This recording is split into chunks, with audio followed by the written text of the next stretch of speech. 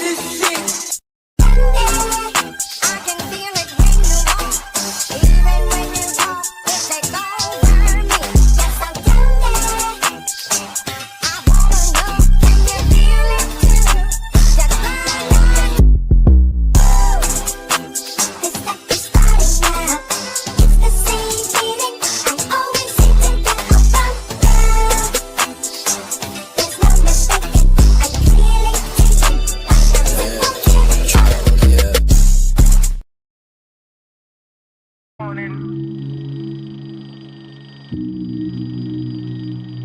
Good morning.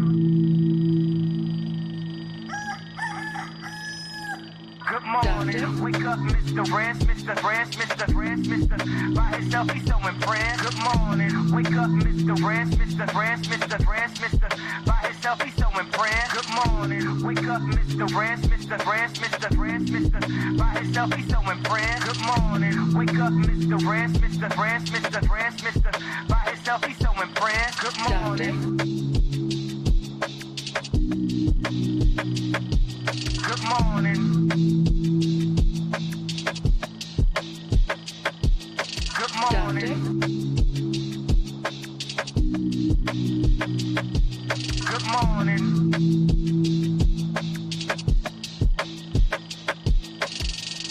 Wake up, Mr. Rest, Mr. Rest, Mr. Rest, Mr. By himself, he's so impressed. Wake up, Mr. Rest, Mr. Rest, Mr. Rest, Mr. By himself, he's so impressed.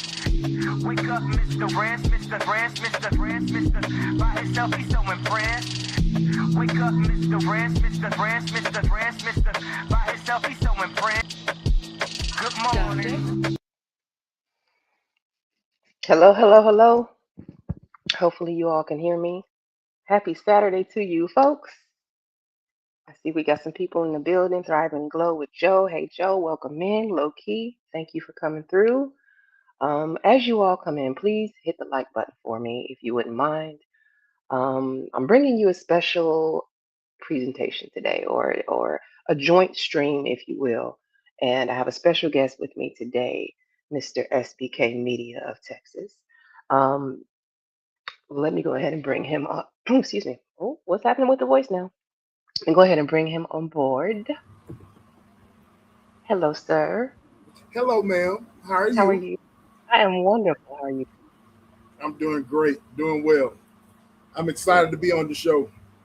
I'm excited to have you here. It's been a little minute since we had a conversation. Let's say that. Yes. I'm excited, but first of all, I want to say thank you for bringing me up, and I enjoy your content. I'm not just saying that because you got me on the show, and but I really enjoy your content, and you're one of those content creators that I listen to, and you have different perspectives. People that come on your channel, and they have different perspectives. But y'all talk about grown folks talk about what's going on in the world, and not only what's going on, but how to fix it. So Yeah.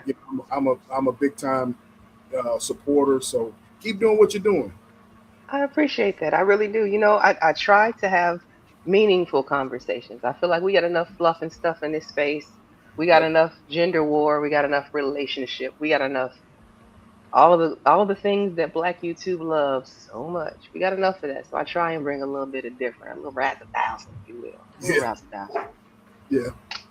Yeah. Um. So hold on one. Actually, give me one moment. Okay. Hello, everyone. Salute to the chat. Hello. Salute to everyone. Thank y'all for coming through. Thank y'all. So okay. Thank you for your patience. Absolutely. Um. For everybody coming in right now, today's stream is a stream, as you can see from the title, on parenting. And it's kids today versus the parents and parenting styles today. Like which one is it the cart before the horse before the cart? How is this all, I guess, formed the way that it has? SBK, before we even get into that though, I would like you to tell us a little bit about yourself because there's a reason why I asked you to join and do the stream with me. Okay. Um, yeah. Well, first off, where I begin. Well, first of all, my daughter. I am a father of an 18-year-old. That's my one and only 18-year-old. Um, and so I had the privilege of seeing her graduate 2 weeks ago, and I have been a single parent for almost 10 years. Um, just me and her, no girlfriend, no wife. You know, her mother passed away in a tragic accident, head-on collision. I'm from Texas, y'all, East Texas. So her mother was going to work one afternoon. She was traveling, and she was tragically killed in an 18 wheeler hit her head on. And so um, I remember like it was yesterday. Um, so at the time, my daughter was 9 years old. Um, she was 9 years old, and so ever since, so we she's been without her mom since then, and so it's just been me and her. Basically, I work a full-time job, um, 60 plus hours a week. At 2 years ago, I was believe it or not, ladies and gentlemen, I had about 3 or 4 jobs at one time, working day and night, and then in between gigs. You know what I mean? So, and still taking care of my child, taking her back and forth to school. I didn't um, put her on the bus or anything like that. I was taking her back and forth to school, and so it's just been me and her. No government assistance or anything like that. I'm not with that. So that's where we're at right now. Her mother and I. I was always involved in my daughter's life, um, 24/7. But just taking the role as a single dad, a single parent, that was really scary. So and here we are. I think I'm very proud of her. Like I said, we saw her graduate, and we had a graduation party for her last Saturday. This time last Saturday, and it was really uh, heartwarming to see how far um, myself and her have gone. Um, so that's where I'm at with it. What I mean. I want to say I couldn't do it. I couldn't have done it this long without help. Hmm. Uh, I want to take the opportunity to say I want I'm thankful for my best friend, Thrive and Glow with Joe, my two sisters uh, Hmm. that are here in Texas with me, and my aunt who just got done blowing up my phone just a few minutes ago.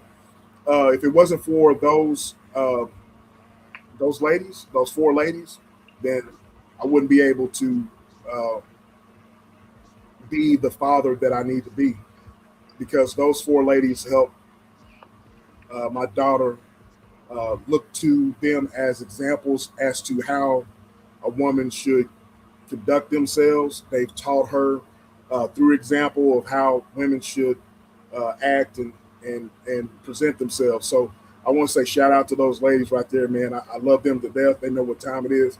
But if it wasn't for those four ladies, I wouldn't. We wouldn't be where we are today. So Okay. that's it. So let me ask you. Would you say that there is a well, first of all, I have seen recently a lot of people making comments about how this generation is so messed up and the kids are so bad and blah blah blah blah blah. And I'm wondering, like, as I look around the landscape of, children versus parenting, and, like, we had the discussion a couple weeks ago about the changes in generation as generations have evolved and, newer generations are coming about. Um, would you say that, as a parent of an 18-year-old, that you agree with the sentiment or the statement that, the kids today are different? Or do you think that it's more along the lines of, like, how parents are parenting? I think that's a twofold answer to that. Okay. Yes, kids today are different, but then parents are. I feel like parents are not hands on because being a parent is hard work. So we can't complain about the children being the way they are if we are as parents are not doing what we need to do. So um, the little town I live in East Texas, I'm a country boy, but still, um, you know, kids are kids. Technology is still technology, and as the world turns and as the world moves forward, technology changes, and along with that, people change along with technology. So with that change, of course, kids are going to approach things different. They're going to act different. Social media is at an all-time high with influencing people. So I think that yes, children are different. Okay. Oh, go ahead. I'm sorry. No, no, I was just agreeing with you. Go ahead. Okay, yeah, children are different, and then but parents, I feel like parents are not working hard enough to be involved because even before my mom, her mom, my daughter's mom passed away, Candy. Mhm. Um, I was always involved and I was a hands-on parent with Yep. grades, um, behavior. I was just on top of it. You know what I'm saying? So, um, whereas, and I know you and I are going to get to this. Whereas with her mom was a good mother, but she was like traditional. You know what I Okay. mean? And we'll get it. I know you want to get into that. She was really traditional. Um, just really like she was really hard, but I didn't really have to do that. You know what I mean? Because you know, and like I said, I know you were going to get into you know corporal punishment and all that type of stuff. Mhm. But to answer your question, we can't use the excuse as the kids are getting worse. These kids are this, that, and the other. If we're not, you know, involved the way we should be in every aspect of our children's lives, because I was at just about every soccer game for my daughter. I've been in every conference, parent teacher conference, and these teachers know the teachers that they were at her graduation party. I I expected nothing but the best for my daughter, and because of that, that type of attitude and that type of mentality that translated over to her, to my daughter. My one of her teachers stood up in the at the party and said, "Hey, I wish every student was like her because she did not settle for a B.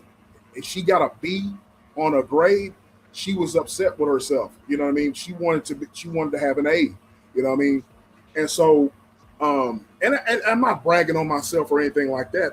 That's a testament to my daughter because she listened. You know what I mean? And she's came a long way. You see what I'm saying? So I feel like that my daughter can come a long ways um, and have tragedy and everything. I think a lot of kids can look at that and they can take that as an example and just um, be the same way. And I think a lot of parents could look at that and say, "Hey, I need to be a little bit more involved, not just be hands off, not just let the system um, raise my child, but be more hands on." Right. So I just want to let everybody know, like the reason we're here today is to ask mainly like this core question, which is basically, are kids today fundamentally broken, or did we completely mess up the blueprint? Like every generation complains about the next, but are we looking at a landscape that has completely shifted underneath our feet? Mm-hmm. And it's not just about, kids being on cell phones or, having their devices like up to their faces. It's more about like looking at the ecosystem. Is this a nature problem? Is it a nurture problem? Is this a tech monopoly problem? Like, is there even a problem? Or is this just the natural evolution of what happens as people? Right, that's a great question. Let's dive into it. So you talked about basically how, you were working multiple jobs and doing what you could to not only provide for your daughter but being there present. Mhm. Um, how do you feel you navigated that sort of balance of being able to provide, having to be at work, which would require your time to be away, but also being there for your child? Because we hear a lot of times, parents will have the excuses of, I had to work, I couldn't be there. How did you navigate that? Well, first of all, my all of my jobs that I work, they all revolved around my daughter. I never took a job or I never did YouTube or my other jobs that would um, not that would interfere with her schooling, me taking her to school or being involved. You know what I mean? Because my current job right now, um, they were trying to send me everywhere, out of state, Hmm. because I've been with the company ever since I was, you know, 18 years old. So I have tenure there, and because I have tenure there, they tend to, hey, uh, this location needs your help. You mind, if you stay there for, a few weeks? And I said, no, I can't do that. You know what I mean? And they'll ask you why. They ask me why, and I tell them. So everything that I did over the past almost 10 years, as far as work is concerned, it all uh, revolved around my daughter. I didn't want to. I didn't want anything to interfere with me being in her life. You know what I'm saying? And so um, I always kept that in mind. Every decision that I made, how's this going to affect Pooh? That's what we call my daughter, Pooh. How's this going to affect Pooh? Is she going to be on board with this? You know what I mean? But if something, like I said, the four ladies that I mentioned, there were instances where I had to depend on my sisters and my best friend, my aunt, to help me along the way, Hmm. and I'm thankful for that. But as far as work and working long hours of the day, everything I did was in order to make sure that I needed to be the father that I need to be, and so I'm grateful that my career uh, allowed me to go to her games, to go to meetings and so forth. And it also helps that you're a boss. You know what I mean? You're a boss and you make your own schedule.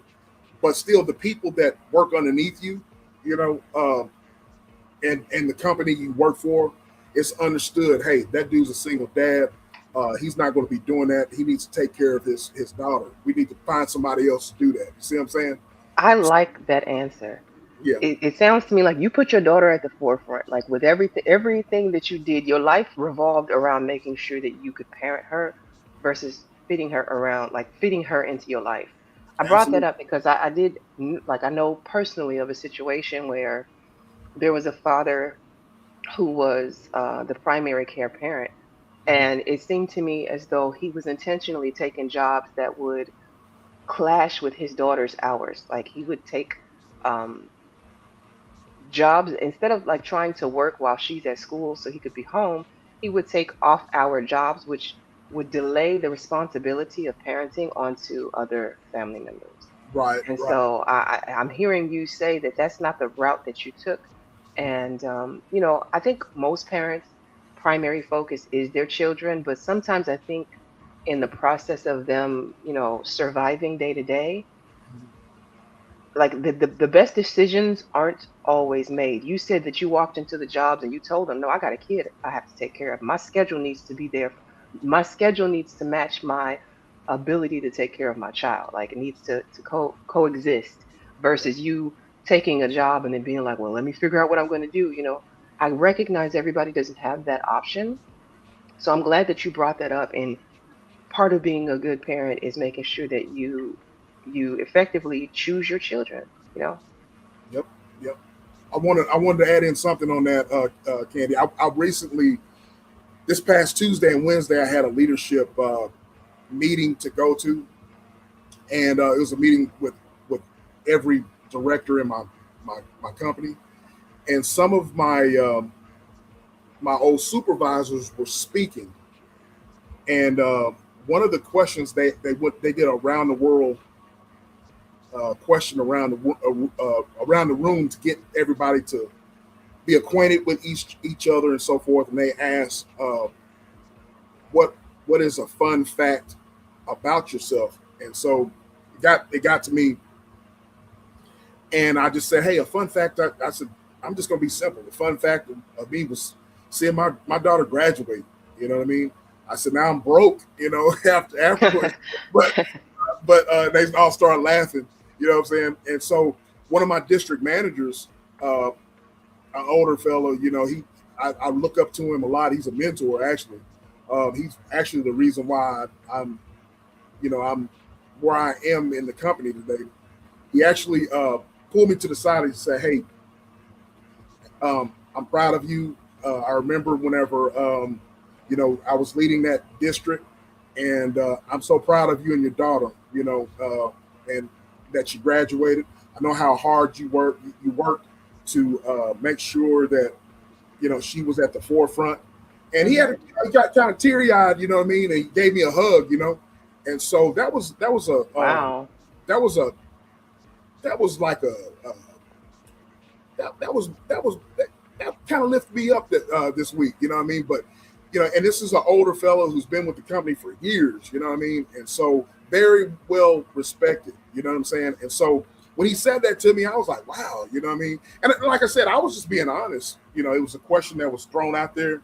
A lot of people gave some weird ass answers, you know what I'm saying? But I was like, man, fun fact, man, my daughter's, she graduated, you know what I mean? And he said that. So, but that was something for him to pull me to the side and congratulate me. Do you think fathers in the workplace get enough support? Like, do people take into account this the same way like mothers would? No, not at all. And I'm gonna tell you why. Mm, okay. I've said this before.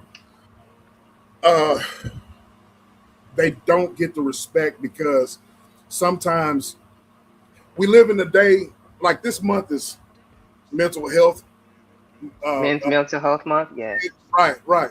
But let's be honest. Let's just keep it real. You know what I mean? Uh, we've been as a society. The man is supposed to be the strong one. It's supposed to be the one that the strong person, the foundation. Not supposed to uh, quote unquote show emotion. He's supposed to be the hard guy, in a lot of cases. No complaining, no, if you got a problem, just handle it, you know what I mean?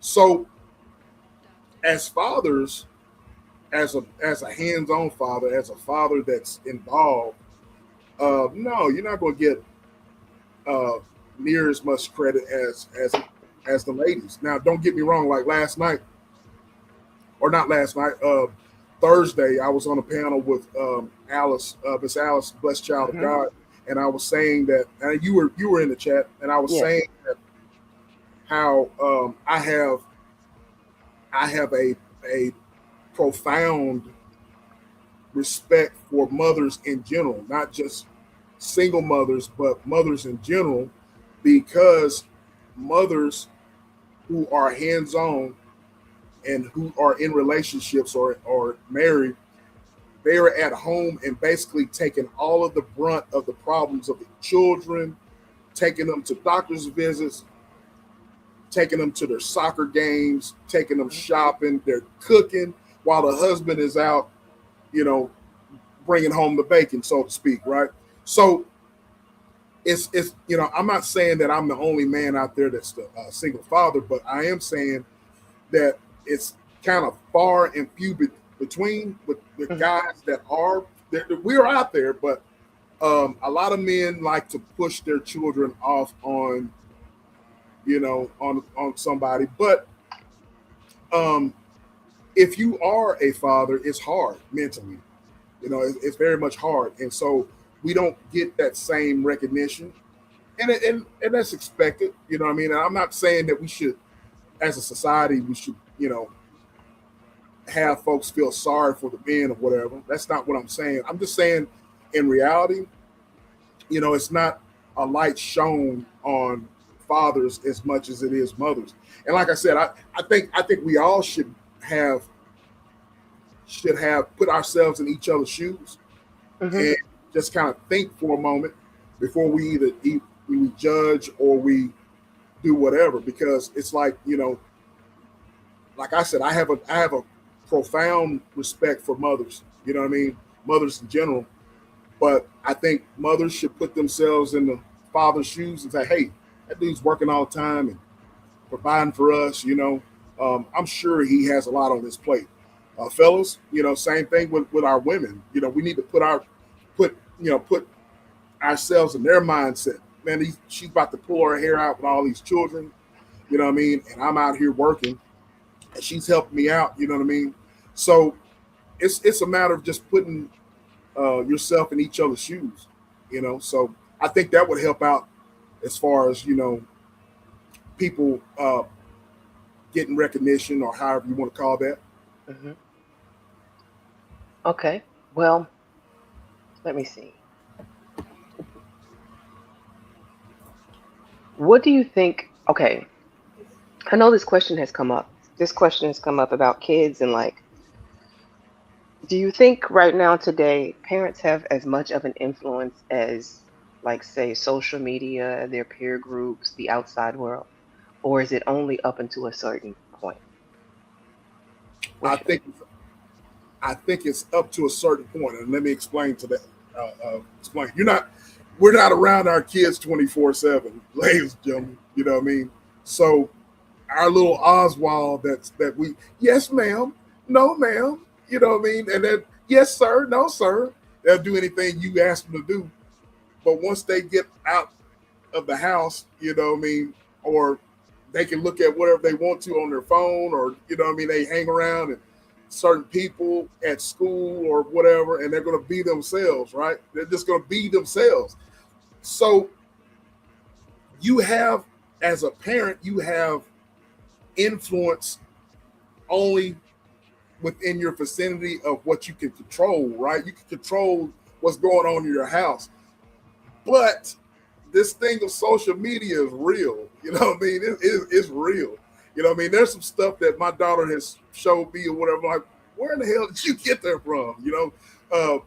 And she'll show me what, and I'll by chance go in her room and like, what the hell are you watching, bro? You know what I'm saying?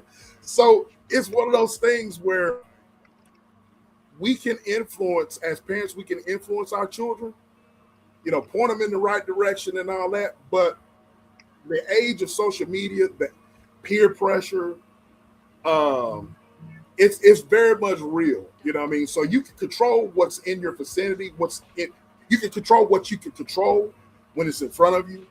But the simple reality of it is that you're not going to be around your child 24/7. They can't take you to school with them. You know what I mean? So we have to rely on and have faith that if we're teaching them the right thing, and if we're talking to them about, and not just talking to them, but basically just being honest, you know what I mean? Being honest about what's going on in this world, what's going on with them, you know what I mean? Just being honest with them, and they can decipher what's right and what's wrong. And we just have to have faith that, that they can make the right decisions. But the reality of it is, Candy, is that we can't be around our kids 24/7, even though we might want to try to, you know, micromanage, if you want to use that word. But you can only control what you can control. Is my answer to that. Okay, sorry. Bear with me one moment. I just want to reply back to somebody No, no, real you good. quick. You good. I'm Shout. also streaming on Twitch, so Miss Wicked, thank you so much. Appreciate you. Um, I just didn't want to ignore that. Thank you so much. Um, so here's the thing. I feel like I see my friends and family members who have like these after 2000, after the vid babies. Uh huh. And these children are very different than the kids that I knew in the early 2000s to mid 2000s. Them 2020 and later babies, Yeah, they are Klingons, the clingiest children I think I've ever seen in my life. And yep, so yep. I was wondering, like, what do you think is like causing? I mean, just this a side note. What do you think is causing that? Have you seen that? Do you know anybody right now who has young children? Because those kids are attached to their mothers in ways that I never saw Yeah, previously. yeah, yeah. I've seen that before. It's kind of, I don't know what to say about that because uh, whenever I see that, the question I have is, once again, your child can't do that with you 24/7. You know what I mean? So how are you going to wean that child away from your hip? You know what I mean? I know. Look, let's just be honest, Kane. You know, as black folks, well, back in the gap, back in the Hmm. gap, the way I was raised, you know, my niece used to do that with my sister. I remember this as clear as day. And my mother she used to get popped, used to get disciplined for being Okay. so clingy like that. You know what I'm saying?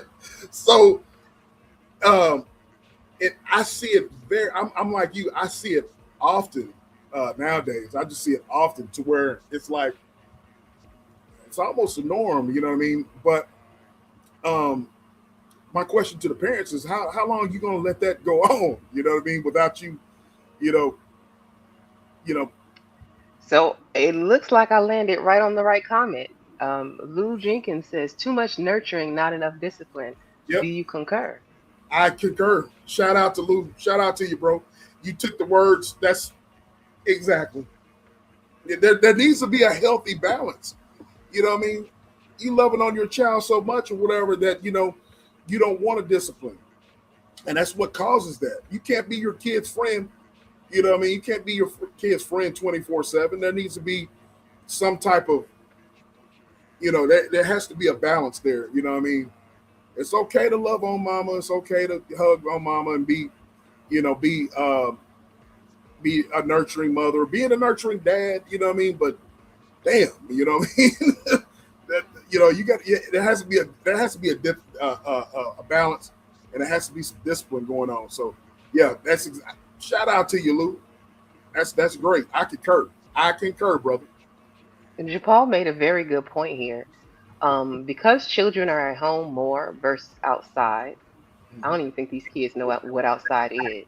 Like, and then also more people work at home, so the kids see their parents more. That's a good point. Yeah, They have more access to parents than I think I have seen in previous years. I agree. And you said it again. These kids, even my daughter, they don't know what it's like to take the water hose, drink from the drink from the water hose, or spray yourself down with the water hose, or go in the woods and play. You know what I'm saying? But outdoors, the great outdoors, that's long forgotten these days. So, okay, what was your personal like? The conversation we're having is in regard, like I said earlier, Uh, we're talking about all of the different things that we've been seeing as far as kids and even with the whole Carmelo Anthony thing where the parents are getting blamed for his behavior, like the greater YouTube and news media seems to really be coming down on these people, and the same is happening vice versa with yep, the Metcalfs and the dad coming out and saying what he's saying. Like, do you feel like children, like that whole statement of suffer the sins of the father, do you feel like these children today are um, basically being scrutinized for the failures of the parents? absolutely. You know what I mean? Because let's just think about it. The roles were reversed, and the kids were to do something great. They go on to do great things. They go on to be millionaires. They go on to be doctors, lawyers, whatever. Hmm. It's always and they are famous actors and they're successful. That always goes back to the parents, you know. Hmm. Uh, so whether it's a fair assessment or not. And and we talked about this. I know you were in the chat. We talked about this 2 weeks ago on our show, Tap In Podcast. Mhm. We didn't get into the whole case itself, but we went into the parents and so forth, kind of like what we're talking about right now. Um, it's a teaching lesson. This that whole thing here in Texas with the Carmelo Anthony and the Metcalf situation. I think it should be a teaching lesson for parents or for guardians for children. You know what I mean? First of all, of what to do whenever you get into whatever argument or so forth and so on. Uh, Now, I'm not trying to, ladies and gentlemen, I'm not trying to tell you guys what to teach your kids or so forth. All I can say, as far as me and my house, I'm going to teach my daughter how to defend herself, know when to hold them, know when to fold them, know when to walk Mhm. away. You know what I'm saying? I'm not going to sing the song, Candy, uh, but but as far as me and my house is concerned, and I have a bonus son, I'm going to teach them how to defend themselves and so forth and so on, and know when to walk away. You know what I mean? Um, so this is just a teaching lesson for all of us as parents, as guardians, uncles, aunts. If we got grandparents in the chat. I'm looking at some of the folks that follow me. There, I know that y'all are grandparents. Um, this is just a teaching lesson. We got to get a hold of our children and say, hey, you see this on television? I've talked to my daughter about it. I said, did you see that? What if you tell me what you would have done in that situation? And listen to them. Listen to them. Ask them why they answered the way they answered. And talk to them. This is a perfect opportunity, ladies and gentlemen. Candy Cane, it's a perfect opportunity to talk to our children. You know what I mean? And ask them, listen to them. You know what I mean? Um, Ask questions. So um, instead of us looking at the justice system and looking at the tragedy and looking at, you know, that could have been my child. That dude is the same age. Those kids are the same age as my daughter. The very same age. Exactly. The exact same. That dude turned. Carmelo is the same age as my daughter. And whenever I saw that dude in a jumpsuit, y'all can, I was criticized by this whenever I did. I was talking about this. I had a bunch of trolls in the chat, whatever, and I said, y'all can believe if the dude was innocent or guilty. That's not why I want to talk about it. Whenever the dude was in a jumpsuit and they dressed him out. Uh, he is in TDCJ here in Texas, Mhm. Texas Department of Criminal Justice. And it didn't take that long for him, Candy Cane, for them to process him into the penitentiary. Usually, it takes about, whenever you're convicted, it usually takes you about 30 days for them to process you into Huntsville, Texas, where they process you in as an inmate. It didn't take very long. It was just about overnight where they processed that dude. They sent him in, and his mug shots were all over the place, and it literally broke my heart. Yeah. I immediately thought of Pooh, and I was like, this dude is 18 years old. That could have been Pooh. You know what I mean? And I'm like, yeah, exactly, Queen. I said what I said. She's from this area too. She already knows. It didn't take very long for that guy to get processed into Huntsville. Whereas that just broke my heart. That just broke my heart. Whether you want to think that he's innocent or guilty or whatever, and then the young man that lost his life, So this is a perfect opportunity. You know what I mean? Forget about the case. Forget about, let's bring it down personal. You know what I mean? We got to take real life situations that we see on social media, and our kids see it on social media every day, and ask them questions. Talk to them. What would you do in that situation? Do you think what old dude did was right or wrong? What do you feel about bullying? You know what I mean? Talk to them.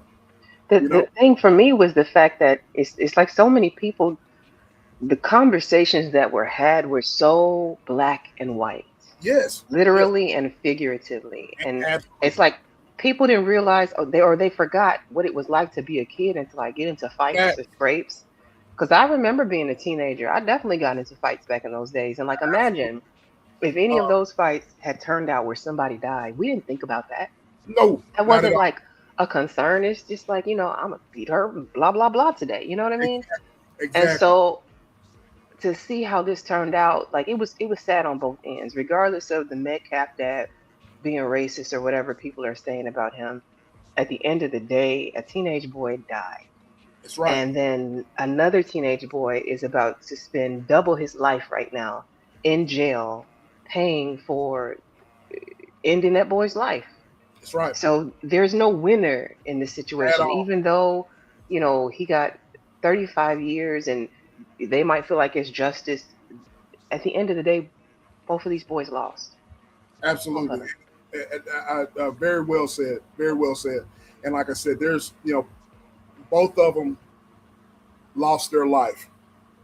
One lost their life for real, and one lost their life. He can't live his life the way he should. And whether Right. let's just say he gets out, you know what I mean? The process of you going to prison as an 18-year-old, that messes with your psyche, that I messes can with imagine. everything. You know what I mean? Your life has changed.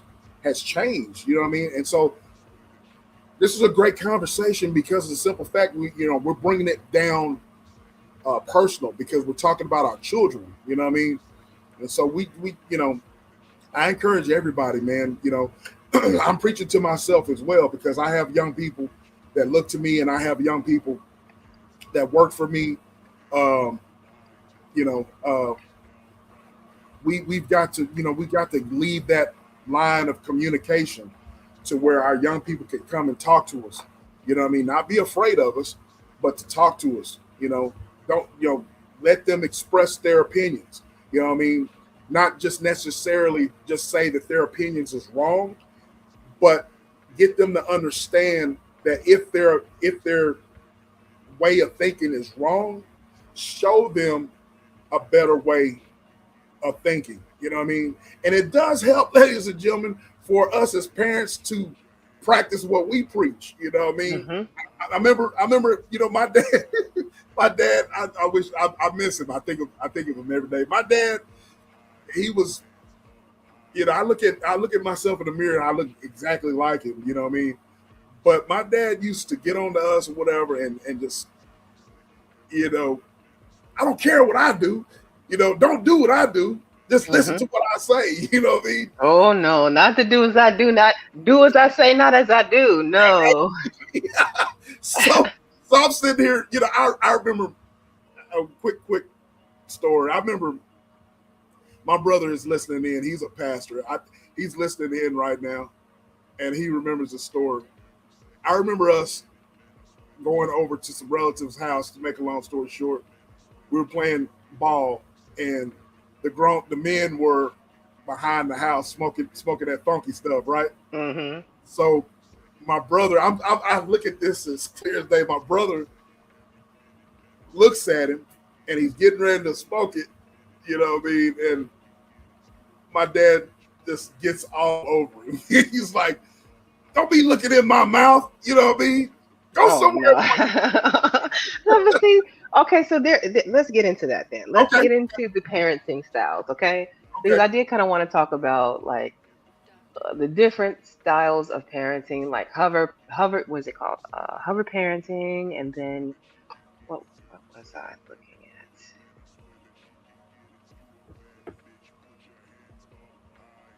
Helicopter parenting. That's what it was called.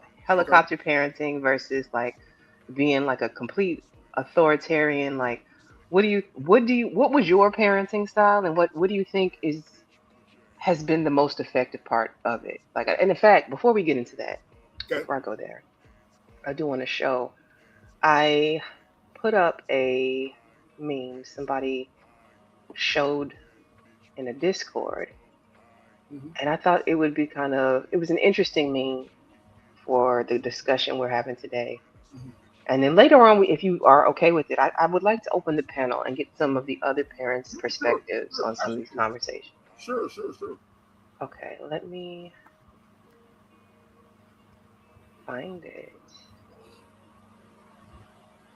And I thought, just for everybody in here, if you don't mind hitting the like button, whether you're on SBK's side or whether you're on mine, please hit the like button for us. We greatly appreciate that. Also, I Can I give you a quick sales pitch? sure. Can y'all please subscribe to my girl here, Candy Cane Lane? We need to get her monetized. Uh, if you follow me, please go and subscribe, and let's get her monetized, whatever, because she is a wonderful content creator. We got so many content creators out there, man, that are just not. We need to support them. They need to be out there on the forefront. You know what I'm saying? So y'all, if y'all follow me, man, please, go and subscribe to Candy Cane Lane and like, share, and subscribe. All right. Appreciate that. Thank you so much. Mhm. Yes, thank you so much. Okay, so this meme, while it does not encompass all of what fatherhood is, and yes, we are using TV examples because they are the easiest to recognize. I understand it's made for television, but what do you think? Which father would be the best to handle kids of this generation? Like, or if there's a father outside of the list, like some other fathers came to mind, like the dad from Everybody Hates Chris. There Yeah, were some other fathers who came to mind. Like, who do you think would be best equipped to handle this generation's children? man. Growing up with all four of these guys, I looked up to even though they weren't. I mean, I was a fan of all these shows, both all four of these shows. Mhm. Um, all of them brought something different to the equation.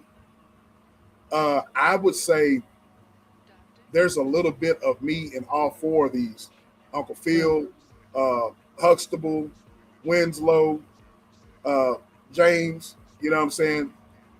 There's a little bit of me in all four of these guys. Mhm. Um,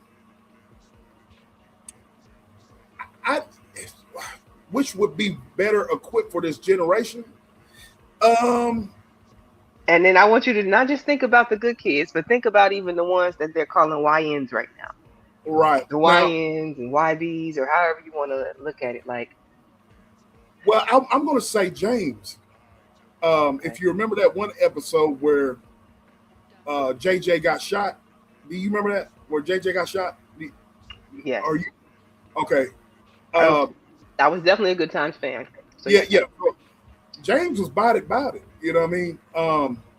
I think he told it. I think he had a blinky on him. Um, James was about it. About it. So of course, Carl, he was a cop.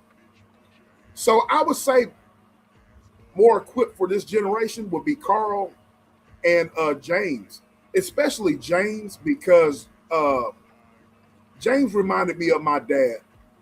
Um, he really did. Um, now, do I have I raised my daughter like James? Absolutely not. Um, Absolutely not. I don't have to. Was I raised like James? Yes, absolutely. Why was there a difference? Like, why do you, okay, so I know you can't really answer for your parents on why they felt the need to I raise can you answer that for them. way. I can answer Okay, for them. okay, okay, okay. So you're asking why it was a difference between me being a parent and them? Yes. Well, of course, it's tradition. That's the way they were raised. All right. Okay. Um, and I knew you were going to ask me this. That's because I knew you was going to ask me a question like this. So I knew it was going to come up, and I Uh-huh. thought about this for the past couple of days. Um, Nowadays, and we just touched about mental health and all that type of stuff, talking to your children and being basically kind of like being diplomatic and all that. Um, let's just be honest. My parents didn't want to hear that shit. my parents, There was my no parents, mental parenting in that household. parents didn't want to hear no shit about no mental health or look, your mental Motherfucker got health. them I'm damn gonna give you dishes. something mental. All I know right. that's right. They didn't want to hear no shit about no mental health. They didn't want to hear nothing about you. Let's talk. Is my way or the highway. You know what I mean? They didn't want to hear you say nothing. You take this ass whooping or whatever, and you go about your business, and you come out eat food. Whenever what I'm saying.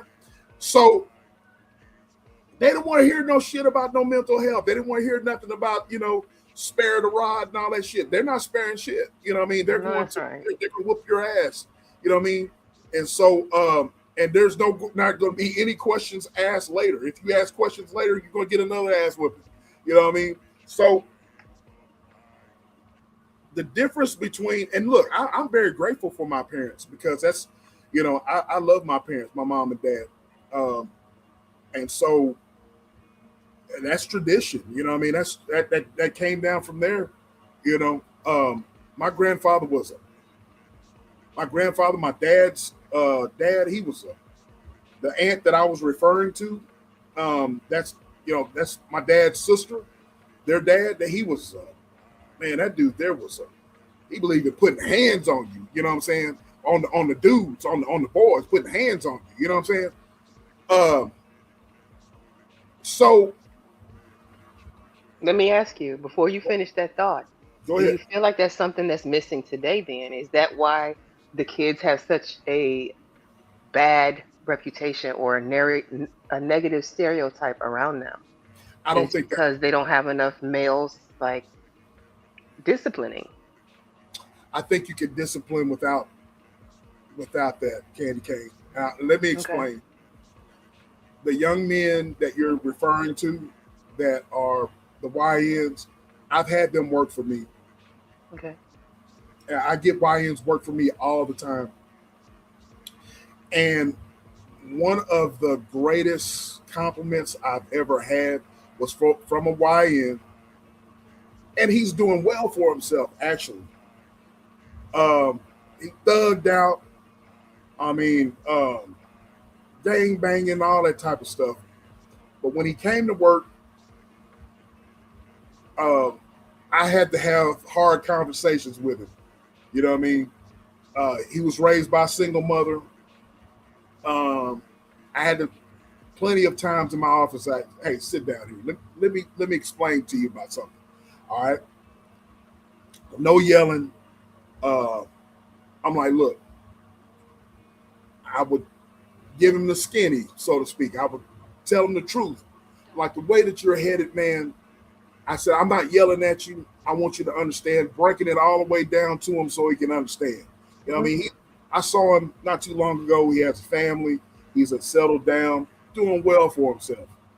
You know what I mean? Yes, the YN, especially the young men, the YNs need that male figure to talk to them. There's a time to be stern. There's a time to mean business and mean what you say. They respect that. You know what I mean?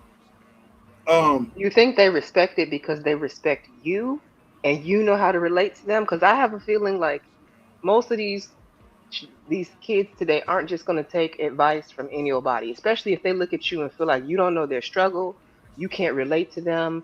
Like, who are you to tell me anything? You don't know what I have to go through. I think a lot of the times, if you don't know how to have a conversation where you can relate to them heart to heart, mind to mind, they're probably going to disregard a lot of what you said. I totally agree with you. So uh, why listen to someone that you can't relate to? They can't relate to you. You know what I mean? Yeah. So it's very important, like for you to put yourselves in their shoes, listen to them. Like I said, man, my mom and dad's generation didn't want to listen to what no kid had to say. You know what I mean? So in this generation, it's very important, man, that you got to listen. You know what I mean? Listening is one of those things that you will learn from them, but also that is their way of releasing all of that pent up stress and all that stuff, whatever. Our children are hurting out here, man. Those YNs are hurting. whether we want to agree with it or not, hurt people hurt people. We already we've heard that statement before, but that's very much true. You know what I mean? And and when you say hurt, you mean like not just physically hurt, of course, but like emotionally, Yes, mentally. Like a lot of yes, those kids have had were kind of like let down, neglected, not yes, really cared for, had to raise themselves, got out absolutely, into the streets young. absolutely. You preaching to my choir. You know what I mean? So you, you know, um, what I'm saying. Look, I'm not suggesting that everybody do what I do. You know what I mean? But I'm just telling you what I've gone through, and I have YNs in my family. Every last one of them went to my daughter's graduation party last week, and I'm called Uncle Hulk. Candy Cane Lane. They Uncle call me what? Uncle Hulk.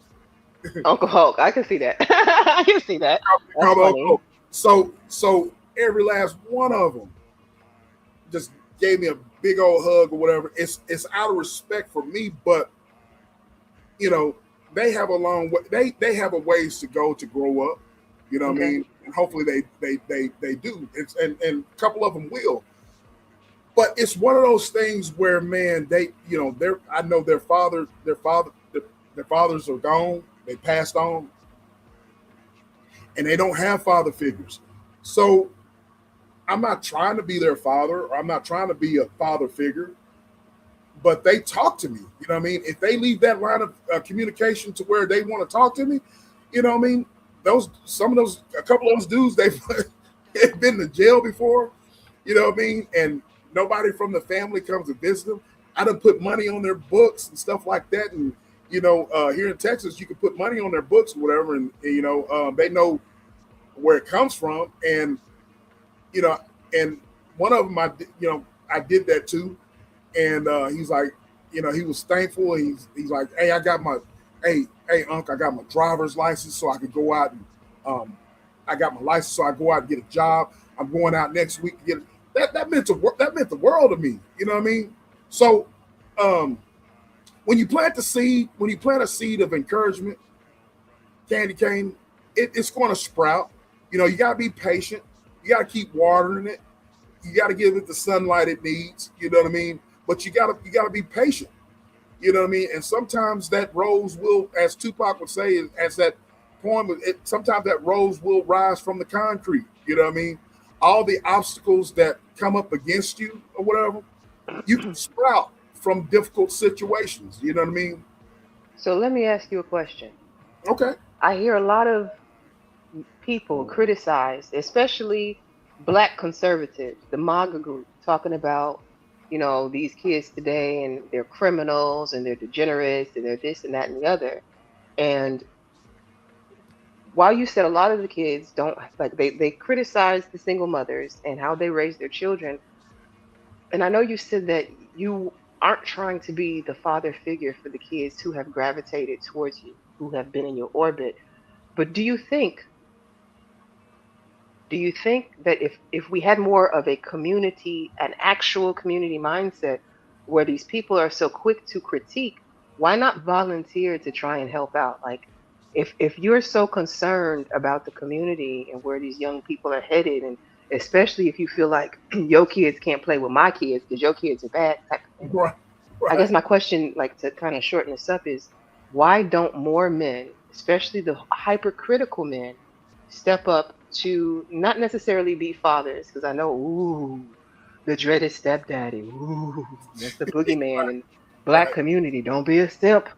Don't be a simp and be a stepdaddy. But why not be a mentor? Exactly. Why not be a mentor? To answer your Like, question, hmm these ninjas that talk that way. And by the way, man, everybody coming in the chat, salute to you. I can't salute to you, salute y'all by name.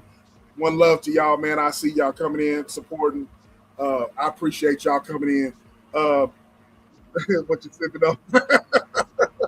Sipping on a little, inquiring minds want to know sipping on a what's in little the cup.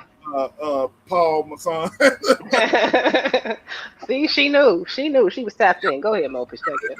So salute to you, Queen. Salute to you. So shout out to y'all, man. Y'all be sure to press the like button, man, and y'all be sure to follow Candy Cane Lane. Follow my girl here, man. She's awesome. But these black conservatives, as you were saying, majority of the time these dudes are talking that way, Candy Cane. They're not lifting a finger to help nobody but themselves. Hmm. You know, they can criticize the community, they can talk about the community, but not a one. They spend all of their time criticizing and not giving solutions. And the solutions that they somewhat give or whatever is it's all a bunch of fluff. You know what I mean? So you just answered my question. Um, Instead of criticizing and getting up on your respective platforms and talking about our children, our YNs being an issue, then you be the answer. You know what I mean? But you don't want, the thing about it is that they don't want to invest the money. They don't want to take the time. You know what I mean? They don't want to go down and just spend time and the resources to put into helping our young people. So I don't even give these dudes the pleasure of giving an ear to them. You know what I mean? I look at them and I call them the four-letter nocturnal animals. You know what I mean? Okay. That roam around in the trash can at night with the black fingers. You know what I'm saying? I know what so, you talk about. Yep. Yep. Yep. so those guys, man, are the quickest to criticize our young people.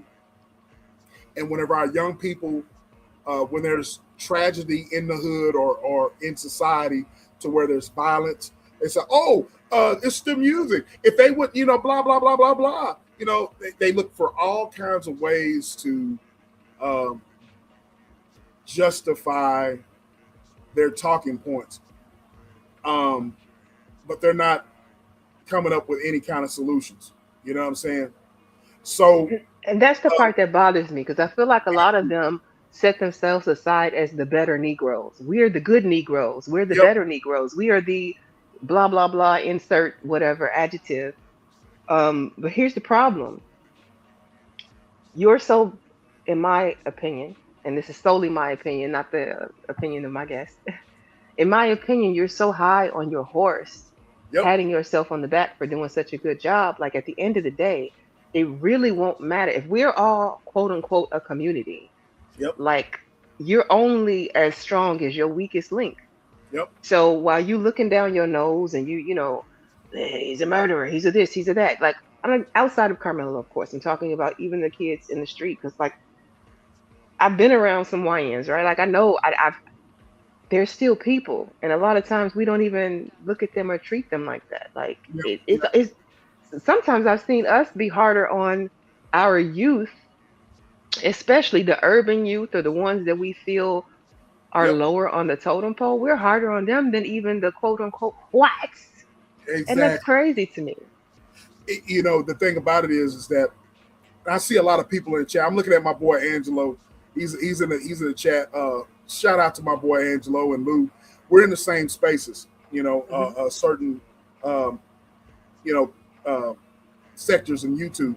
We hear content creators all the time putting down their own race and putting down their own community, and they are the same ones that have forgotten where they come from.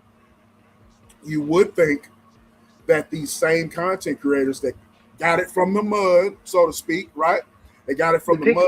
And pick yourself up by the bootstrap content creators. Those. right, exactly. You know what I mean? These are the same ones that use those talking points, but yet and still they say that they have solutions for for the YNs, but they say things just for show and they say things just for clout. You know what I mean? And so us as parents, we're the real ones that have to deal with the issues.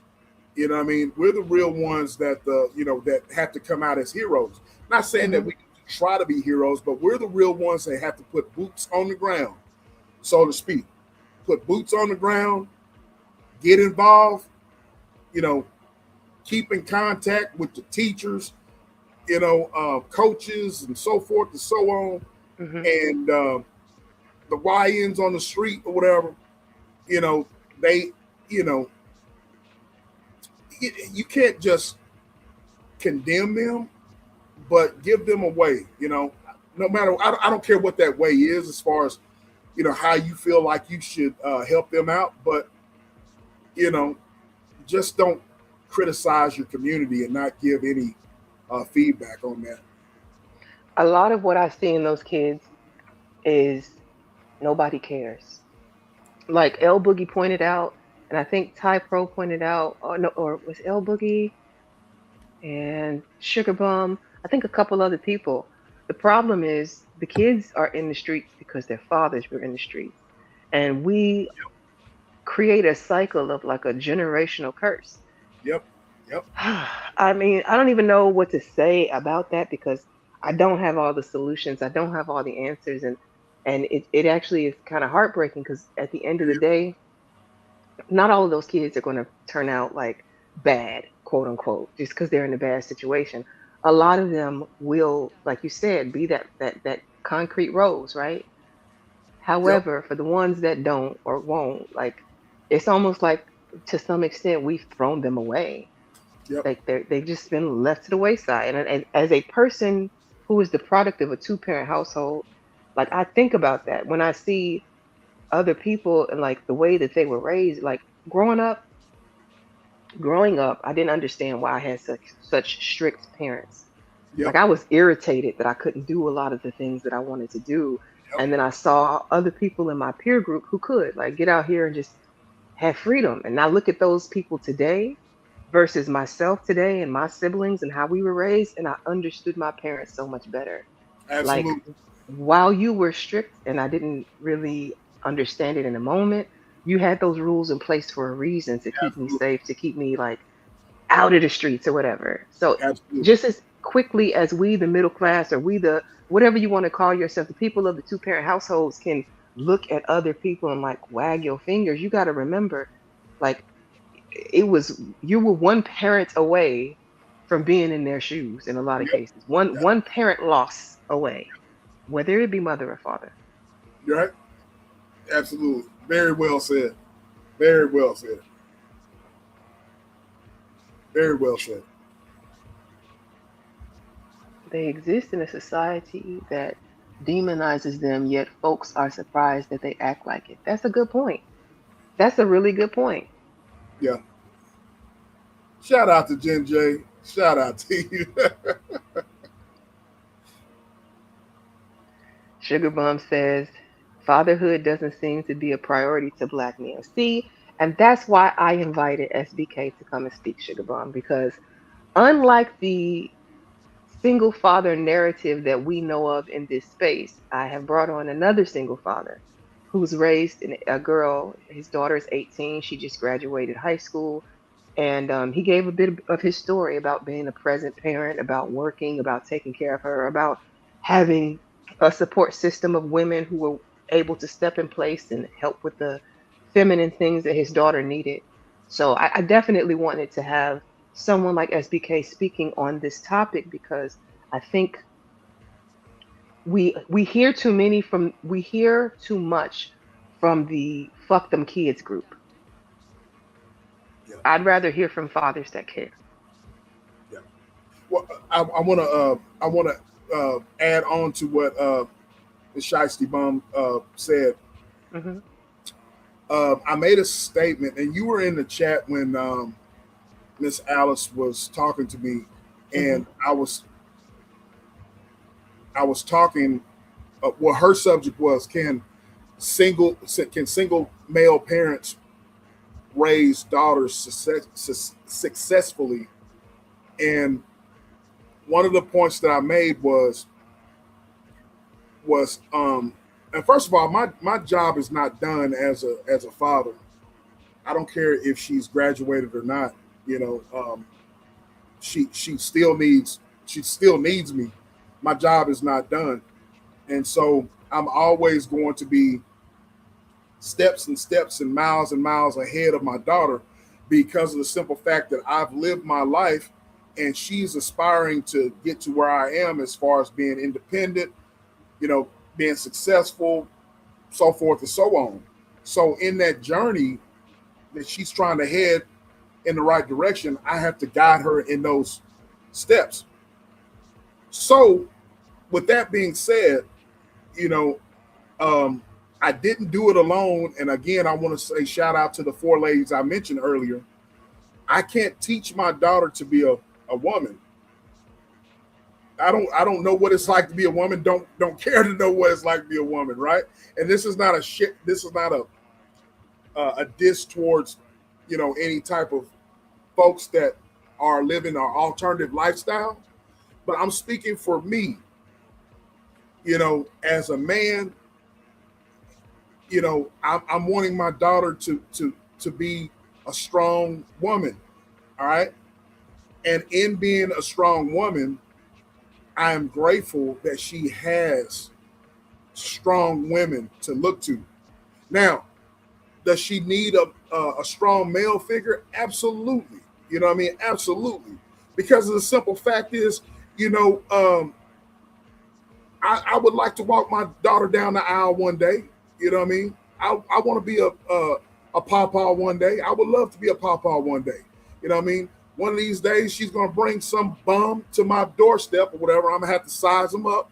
You know what I mean? And see if he's worthy of taking my daughter out, or even worthy to even step out with my daughter. Right? You know what I mean? So I just want my daughter to understand that her dad did the best that he could in raising her. But in raising her, I can't teach her. Now I can tell her how a lady is supposed to conduct themselves, how a lady is supposed to talk, etc., etc., etc. But in doing so, I had to have those four ladies in my life and in her life to help guide her along the way. And so I'm very much thankful. I'm very much thankful that those four ladies in my life, my best friend and my two sisters, my aunt, have had a significant um, effect and a significant influence on not just my daughter's life but my life as well. You see what I'm saying? So shout out to that comment right there, Miss Shiesty, because I'm a very hands-on father. You know what I mean? And so, but I didn't do it alone. You know what I mean?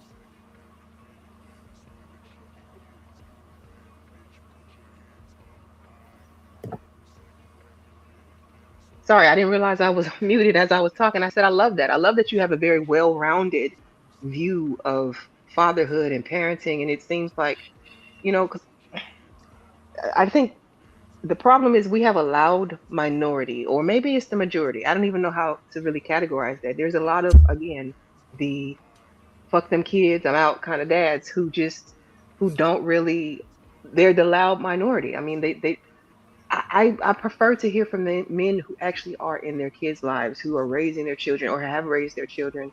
I get it, no parent is perfect, right? Good, bad, or indifferent, you were still there for your kids. So I think that's like, to Sugar Plum's point, I don't want to ignore the fact that there are some men out there who are, you know, just not good dads. They didn't give a shit. They didn't raise them, or they even buy them. It maybe the kids would have been better off if they weren't there, because they were abusive, because they were on drugs, because they were drinking, and they were toxic and a bad influence.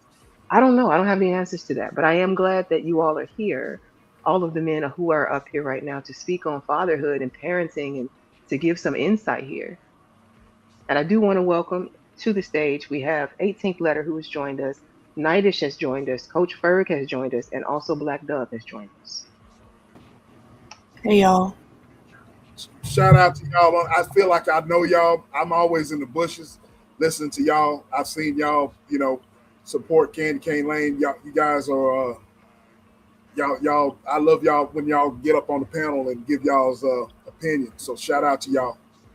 Thank you. Shout out to The you, same, brother. same to you. Same to you. You did. You said a lot. You said a lot of great things up here. Me personally, I don't have any children, so I'm just gonna give my perspective of from one black man to another. I just want to salute you, brother, for everything that you've done on raising your daughter, the job that you've done, and everything else. So I have to salute you on that. Thank you. But I think too, like when we was talking, when I was hearing you and Candy talk, I think sometimes too as well, one of the issues in our community as far as you do have people that's involved that's trying to do what they can, but the limited amount of resources are spread it thin, especially a lot of the times if it's just one person. And then on top of that, the incentive is not there because unfortunately, with some of the men in our community trying to get involved in certain situations, it's a thankless job.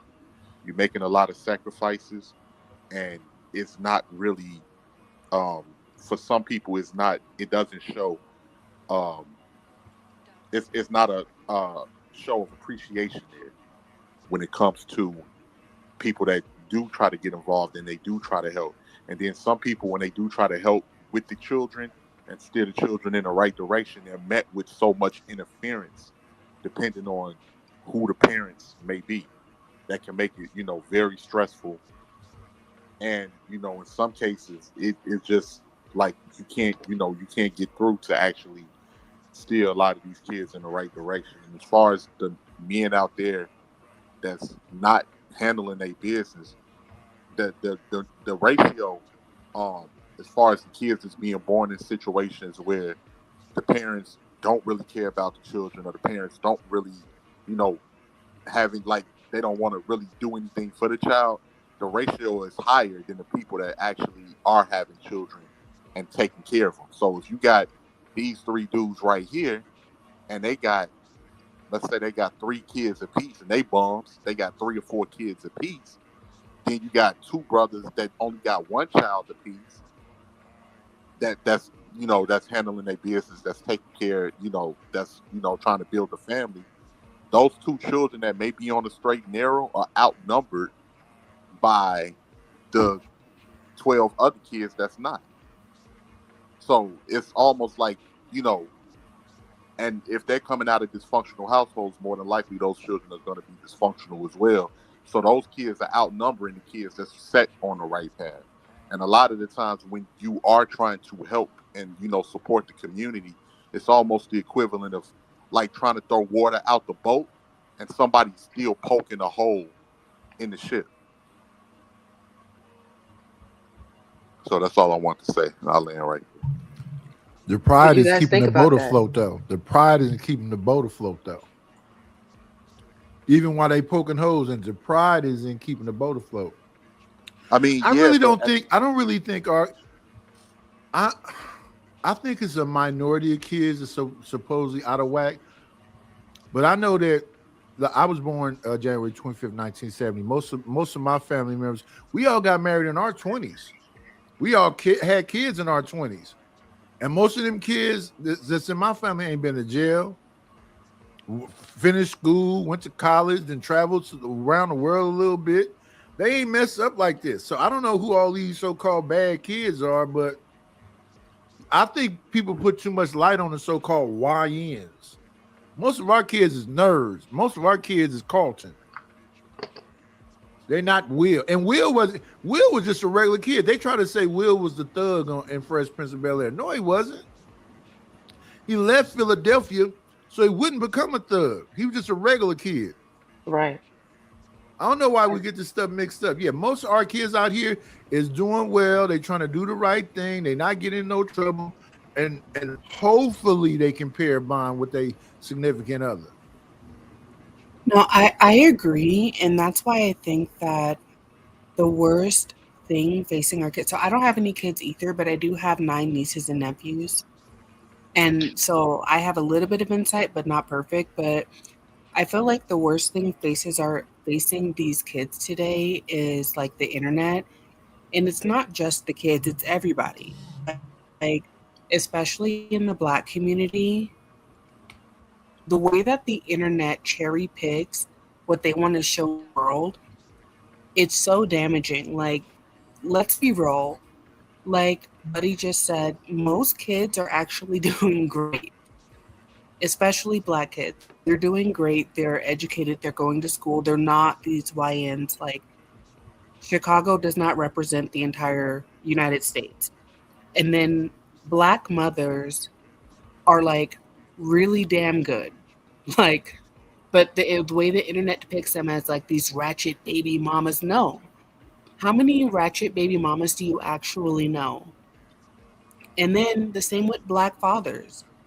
My brother is a single black father. He was married, but my brother separated and my brother got full custody of his kids. My brother is a great father. So I hate this narrative of like these people who are actually doing really, really well, they're depicted on the internet as like these monsters, blah, blah, blah. And I'm not going to get into my whole like that's what the system wants you to think, even though I do believe that. But I think that like the biggest problem is that, back in the day, you had to worry about your kid joining a gang or, like there would be all these signs, but now all your kid has to do is go online. And just like that, boom, with the snap of a finger, there will be somebody else raising your kid. If you think about it, what you're talking about right now is exactly what happened with Carmelo. I'm sorry to keep bringing him up. I know I said I wasn't going to do too much talking about him on this channel because he's everywhere right now. But that's exactly what happened with him. He was a kid who lived this life of like the normal lame school kid, and one decision, a bad decision, but one decision was the difference between him being seen as a regular kid and now him being called a demon and a YN and a murderer. And you know how quickly that can happen. One decision can change the way that the world views you. Not that it matters how the world views you, but when you go into court, it does. You know what I mean? Yep. Yep. But Absolutely. and I agree. And I also think that on top of that, it's like our unique struggle is that we spend our life instead of worrying about like changing or making a mistake, I feel like we spend a lot of our life trying to prove the way that the world views us wrong. Because the people who convicted Carmelo probably thought he was a criminal before he even did anything.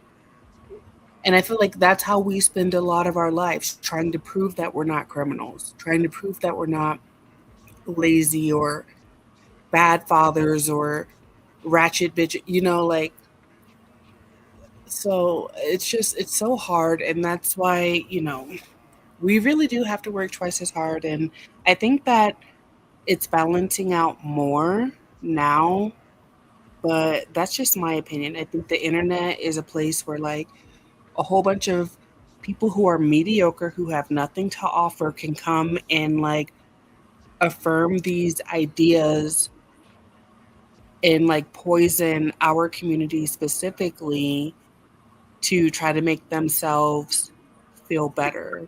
I hope I'm not getting too far off track.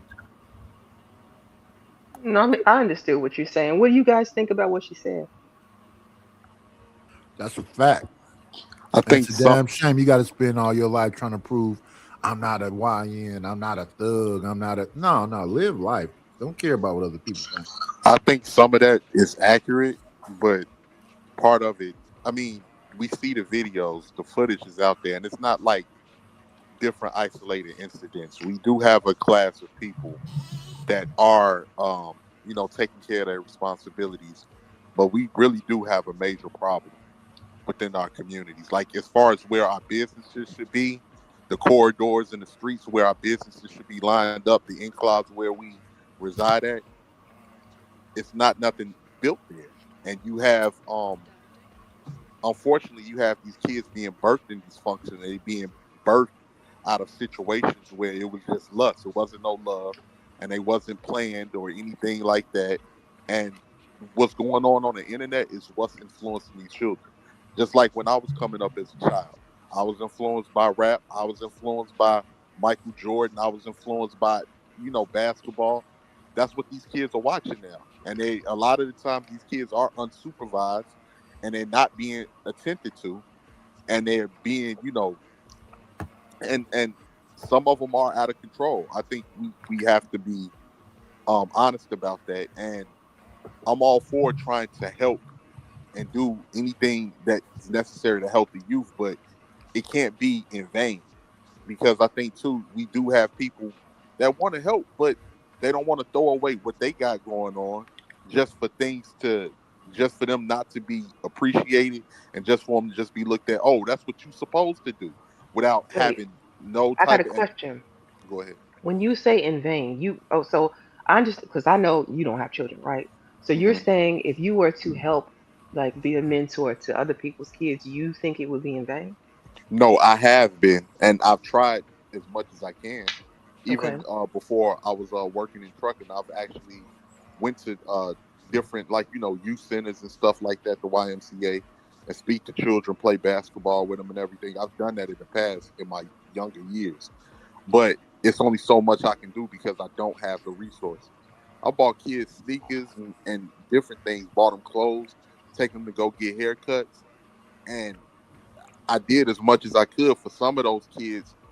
It wasn't enough, because some of them still went down the wrong path. When they see me in my old neighborhood, they greet me with love and everything. And some of them kids today, they might be selling drugs, they might be carrying pistols, but they showed me love because they remember what I did for them when they was young. But Hmm. um, what I mean by in vain is that you have teachers that sacrifice their salary to buy things for kids. You have people that go into the neighborhood that try to do stuff, but if it seems like it's like I say, it's a thankless job, because There you go. they they Thankless. they they they put all of their resources in only for people to not give a damn in the future. And that's one. Now you got some people that just don't care, they don't want to help, but for the people that do, that's what will deter you from helping. I remember when I ran into one of my old teachers that taught me on the south side, and he was, man, he used to do a lot for the kids, and sometimes he used to have to talk crazy because we'd get out of control and talk crazy. And I never forget what he told me, because it's always stuck with me. When I ran into him, I was like, "Mr. Davis, how you been and everything? Where you teaching? Where you teaching now?" He was like, "Oh, I'm over there teaching on the west side. I'm over at Crane High School." I was like, Mm. "How's everything been going?" He was like, "Well, I'm gonna be honest with you. I'm gonna be honest with you, 18.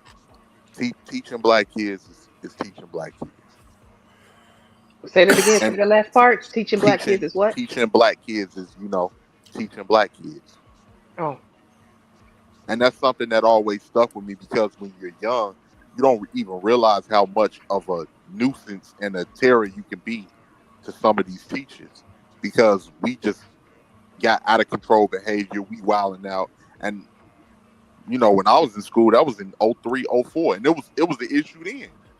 But So see, okay, so then is some of that the fault? Okay, I'm gonna keep going doing the verses here. This is the verses. So then is some of that the fault of the parents then? Because when I was growing up, like yes. I was fearful of having. I didn't have a lot of behavior issues because my teachers would pick up their phone and call my mama or call my daddy, and I knew it was a double ass whooping when I got home. and, There was none of that. So and yes, absolutely, it's the fault of the parents. And what do you do when the parent? Because I was brought up by my grandparents, and you know how it is where we at, Candy. A lot of them people come from the South, so we still had discipline and different things like that. But as time progresses and that generation passes on, it's only certain remnants that's left of that. and Can I and the next comment gener on that? Sorry, I didn't mean to interrupt. and the next generation, goes on. But now today, you tell the kids' parents, "Yo, I'm gonna speak to your parent," and the parent is even worse than the child. Like, what can you do with that? I got one of my close friends. I forgot the name of the school, but he coaches football at a school on the west side. He hmm. told one parent And that your Coach Ferg, son I is see not. you next, and then Black Dove. Sorry, and Oh, 18. I'm sorry, I and I don't want to mean to be. acknowledge Coach I don't Ferg want to has be. his I hand don't up. mean to be long winded. I'm sorry, y'all. I just wanted to, and she came into the school cursing everybody out because her child wasn't gonna play in football. And he told her, "Look, your child ain't been here. His grades is all messed up. He ain't even been attending class. He haven't even been attending practice. And you think he gonna come in here playing this football game?" The fact that she was more concerned about football than his grades is crazy. Go ahead, Coach Ferg. How y'all doing, man? Everybody all right? Good. Listen, I didn't see a lot of y'all big nose, big lip people show up for the schools and the kids that needed the help. I didn't see it. I mean, listen, I worked on the west side and the south side of Chicago. Kenny King, you said something very unique, right? When they called home, they spoke to mama and daddy. I used to tell a lot of parents, even though the man cheated on you, he wasn't shit of a man, boyfriend, but he could be a good father. Let the school call it him sometime. Let them, and it's about relationship building, right? Because most students, they are looking for you to be consistent. Most young people, if you've been told that somebody ran out on you, then are you gonna trust the person that looked like the person that ran out on you? No, it's about relationship building. I did it for over 25 years in some of the worst parts of Chicago. And the one thing that I appreciate the most is that I didn't always give information in times of trouble. A lot of us, we just go about our day and shit. I can go to some of y'all houses right now with teenagers. The room smell like a pigsty, but we ain't getting involved until it's in a time of chaos. I used to sit out. Listen, I created a whole curriculum right here, trying to give it away. Don't nobody want to help the kids for real, because where they are in the most, they in the schools. In the community, they in survival mode. They gonna do what their peers do. And some of y'all, and I'm saying, listen, people live within 5-10 miles of daddy, right? And let's be real, right?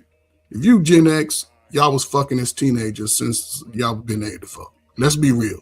Y'all mamas was teenagers, your daddy was a teenager. So when we talk about young behavior, it's chaotic. Niggas don't know how to be a mama. Niggas don't know how to be a daddy. But it is what it is. But then we grow up. Everybody grow up. 40 years old, everybody's smart. It's super niggas on YouTube. They got all the answers. However, the young folks still are impressionable by what you can show them and be consistent in telling them. I don't expect for you to understand that there's steak over here, but you've been eating ramen noodles all your life. It might take 6 months. It might take two birthdays for you to realize, oh, okay, I can be different. A lot of people focus on the negative when really the key for me, I always focus on what they already have in them. Not so much, oh, you already know. Are you creative? Can you sing? I used to have students write me songs, sing me songs, paintings. I got so much stuff in the pile, about 5-6 inches thick, where I just used to save it. And in that time I would display it. And listen, there's no one cure for it. I raised a son by myself. I didn't expect nobody else to help me. I didn't do that. I called parents on the phone, had conversations. Listen, I need you to help me raise your son or daughter. Because it wasn't just boys, it was girls too. And we would sit down and have those conversations. I kept a box of Kleenex close to me because they start crying. Because once they get it out, now we on a mission to be better. And it's just, listen, salute to the crack era, man. It damaged the community aspect. It broke up families even worse. It put mothers on the streets. And y'all are now adults. All you 40-year-olds, y'all the first generation. I'm the baby daddy generation. Y'all the crack era generation. Y'all was kids when y'all saw your uncles and big brothers and fathers gunned down and y'all parents and grandparents on drugs. So now here y'all are. Everybody, the kids is bad. It's a small minority. You see it because nobody's fighting for the kids when it comes to the government. They've taken a lot of these programs away. Some of y'all kids don't even know how to swim. Yep, facts. Don't even have hand-eye coordination. All of that is, a lot of it's learned behavior. And I'll shut up after this, right? Because what I've barely saw was fathers given an opportunity to engage in a daughter. Because the father just don't help the son out. He helps the daughter out. Because I guarantee a father around, he ain't letting Nug come up on the porch without questioning him and his motives. He ain't letting his daughter run outside with her booty cheeks showing and her breasts is showing. He ain't going for none of that shit. But we let the kids run around and do whatever they want and figure it out, then say, oh, they bad. No. You got to stop it before it happens. And it's consistency. It has to be consistency. A lot of people are caught up in their own minds and feelings about shit. That's why I say a black man cannot afford to live life in his feelings. Fuck your feelings. They for your mama, your daddy, maybe your wife, your girlfriend. The world don't care about your feelings. Move in truth and logic and try to understand things when they go wrong and figure out how you can help. Show up. Shiesty bum, show up to the kids. The girls need you. They need y'all true women right now to say, hey, don't give up your monkey too early. They need you. They need you to be there. Even if you shaming man the whole time, at least they won't be a teenage mama. And you can show them Shiesty, because I like talking to Shiesty, because Shiesty's rich, she real. Now, listen, you get a man to help you, they can help you. Not the nigga on the street corner that's saying miss school. It just comes down to people showing up as individuals. If you can touch one or two, that one or two can make a difference. So, I don't know. Here we are. Yeah. I want to know why we listening to the only white man on the panel. Because the big headed girl with the fake wig on is up there. Hey. Leave her lace front alone. Biggest head is talking. No. Coach Ferg, leave that woman lace front alone. She got to fix it because the makeup is kind of not blending in with her face. I'm pretty sure her lace front looks perfectly damn fine. Just mad because his lace front don't fit right. That's the problem. And she got a little lay on the side too. Yours don't either. No, mine looks great. She looks cute. I don't know what you're talking about. What you looking at? Are we looking at the same picture? Because Chanel looks good. No, we're not talking about the picture. We talking about when you had the audacity to get on camera. Like, what you mean? Nah, just shut the hell up. No one's talking to you. And you got that crooked mouth too. What? Chanel, you started it. Why are you focusing on my mouth, Nightish? Focus on your mouth. You've been looking at that mouth ever since you take it back. I'll take it back. Hi, everyone. Hi, Chanel. How are y'all doing? It's a very serious conversation. That's why I called Mr. Coach Ferg white, because y'all was just so serious. Yeah, because you're a racist. I don't like when you dark-skinned people go after light-skinned people. That's crazy work. Man, they got to go after the guys. And Coach, she's not even really dark. She kind of like caramel somewhere in there. You tried it. See how niggas she a little hazelnut. Dark skin code. Listen, Chanel. Hello, Nutella girly.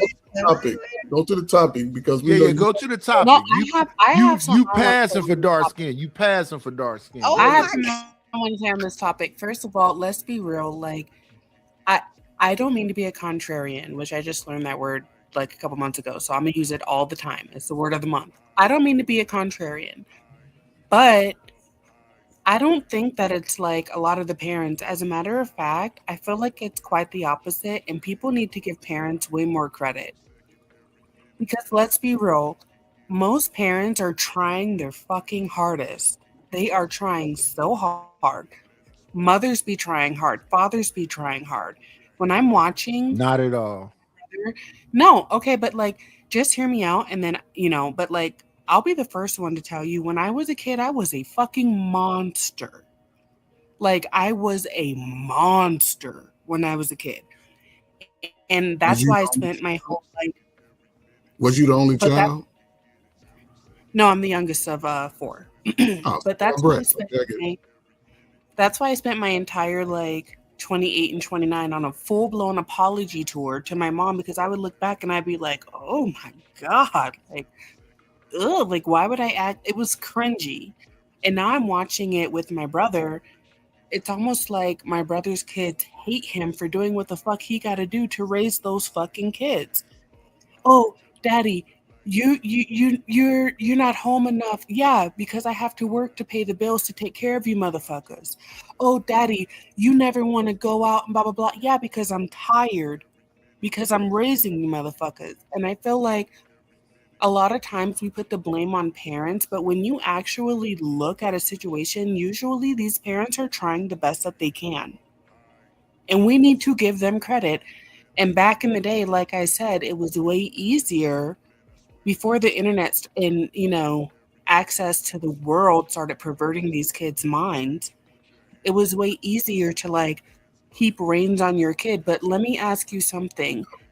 So when I was a kid, and I think I'm a millennial, when I was a kid, my mom worked double shifts every single day. She was a single mom until she married my dad. And what would we do? We would go outside, we would get into trouble, we would play hide and seek, we would play basketball, blah blah blah. But now when your parents have to work a double, what do? You go online. And then you see some Chad or some red pillar poisoning the image of like the very type of person that's raising you. Oh, you know how disgusting that is? These red pillars who be like, your mom's single moms are bad. They keep your father. No, baby, your father left. Your father was in jail, and your mom did what the fuck she had to do. She did. Let's keep What is a Chad before you continue? What is a Chad?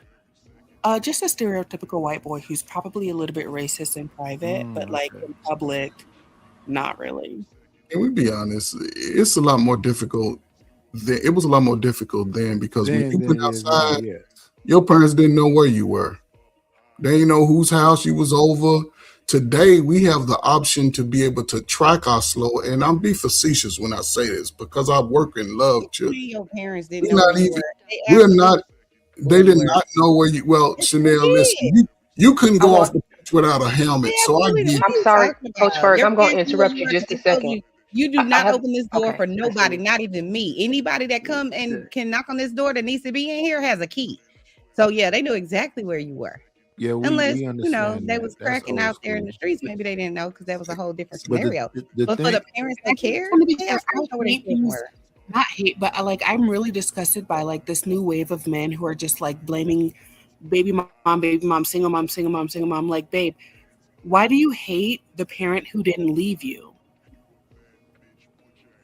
And you're buying this bullshit up online about like, oh, single moms and single moms out. Why do you hate the parent that didn't leave? You're choosing the idea that makes you feel better because instead of accepting the fact that your daddy left and your mom couldn't be around because she was trying to raise you, it's easier to believe that your daddy actually loved you, but he was just kept away. No, stop. I don't think it's hate though. I don't think it's hate. She's been. We live in this society today where the politics hates the nuclear family. They don't want the family to be together because it's empowerment. That's not what she's talking about, though, Nightish. Yeah, she talking about some different shit, and she don't understand that the main thing is destroying the family. So if you want to focus on baby mamas, why is it 70% of women want to be alone? Why do them women want to be alone? That's not what she's saying, though, Coach. No normal. I'm not Coach. I know I'm light-skinned, but shit, we're not Coach. No normal woman who is a good, decent human being, even a treacherous one, is gonna say, "I'd rather struggle and have my children struggle for the next 18 to 20 years and not be able to pay my bills on time and have to struggle if they have the option of a good man being there." Somebody Chanel, I love you, but unfortunately, you're wrong. They would not. I'm not talking about every last one before y'all getting y'all feelings about it. Come out your feelings. I'm not. Okay? It's not an emotional thing for me. It's just an honest thing. What that young lady said is not wrong.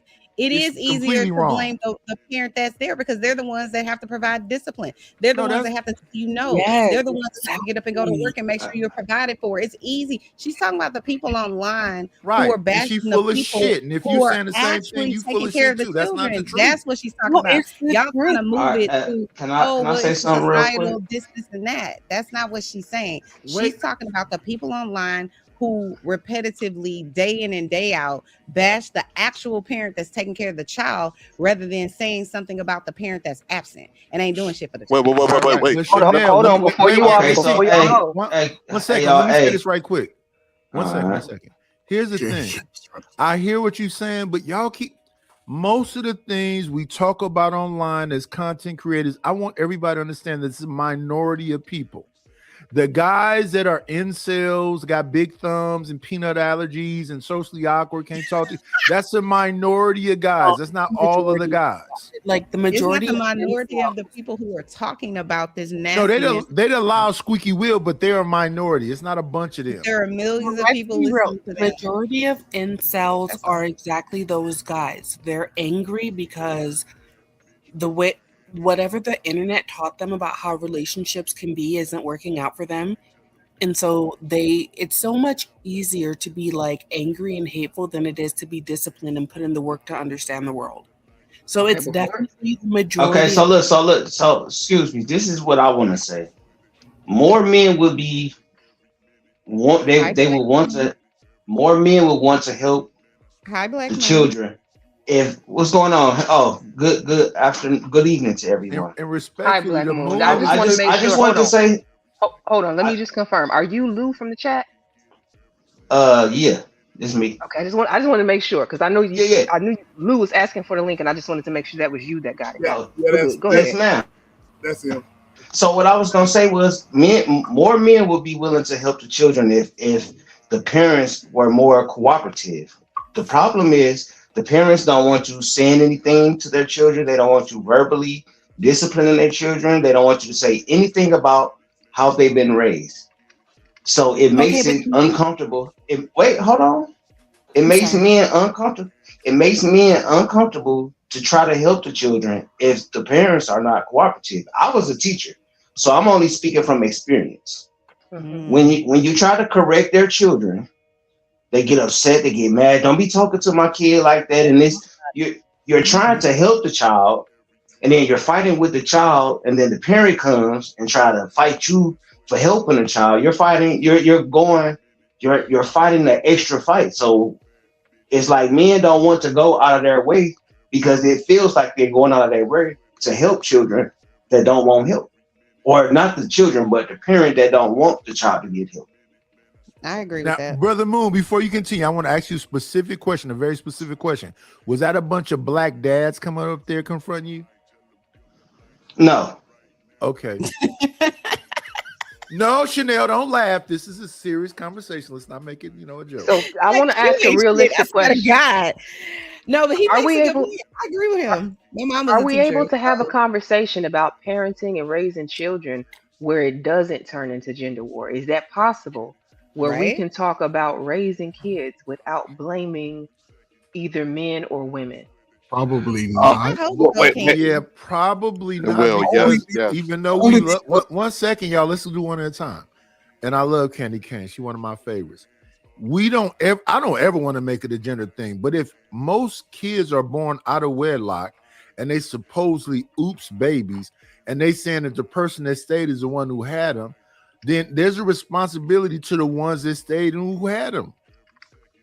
I'm finna whoop on my kids and do whatever I can do to make sure they be somewhat, a part of the people that contribute to society.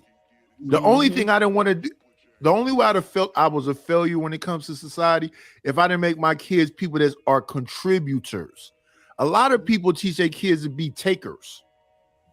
Society owes you something. These people owe you something. They better give you something. And then the kids that grow up gonna rob my kids. So I send my kids to learn jujitsu and wrestle, put them in the army and the Marines and whatever else, so they can be able to fight back with these little savages that people sending out here. Right. I'll drop down, Candy, so you can have somebody to come up. No, you can stay up, Chanel. I'm about to drop down. I'll be back a little bit later, Candy, if somebody else wanted to join. What's up, Candy Cane? Can I jump in real quick? Salute to Auntie. What's going on? What's going on? Yeah. And before I even say anything, I want to just give a shout out. Happy Father's Day, to all the fathers on the panel. If I don't get a chance to tell you tomorrow, happy Father's Day, fellas. But not to answer Candy's question, and also to address what Black Love was saying a moment ago, it's going to continue to be some kind of gender war debate because there are a lot of people that don't understand the difference between blame and accountability. So, even when, and I don't agree with a lot of these tactics when the dudes talk about, the single motherhood and that's the problem with everything, and everything else. I don't agree with those methods because there's no instruction manual to parenting. whether you're single father, whether you're single mother, whether hell, y'all a couple that just are just trying to make it. Like there's no instruction manual. You kind of just do the best you can with what you have. And hey, there's no parent that's not going to have some regret somewhere and would do things differently if they could do it all over again. That's going to happen. But at the same time, you got to be able to take accountability. So a lot of times, that single mother is not always just a single mother because the dad was in jail, or because he just didn't want to be around, or whatever the case may be. It could be because of bad choices. It could be because, hey, you chose to have a baby with somebody that didn't even want to be with you, or wasn't in it for the long haul, or was just a total liar, or whatever. You probably made some bad decisions that led to some more bad decisions, and they snowballed. Not to say that it's all on you as a single mother. That's why I don't like the way a lot of these dudes go at it, because it takes two. You know what I'm saying? It takes two when it comes to that. So yeah, but just because you hold one person accountable doesn't mean that you're blaming them, and it doesn't also absolve the other person from accountability too. I want to say this here. The great point. I want to say this here about accountability and the blame game and so forth and so on. Not one time have I, and I'm speaking for myself. I can't speak for anybody else. I can only speak for my life experience. Not one time have I blamed the system. I blamed this country. I blame my circumstances on anything, because the buck stops here. The buck stops right here. You know what I'm saying? So I told my story from the get-go about my daughter, and I want to say shout out to her. Not one time has she blamed anybody. You know what I'm saying? All the tragedy that I've explained in the beginning of the show, as far as what she's gone through, you know what I mean? She has not one time, not once, blamed society or blamed the universe or blame God or however you want about her mom being gone from this earth or whatever. That girl is the toughest, and I'm not just saying that because she's my daughter. I'm saying this because of true life experiences. That young lady has not blamed anybody for anything. If she has a grade, if she's had a grade that was not up to par, she is hard on herself, and I've seen her work hard. And like I said in the beginning, her teachers have said, "Hey, I wish every kid acted like that." And let me just stop and say this here. I mentioned this on another panel, and Candy Kane, you were in the chat with Miss Alice, blessed child of God, and she was talking to me about this same thing. My daughter, she's like 3-4 years old. This is the second time I'll admit to this on social media. But my daughter was diagnosed with ADHD and autism and all that. And y'all know how that is. We got a lot of educators on the panel and educators in the chat. You know how that is, right? The doctors are they're gonna put off medication on you, right? They're gonna put medication on you and tell you what you need to do. But at the time, my daughter and my daughter's mom and I, we did not subscribe to that. Now, look, if you want to subscribe to that, I'm not preaching about what you should do. I'm just talking about me. All right, I'm talking about me. So I've said all that to say this. We're talking about the blame game, right? We're talking about holding each other accountable, right? We're talking about holding each other accountable as parents, right? Children should hold themselves accountable, correct? So, with that being said, my daughter graduated 2 weeks ago. Hold themselves accountable. I believe children should be taught accountability. Like they have to be taught accountability, and usually through example from their parents. Exactly. Yeah. So with that being said, so with that being said, let me land my plane and let y'all talk. So with that being said, with all of the situations that I explained, that she graduated with A's and B's. All right. So at some point in time, you know what I mean, children have to look at the parents. They look at parents as examples, And when you talk about accountability, I'm not going to, me as a man, I am not going to feel sorry for myself. I'm not going to sit there and put the blame game on anybody or whatever. I'm just going to put my hand on the plow and plow, right? That's what I'm going to do, and I'm going to lead by example. And when you lead by example, a lot of times people, your child is going to see what you do or whatever, and they're going to follow suit. Not all the time. This is not the case for everybody. I'm not saying this is the case for everybody, ladies and gentlemen, but that's what I wanted to add on that. Brother, you said something very unique, right? And this, you held yourself accountable. So in doing that, the example was already being seen over time. And see, listen, man, we can blame the women, blame the man. Again, half of y'all damn in the chat, y'all mamas and daddies was teenagers. What we talking about? They was young people liking young people. It became a point in time where some of it was intentional, some of it was, hey, we was making bad choices. Y'all went against the grain when it came to y'all mamas, when y'all got outside and y'all was fucking Ron. Let's be real. You know Ron didn't have a daddy, wasn't shit, and y'all was fucking Nay, and you know she was easy because she ain't have a daddy. It is what it is. And both of them was a little slow. But what I'm saying is, once you get out there and you start getting into real life, you can't sit back and blame everybody. You have to look at yourself, and I think that's one of the hardest things people learn to do is accept they're ugly, face they ugly, and then move forward with it. There's no way that I thought about my parents when I was going to get some cheeks. All the shit they tell me, I was thinking about me. This is part of who we are. But then I looked at myself, do I want more? Do I want to set an example for any, just for myself? And I put in the work. Some people, we caught up in this celebrityism as black folks, and if you ain't got all the flashy shit and the tight jeans on, you ain't did nothing. Most people that really do something, you'll never know. But y'all figure it out, man. Y'all in the. I just have a question.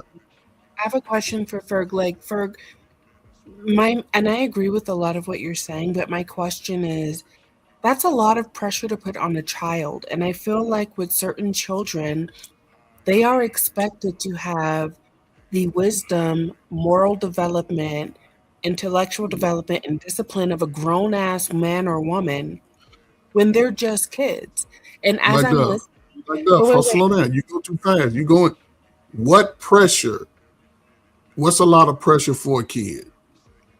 A lot of what you just said, like, well, with SBK, sorry, I can't see, but like when he said, "Oh, hold children accountable," or it's like you knew her daddy wasn't shit, or you knew his daddy wasn't shit. Like, how can you expect a child to have that level of maturity? Hold on. Hold on. Like Dove again. What do you consider a child? What age group? What's the age that you stop being a child? What age should you go from a child to adolescent, teen, whatever? What age are you talking about? Well, when I say child, I'm usually referring to like anything 6th grade and under. No, I'm honestly referring to anything under like 24. 24. So just hear me out. Just hear me out.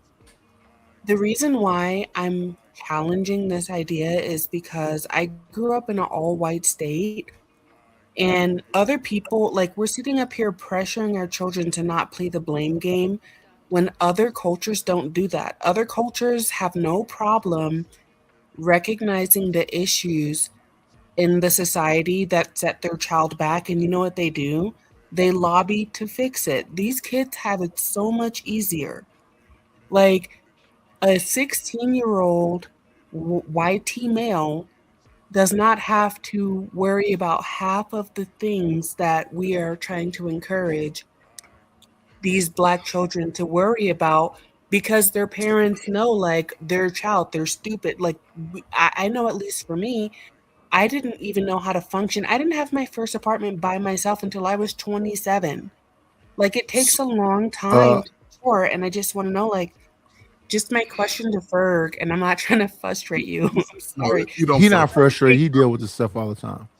Yeah, like my question is like, why do our children have to have the discipline and maturity of a grown ass adult when they're just kids, and no other kid has to do that?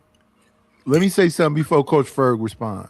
They looked at Emmett Till as an adult. They don't look at our kids as kids. Carmelo, they look at him as an adult. They don't look at him as a kid.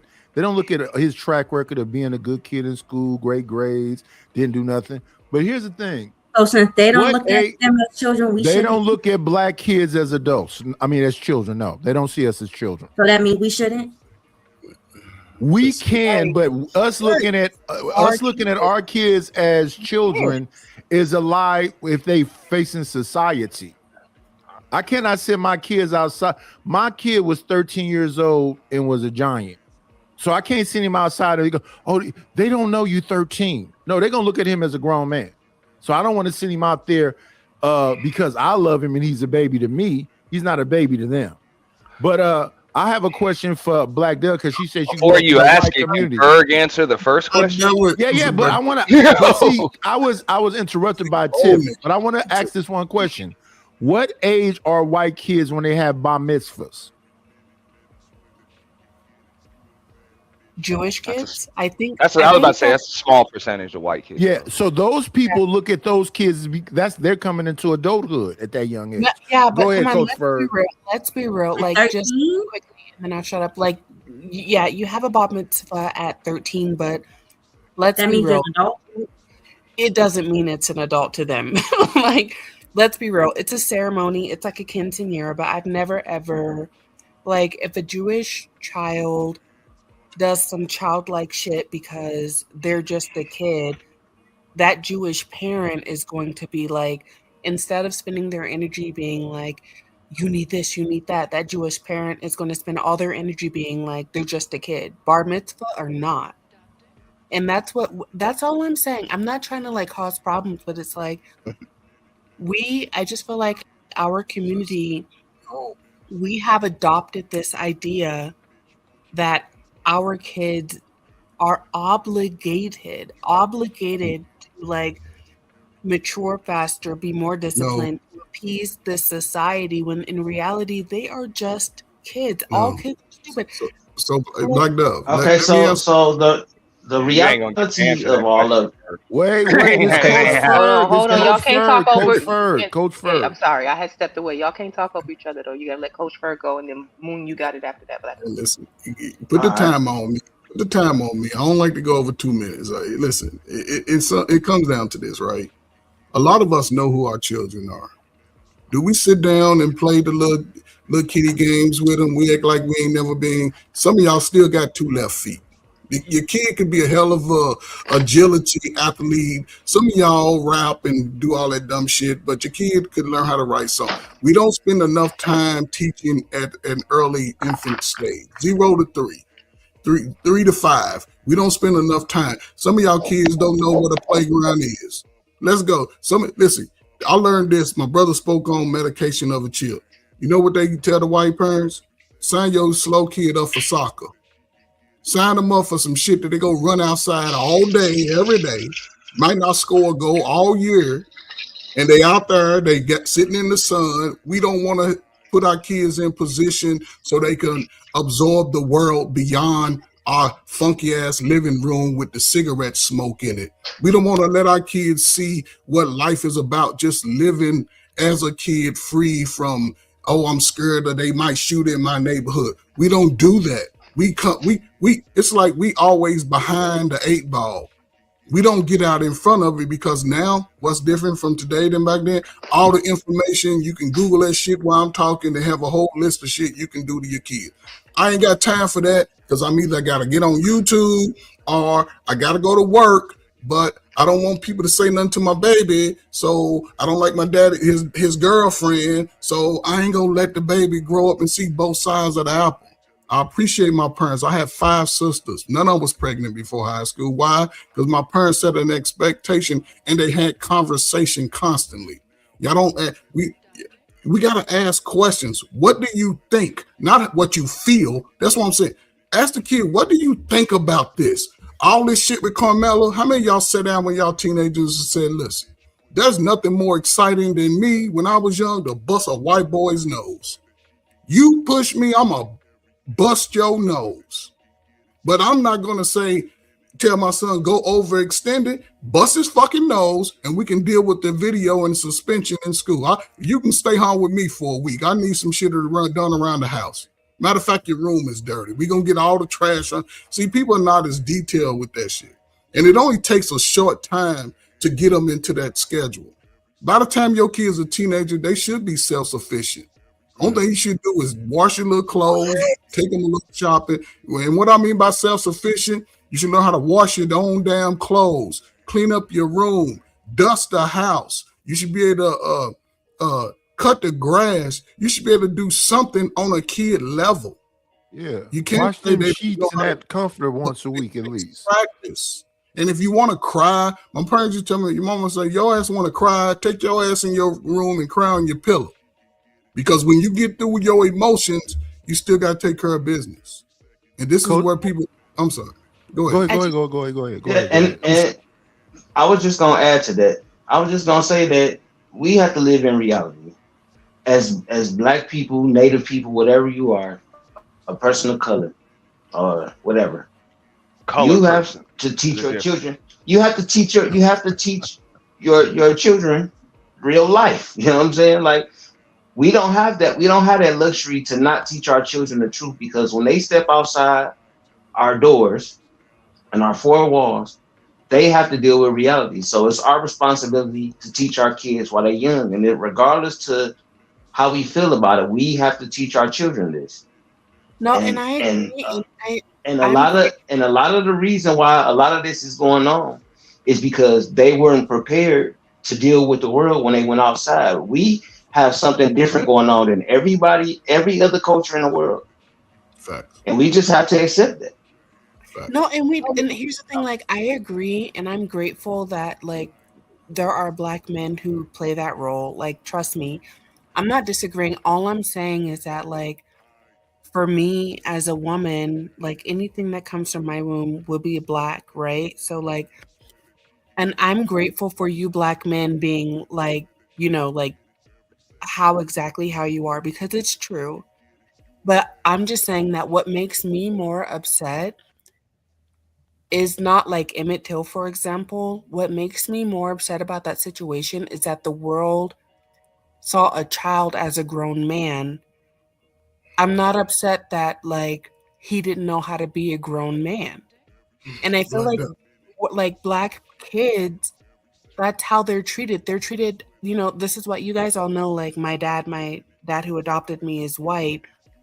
And one thing that really bothered me, which is why I would only want to be with a Black man, is because my white dad saw my brother at just like 12 years old as a grown man. And we were kids. He saw me as a baby girl, but he saw my 12-year-old brother as a grown. Let me respond. I don't like that. The last 60 years, Black men, most Black men, from time they can get outside, they all Emmett Till. Yeah. Hold on, and first, let me say this too. No, that's not a grown man. That's one of the reasons why I'm thankful for my upbringing. And this wasn't just from the men in my family; it was also from the women too. Just like what SBK was saying. His daughter, she gets less than an A, and she's like, she's ready to cry, like that. There's a problem. I was always taught that, like, if you want to be the president of the United States, you want to be an attorney, you want to be a top accountant, an engineer, you're going to need an A+. That white boy can do it with a C. Exactly. And as wrong as that may be, that's the way that it is. So, yeah, you're going to need not just an A, you're going to need an A+ in everything. A 4.0 isn't even good enough. You're going to need a 4.3. Extracurriculars, all of that. Okay, that's just the way it works for you. I know it's the way it is, but I'm just like I said, I'm grateful that, like, Black men have the strength to do that, because in my mind, all I'm thinking is, like, why the fuck does my kid need a double A+ when your kid needs a C? Like, that's my battle. Like, as a And I'll tell you, woman, because we live on planet Earth. Yeah, And yeah. that's No. Can I ask a question real quick? I want to ask her a question though. No, but So let me respond to the reason why your black kid got to do that is because we haven't took over the world. We the majority of the planet, and we being oppressed by a minority of the planet. If we take over the world, then your kid will be perfectly fine. So that's why young black kids are looking. But it's not just young black men. Young black women are looked as grown too. You can be 12 and they look at you as a grown woman. Yeah, and that's why I'm like, why are we trying to like teach our kids that they need to like meet the expectations of these YT people instead of taking over the world? That's where my head is at.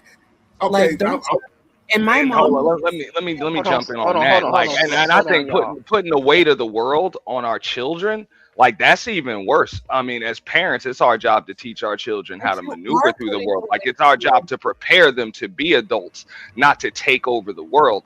That's an extreme. That's an impossible burden. But you to be are honest. putting the weight of the world on your children by trying to force your children to have the brain of a grown-ass adult when they're just a child. I'm not saying like, I'm saying bear the weight of the world on your shoulders. I'm sorry. So it's not about taking over the world. It's about preparing them for the world that's already taken over. Surviving in it, yeah. Everything in this world, we tend to think that peer pressure and pressure in general is just relegated to our children, and that's just not true. You know what I'm saying? When you get in this world as an adult, you're going to be pressured. When you have your job, your job is going to pressure you with making your sales numbers, with getting your production numbers to where they need to be. Right. You understand what I'm saying? So everything in this world has peer pressure. You see what I'm saying? So we, just like my brother Ant said, we are preparing our children. We are preparing our children for the world. I don't look at it as putting a whole bunch of, problems on them, on their shoulders or whatever. I'm getting my child ready for the world. You know what I mean? Ready for that peer pressure. Because look, whether you like it or not, your kid is going to have pressure whether you put it on them or not. You know what I mean? Your child. They step outside your door. Exactly. Outside your door. Yes. Nowadays, they don't even have to leave your door to feel that pressure. Exactly. They don't have to go out the door. The internet. There you go, SBK. The internet is gonna give them peer pressure right there. They don't even have to go outside the door. And listen, you know how many predators there are out there that just sit there, man, on the internet and they prey after our young children and so forth and so on. You know what I mean? And so that's where it comes into play to get our children prepared for all that. So and to not complicate things, there's two choices. You either take over the world or you learn how to live in the world that we in right now. If you're not going to take it over, you have to adjust and learn how to live in the world we live in right now. And black people since transatlantic slave trade have always have to be prepared to be looked at as adults from the age of 12. No, we don't. Boys because and girls. I agree with those two choices, but I also think that there's a third choice, which is the choice that I would make. Like if somebody, I'm sorry. I want to interrupt y'all real quick before you continue on. Silver Sport. This is not Carmelo was innocent. Carmelo wasn't innocent. The jury is all white. Go on somewhere else. In fact, I'm gonna come over and block you because you're trying to start up a conversation we're not even having, and you can take that someplace else. This is productive. Amen. I have a zero tolerance for bullshit. I really do. Today, zero. Hey, you know what? You know what's happening today, SBK? I'm learning to like Candy more and more. She ain't going for the BS. We're not talking about Carmelo at all. Hey, bro. No. Yesterday, I was like, she is outside. Oh man, she is outside. But so I understand where Black Dove is coming from, but I think so of course we shouldn't we should understand that our 12-year-olds are not adults. they're not adults. We're Yeah. preparing them for adulthood, but they are still not adults. So it is our job to instill them with the tools and understand that everything needs to be done in moderation. And this is where, and parents are human too. Like we human too. Sometimes we can give some extra responsibility to our children a little bit early, and sometimes we don't put enough responsibility on our children, early enough. It happens, and this happens amongst all demographics. Like that's why I said there's no instruction manual to it. But I would agree with this. We do need to know that our children are still children. Well, Auntie, So I would like to ask the young lady a question though, real quick. So I just want to know: are all of your opinions that you have about the way that the world operates, are these based on feelings, or is it based on logic or what you think? Reality. Is it based on what you feel, or is it based on what you think?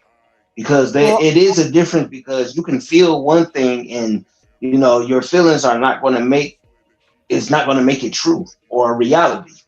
No, a lot of it is based on my experience, but a lot of it is also based on what I've seen, which is why I'm so passionate about it. Like, yes, I have experience. When I was, a kid, I remember I had a group of friends. I was the only black girl in my friend group. There was like 4 of us, and we were in a Walgreens, and we were all like trying to steal from the Walgreens. I'll keep it a buck. And guess what? Because this is why I say I actually am grateful for like the men on the panel and the women on the panel being like preparing, because I was prepared. So my ears were up. My ears were up when I heard over the intercom, the lady said, "Security, stand the store." I immediately knew, like, they know we stealing. And guess what I did? I dropped all that shit. And it was because I was taught, like, everything that you guys are saying now. And when we walked out, it was 5 of us. None of my white friends believed me. They were like, "Girl, you're tripping, you're tripping." And guess who was the only one who got stopped as we walked out the store? Me. Me. Okay, so if you had a child, no. So wait. If you had a child, would you want to prepare your child for life like you say you were prepared? Oh, but I gotta finish the story to make the full point. My bad. When we were walking, no, it's okay. When we were walking out the store, I was the only one who got stopped, and I told the bitch, I was like, "Check my bag. I got nothing in my fucking bag." And she checked my bag, and I said, "Call the police and waste their time." Yeah, I was disrespectful as fuck when I was only like 13. Yeah, but I didn't say that I had nothing in my bag. But the reason I had to finish the story is because, yes, I was prepared. I was taught well. I was given all the lessons to stay up. But at the end of the day, that was fucked up. So can I ask me as a grown-ass woman now, it's like, I'm can I kind ask of upset with the idea that, like, why is only the black child checked? I want to go after you, Ferg. We're stealing. Like, yes, I'm glad that I was prepared and I was given all those lessons. Black Dove, what you burn that motherfucking Walgreens down? Why are you get guys? it, Black Dove? You gotta let him cut in on you, Black Dove. What you experience, right, is what black men, black children have been experiencing for since none of us was alive. Before that, right? And again, that's even part of what systematically you the nigger child hanging out with some right trash. The question I want to ask you is this: did you continue to hang around them after that incident? No, and I never stole again in my life. And guess what? The other thing is that, like, I was taught how to steal by one of the little white girls in my group. She taught me how to steal. So when your parents, I never stole again. But the thing that I'm trying to get across, and I hope I'm being clear because I know I can talk in circles. Yes, I'm grateful that I was prepared. But the thing that I also want to get across is, we also need to be questioning and checking the people who will only check the black child in a group full of thieves. And that's me. So while Daddy is sitting up preparing and teaching children how to survive as a black person in America, I'm burning down the bitch's house who only check the black child's bag. Here's the thing. That's where I have. Wait, 1 second, one mic, y'all. Here's the thing, though. you can be a kleptomaniac in a white man's world because you're a little white girl, right? Not you, but your friends can be kleptos. They can do what they want to do and call what that dude got away with. He called it affluenza, right? He's affluent, so he can get away with some shit. This is the way this will work out. If black people own some shit. So I was born January 25th, 1970. The diners, the liquor stores, everything around me was black owned. I could go to the store with a note, no money, and they give my grandmama a whole bag full of food and cigarettes and wine. I'm not even old enough to have the wine and the cigarettes, but they give me all of that stuff in the bag and a piece of candy and say, tell your grandmama she can pay me when she get the money. Once black people stop owning stuff, then all of a sudden, it's an Asian person that say, hurry up and buy. No, you got to own some shit. You got to be a lawyer. You got to be a doctor. You got to be the policeman. You got to be the mayor. You got to be the senator. And every time we run away from that and want to be something other than that, we have no say. So yes, now your 12-year-old have to accept that they're going to look at you as a grown man or woman as a child because then black people aren't there. Then black people aren't there to love you and have empathy for you or sympathy. Yeah. But I want to, and that's exactly if y'all can give me a chance to jump in, I want to address what you said, Black Dove. I hear what you're saying about not wanting our kids to grow up too fast, not wanting to put too much pressure on them. The problem, though, is no matter the amount of pressure you put on them, you just gave us a story on how the world put pressure on you. So you can't leave them unprepared. You have to, at the end of the day, if we do not prepare them, even as 12-year-olds, for what they might experience as an adult, even though they're 12, you leave them vulnerable. You leave your them parents unprepared. Very unprepared. And the fact that you were at least smart enough to drop that stuff because you knew they were going to be on your ass, it left, in my opinion, like, while stealing, of course, we know was a bad thing, at least you had enough sense to know they were going to pick your behind out of that group. Because if you didn't know that, if they didn't prepare you, letting you know that you're like the 3 times harder, we have to work 3 times harder to be just as good. It's a real thing, whether people acknowledge it or not. I've been in the stores before, shopping with money in my pocket, and have people following me around the store while I'm watching white people in the store as well get ignored. Right. Didn't even look in their direction. You on my ass like white on rice. And so what I'm saying is, if I didn't teach that to my nieces and nephews, if I didn't teach that to the people around me coming up behind me, they would not be prepared to notice that for themselves. And you know what? People can say it's the older generations, it's y'all that are keeping racism going. Maybe to some extent, but I also have to be racially prepared. So then that means that I'm telling them, if you notice a store is doing that to you, you fucking stop shopping there. Don't give them your money. You walk out. Right. And I'm And if I could say this real quick too, Black Dove, no, it's not our job. Like, I just think it's putting the weight of the world on your children's shoulders. Like, we don't teach our children to change the world or fix the world. We teach our children to survive in the world. Right. Like that's really what it is, right? We teach them survival. Now, if they grow to be activists and then they change the world, yeah, more power to them. But most people aren't going to do that. Like, we just want our children to survive. That's it. So we make sure that we instill them with the tools to survive. And that's exactly my point. I knew how to survive. I'm sorry. But I knew how to survive, which is exactly why I knew to drop that shit. And I'm grateful for it. Like I said, I was 10 years ahead of all those other white kids I was hanging out with. But like, the only thing I'm saying is that, like, if a black woman was the manager of that store I was stealing from, she would have looked at all of us and be like, a bunch of kids stealing. And the reason I can be so honest about this story is because, like I said, I was like 12 or 13. Kids are bad. We were all in there stealing. But for some reason, I was looked at as a grown woman, and she was ready to like ruin my life. But the truth is that we were a bunch of kids stealing. Exactly. So like, I'm grateful. You answered your own question. You answered your own question. You gave the reason why we should be preparing our children. You just told the story of absolutely why we should. And I want to say, look, Black Hold on, Dove. try to change. hold on, Black Dove. You got to give somebody else a chance to get in there too, Right. girl. Oh, And okay, Black Dove. first thing we need to teach our kids is birds of a feather flock together. So don't hang out with a bunch of thieving ass white kids. So there you go. You ain't none of them There you taking go, right off there. from you. They'll stuff it all in your bag more than likely if they Yeah, can. Black. Yeah, a shout out to you, Auntie. Black Dove. I just want to say shout out to you for your story and for your perspective.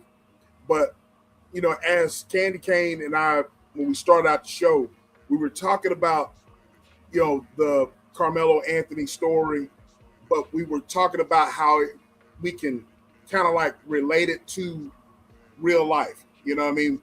For our children, grandchildren, whatever. You know what I'm saying? And so I'm saying all that to say this.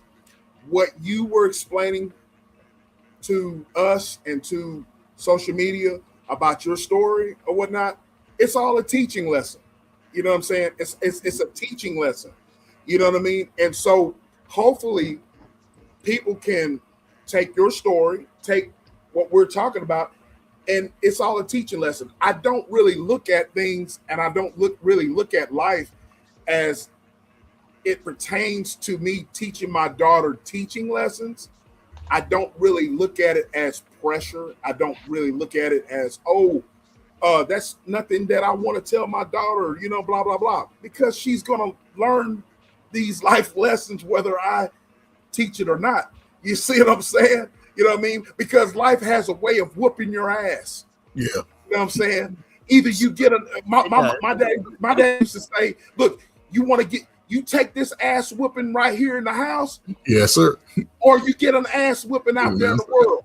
You know what I'm saying? Right. Either you take this ass whipping, you look, he used to say, son, my ass whipping you would rather take. Yes, I love girl and get that ass whipping. You that's a love. Now, that's not pressure.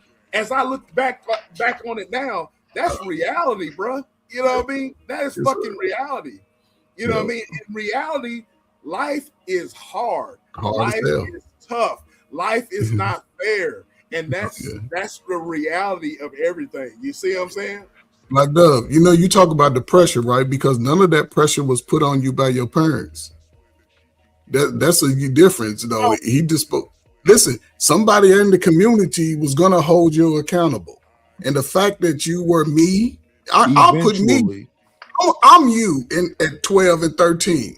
Yeah, they look at the same thing Candy Cane just described. They follow my light-skinned ass around like, are you stealing? One time somebody asked me, was I stealing? I hadn't even picked shit up yet. But there was a transition where when they started taking the black-owned businesses out of communities, they bought in these Asian communities, and we've been running up their bag. I try to tell her, Coach Ferg. Running up the Asians, and we running up their bag, right? But our grandparents started that shit. They just copycatted what grandmamas them did. However, right, when those things happen, especially people or happen to you, now you just either make a decision to not shop there. There's plenty of other stores, and then call it out. Go to social media and call it out, like this store right here. You know what I'm saying? But don't just be hollering out that everything is racist. But that's what they do. They've been doing that to young black men since they let us off chains. But at the same time, though, Ferg, hold on. When it comes to her, my bad, Tiff. No, but real quick, Ferg, her story, they wasn't wrong because she was really stealing stuff. She only dropped it. She wasn't wrong for being suspicious. She was actually stealing stuff, man. Little don't gotta call him racist because you got busted. Auntie, little young thieving ass gonna talk about She left a pile of shit on the floor they had to clean up. Yes, I was stealing. But I was a kid. I was a child. The reason why they were racist. You were a child thief. You was a baby child thief. Exactly. You was a teenager. You was a teenager, Black Dog. You wasn't a child. Your ass knew exactly what you did that for. No, I didn't know. I did not. That's why you threw all that shit out, because you knew you was fucking up. You didn't know you was going to steal, but you stealing. Come on, man, stop. My bad. You can't blame that you was a child on something that you knew that was right or wrong. We were You all can't do that. stealing. That's my point. That's my Once, hey, point. look, once you can make, I'm gonna tell you, you stop being a child once you realize what's right and what's wrong on your own. No, because when you're a child, you make dumbass decisions, and like I said, I was No, children, People make children, dumbass decisions all day I long, no, was but they got children, free. children don't have the mind to make their own decisions. No, exactly. they're When you're a That's my child, impulsive, you're and they like, do. what? that's my point. It's a Like I it's a was thing. taught how It's a to thing steal. called when you grow out of childish ways, and when you grow out of childish ways, that means that you know what's right and what's wrong. At But 13, notice that she we were said like, kids. "Hey, we were all stealing." All of Yeah. our parents have always said, "Well, if everybody else jump off a bridge, you gonna do Well, it you too?" jump off. No, you Right. know you're not. Exactly. Okay, like But my for thing real, is I was like taught how to steal. We didn't have jobs, right? We were kids. I was So taught how what? to We didn't steal. have jobs. Come on, man. I was taught how to steal by a little white girl. It was a group of kids getting in trouble. Like So we you were Why is she young and explaining dumb. herself about being a thief? But Black I Dove, mean, we understand the point of what you're saying. Like right. being taught to steal. It's just I think their whole point was that's where they're saying you're saying kids can't hold themselves accountable. They're saying you should have known better. You did know better, but you chose to do it anyway because everybody else was doing it. Especially a why? black Because I was child. a Y'all, kid. I was a Black and kid. Dove, I'm sure her parents gave her the jump off a bridge analogy. Black I'm Dove, sure they did. Black But Dove. like Wherever Alvin y'all, hold up, Black Dove. Wherever y'all sat in y'all little clubhouse, little Becky and them had a little clubhouse. Y'all playing that whole robbery. What we A heist. talking about? Yeah, Andy, Yeah, little a swindlers. Black They Dove. didn't Little, just plan it. I'm pretty sure they got away with it before. yeah, little Yeah. crooks. Hey, and she, hey, look, and she, when they asked her, she knew it was wrong, and That's then why she gonna she say, "Well, took I was a everything out the kid." bag. Yeah, Yeah. But you guys are proving my point because why is the focus on whether I knew it was wrong instead of the because focus you're a little being nigga child, and little nigga instead of Because childs if need it to was, know better. being on that it Black was a Dove, bunch of kids stealing. The only like, reason why the focus is on whether I knew it was wrong is because I was a little black woman. Nobody brought up the fact that a little white girl taught me how to steal. We are Nobody brought up agreeing the with fact you. that No. We're agreeing, but at the same time, like Yeah, this we is we're something agreeing black. with you. that well, I know the black father, but I think Candy Cane also agrees too that look, we don't hold our black children to the same benchmark as white kids because we Exactly. understand that their resources and their status in society entitles them to one thing above all over black kids, and that's extra chances. They're yes. usually going to have that second, that third, that fourth, that fifth chance when our kids are lucky Yeah. if they even get one Yeah. chance. Because they're Hey, white We children. understand that. hey, look. Absolutely. Besides all that, that ain't even our business anyway. You one of us. We don't care. That's their business. Mhm. Yeah, well, That's there's their business. I am That's why grateful I that was taught my A plus equals that white boy C.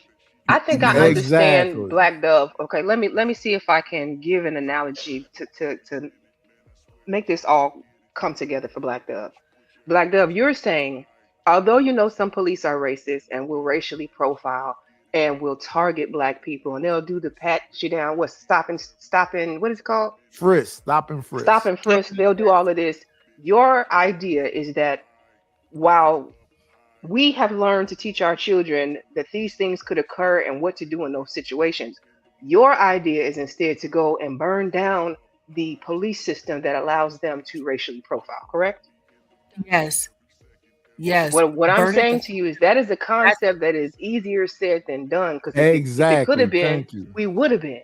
So like I hear what you're saying, and in a perfect world where black people have the ability to actually do that, being that we're what 13 or less than the percent of the Yeah, population of this 13%. country, Yes. it's a feat that is just not rooted in reality. So instead of us going and dismantling the system, which I understand what you're saying, the best thing that we can do, the more immediate thing that we can do, is to teach our children how to navigate within the system. Yeah. Correct. Right. And I agree with that. I respect agree the with fact that. that you are an American and be a part of the fucking system. Go be the fucking Right. police so you can help a black child. Go be the senator. No, Go be the judge. Go be the Mhm. lawyer. Go be And the. well, after Nightish, I want to give Tiff a chance because I hear her. I see you coming off mute and trying to no, get go in there. ahead. I don't know if your I mic gotta is drop down. I gotta drop down. Y'all go ahead. Sorry. No, go ahead, Tiff. I My apologize. bad. She been getting cut off though. Yeah, I I apologize. apologize, Tiff. My bad.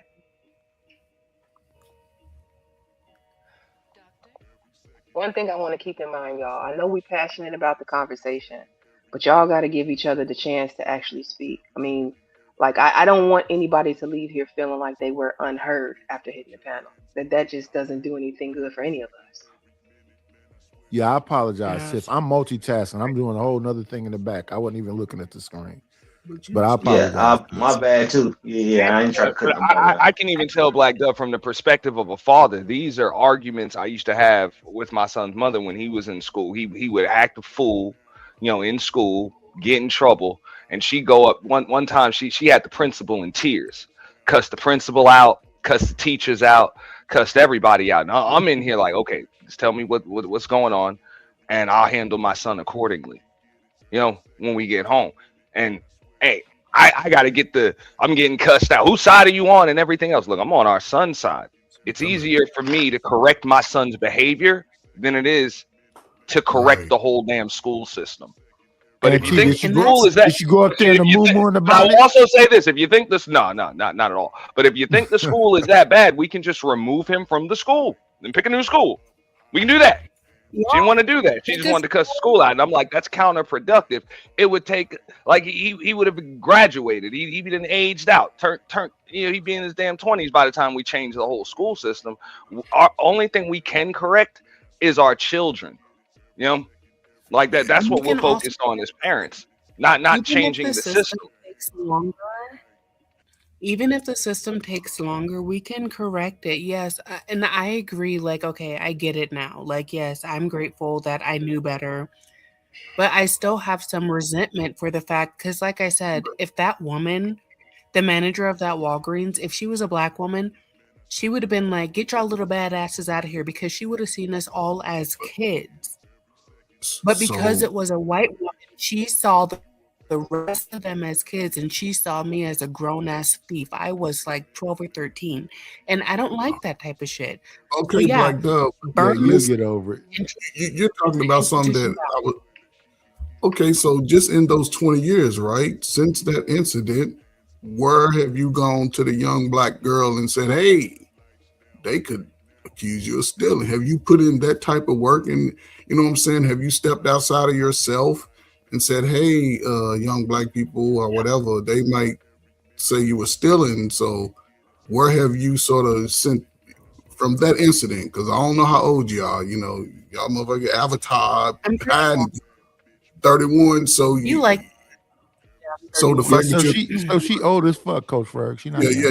13 and 31. That's some years, right? So have you spent 20 years, sort of letting young Black girls know that they can be profiled like Black men have been profiled? Oh yeah, absolutely. When I was in law school, like I was a part of the it was like a Black mentorship pipeline program. And yeah, I let them know I keep it a buck. I keep it a lot of young Black people from going to jail. Did you keep them out of jail? I mean, I can't say all that. Like, I don't know what the fuck would have happened, guilty or innocent. Okay, you have more innocence than you did guilties.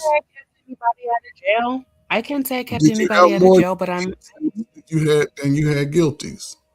But I understand though too when I talk about that story, because finally she understood what I was saying. I'm like, look, our son cannot just raise hell with the school system because he doesn't get his way. Like even you as a Black woman, you can go in here, cuss out the principal and the teacher and raise hell and flip a few things over. And they probably just gonna say you having a bad day and let you walk out, maybe even cry. Our son does that.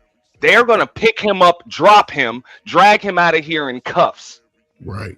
That's the way it's going to be with him. They will always see him as a threat. Every which way so he cannot I can't handle things like you just did. I can't even as a parent, I can't go to the school and handle it like that. They're gonna pull me out of here in cuffs. The principal will take a verbal ass kicking from you. They ain't gonna take it from me. Yeah. Because you show up there and the moo in the bonnet, you might be able to cuss out everybody. If I show up there, they're gonna say it's a crazy N-word in here. Let's go lock him up. Yeah. Yeah, And you know and that's what? what I'm When they saying. say, "Oh, there's So the N word in here," that's when a woman shows up and be like, "How dare you speak to that man like that?" That's our role. Like, no, we can't. We're not. You know, we can't do all that tough body shit. But what we can do is cuss somebody out and also correct a motherfucker real quick. That's That's Lord, our I'm that role. is not I'm going to tell. that's not Wait 1 reality. second, y'all. 1 second. One no, mic. One mic. I'm gonna tell my no, woman, do not get involved. You stay your ass away from all of nah, this. Let me go and ahead and and and, do this. and also before Black Moon It's a goes, woman's that's fault. also the moral to the story. Believe it or not, whenever anything went down in that school, they didn't call his mother. They called me. oh, the They called daddies. me because there is Yeah, no resolution with her. Yeah, you the There- voice of There's there's reason. no resolution. Mm. because They guess called me what? to handle it, Yeah, While you're working, Miss and Lady, I've had to check the schools before. Hey, I've Miss had Lady, to I do check want to them. say something real quick to you, Miss Lady. I do want to say, like, I understand that you're passionate and you have these feelings, but your feelings not gonna change reality unless you do something about it. So you can feel that it's wrong, but we have to do this with our children. We have to put this type of pressure. If you call it, I don't call it pressure. I call it letting them know about life, Yeah, that's real life. like life. You know, parent, us go. so you can feel how you want to, but your feelings not going to change anything unless you put action behind it. I agree. And us going in there and cussing out that principal and reminding her who the fuck she's talking to and reminding that principal that you ain't talking to just anybody. My God. baby ain't just anybody. My baby has a mama and a daddy, and we will stand 10 toes down on our baby. No, That's doing She was something That's definitely about not raised by reality, white though. folks. that's doing something Dove, about Black Dove. Dove. I don't know about that. No, I don't know about I that. agree with her, but there's a way to go about it. Like there's a No, way to go about it because I No, understand and that they see, she was no, definitely them raised by teachers white folks. no, No, them no, we teachers ain't still doing have a that. Yeah, job to do. And at the I same have a time, the black child baby. has a I was job to raised by do a too, white and he's man, got so I have a black baby. responsibilities. So even if that school is not doing what they're supposed to do as educators, my child still has a certain code of conduct as far as how he or exactly, she's supposed to conduct themselves. You know, And exactly, see, when they're outside of this damn house. So when and they see, exactly. violate, hey, when you violate my rules, you got hell to pay. yeah, but That's the here's the thing: conversation that in I have with my kids. You 2026, know, these teachers are giving up their own money to buy pencils and papers and shit for their classmates. So if you're gonna disrespect me and I gotta buy your new books and your paper and your pencils and all that, it's a different thing going on right now.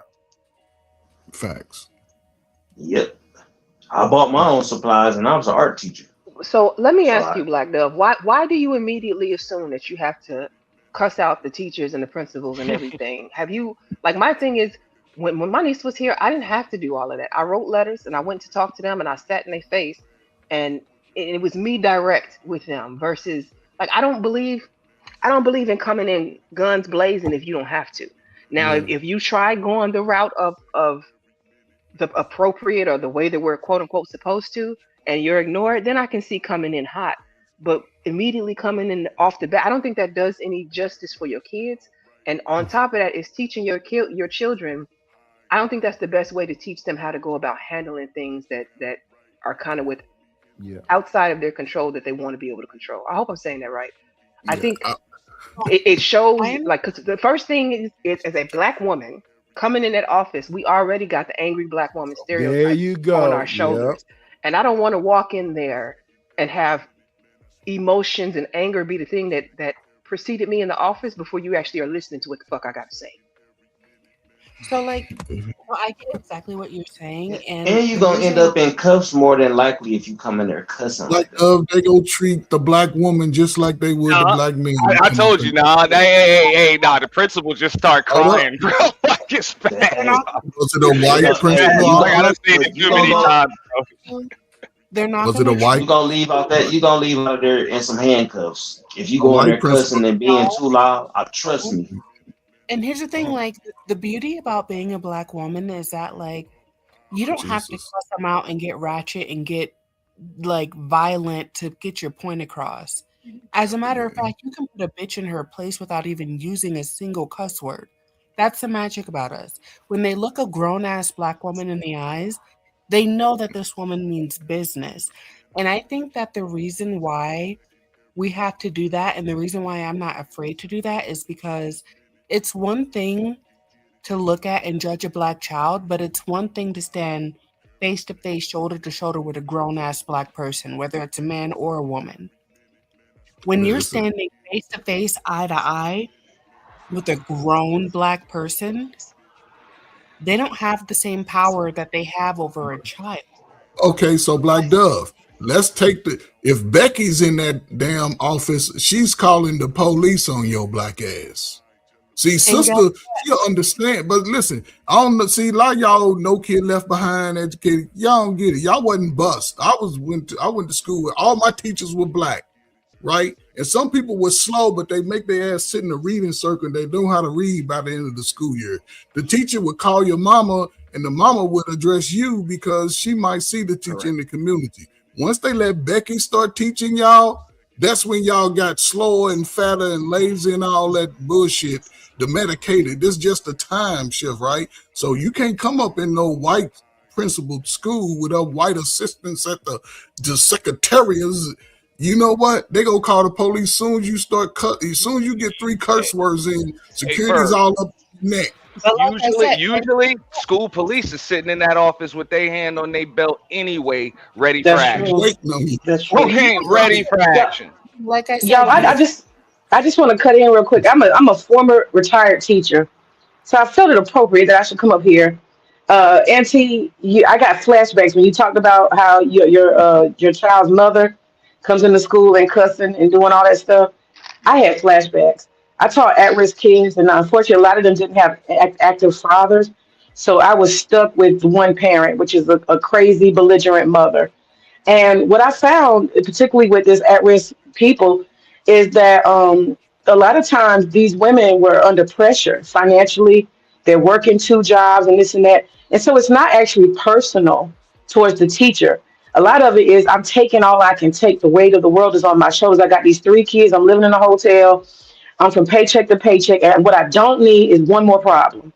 And so I started to have to really translate, and I had to adjust to that population. I think in a typical school, parents come in, they say, let me see the student handbook, give me the procedures, let me understand the rules. Which rule? Can you prove that my child broke that rule? They get very logical. They don't get emotional. And, the emotional stuff, I had to realize that was like socioeconomic stress. So I just wanted to share that. Nah, mate, that just gave me flashbacks because that's exactly how I had to handle it. Show me the handbook, stuff like that. Another story, my son got caught in school pulling out a cell phone in the middle of class. Like, not supposed to pull out a cell phone. So they confiscate his phone, send him home with no damn phone. Now I get home about 2 hours after he gets home from school. The next morning, his mother's like, hey, he's not answering his phone. What's going on? So I go to him like, what happened? Like you're not answering your phone. What's going on? He's like, okay, they took it from school. So I got to go to the school the next day. Now I don't cuss him out, but I got to let him know, don't you ever send my son home without that damn phone. Ever again. I get it. Y'all got rules. They can't pull him out and everything else. But at the same time, that my son is not to leave this school without his phone under any circumstances. That means you got to call me, hold him here until I get here. Then that's what you got to do. But do not send my son off these premises without that phone. And they understand that. I don't just- personally believe they should have been allowed to keep his phone anyway. Like, even if that I is in the agree. handbook, that's stupid. It's No, his I- property. hey, If you take I it for the agree. day, give it back before he goes home. Why would you keep it overnight? That's That would have been fine with me too, but under no circumstance because they sent him home without his phone. So I'm like, anything can happen between him leaving this school and when he gets home. right. And I can't get in touch with my son, because he gets out at 3 and I get off work at 5. So in that small amount of time, I don't know what the hell is going to happen. And they understood where the hell I was coming from, and that's Yeah. how things are taken care of. But if I go in there and just start raising hell, cussing people out, making the principal cry, and all of that other stuff, I don't think there's any resolution. No, it's not. I'll be honest with y'all. People really do need to take responsibility for their kids. A lot of the people that come in and they're getting all emotional, they don't even know anything, and their child told them some version. It's usually a lie. Honestly, kids lie. And you have to come in there with a logical mind and have the child sit outside and you hear their version, and then have the child come in and tell their version in front. of the teacher. You know, it's a methodical way that you have to handle business, and you have to keep your child in a child's place, but let the child know that these are the rules. Adults will not violate you; they must respect you, and blah blah blah. And I'm gonna handle it. And you know, I had a lot of parents. I had this one particular mother. Her son was just sorry, and the reason why he was sorry was because she had got a divorce, and the father had just kind of moved on with another family, and she felt really, really bad and like a lot of guilt. And so she just decided he was a darling, and anything he did was fine. And I was like, I can't deal with this mentality, you know. And I would call her and I say, hey, he's sleeping again, and that's why his grades are bad. Because then she called me, why doesn't he have an A? What's going on? And I would tell her it's his behavior. He's pulling out the phone. He's doing this. He's doing that. And she was like, I don't believe you. So I had to start literally taking my phone out, taking a photo, and sending it to her as a text message because she refused to believe that her darling was acting different than what she thought.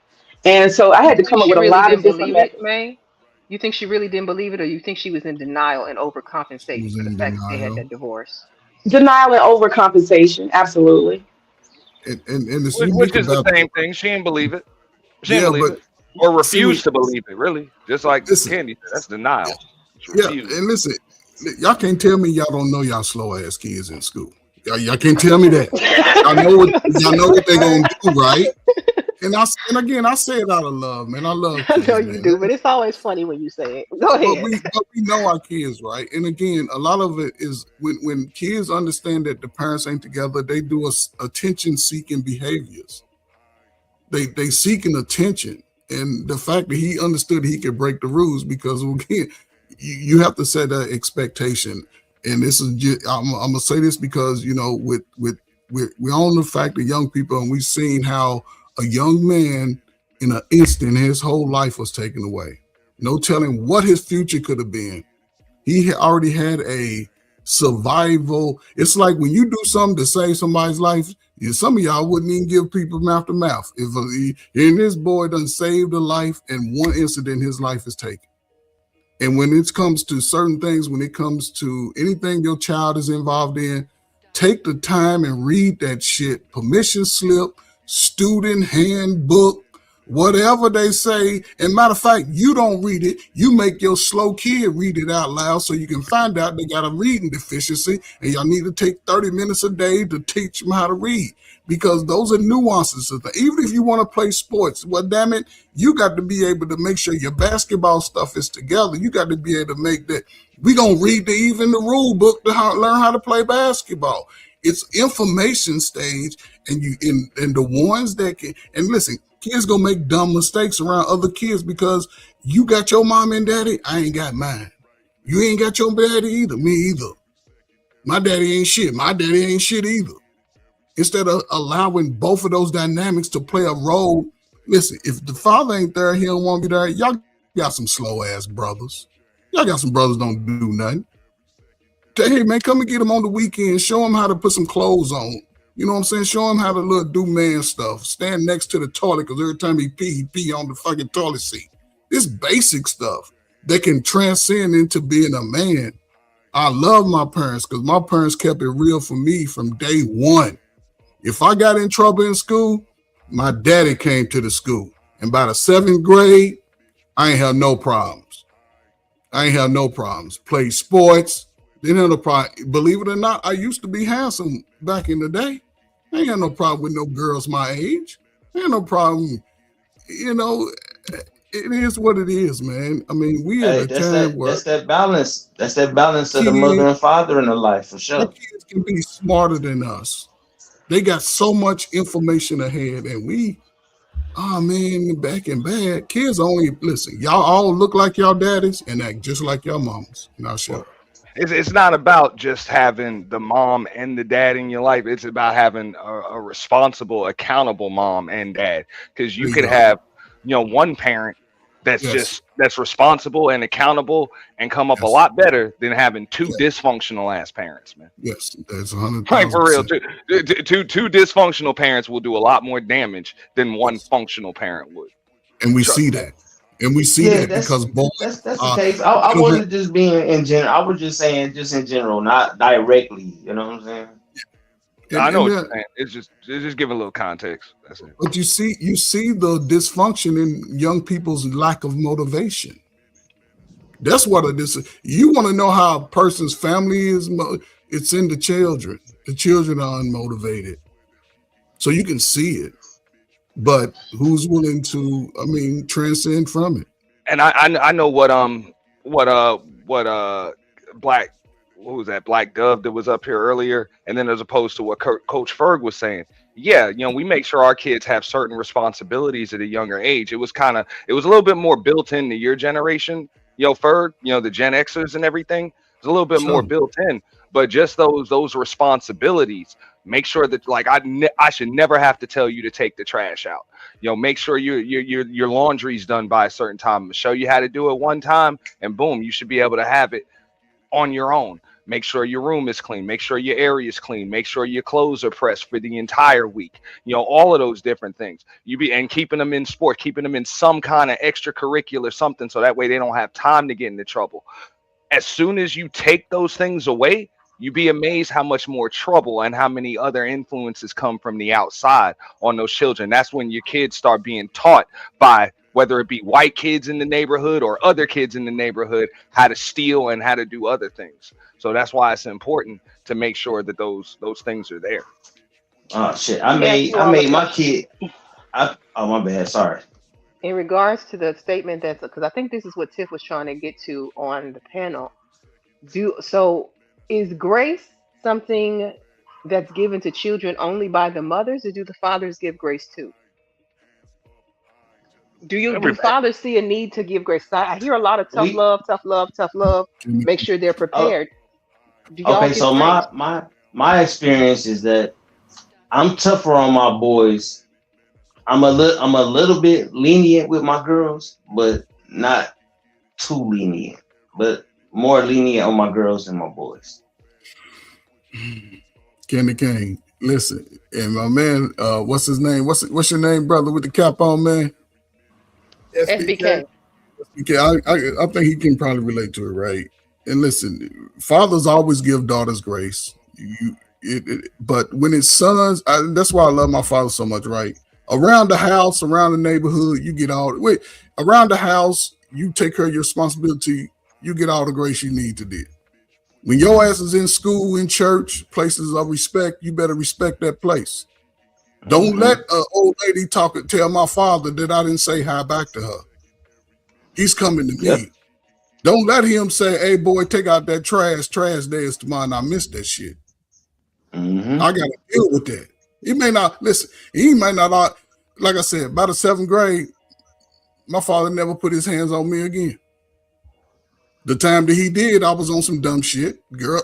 But it wasn't all my fault because y'all was in school showing me y'all breasts and shit. It was too young for all that 7th grade. It was y'all fault. I was just acting out because of it. And I'm just speaking from being a young, light-skinned, ugly dude. But listen, it's always going to be grace.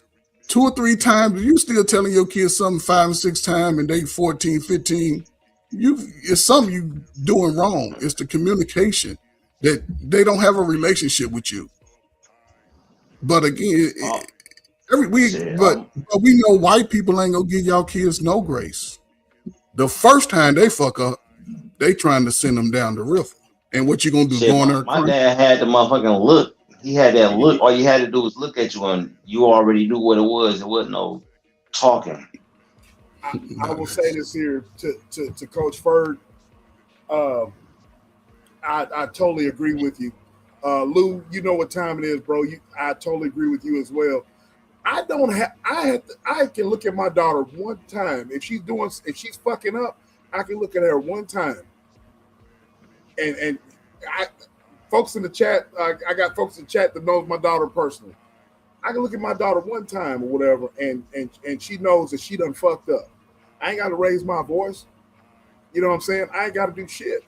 You know what I mean? She knows, get on your business. You know what I'm saying?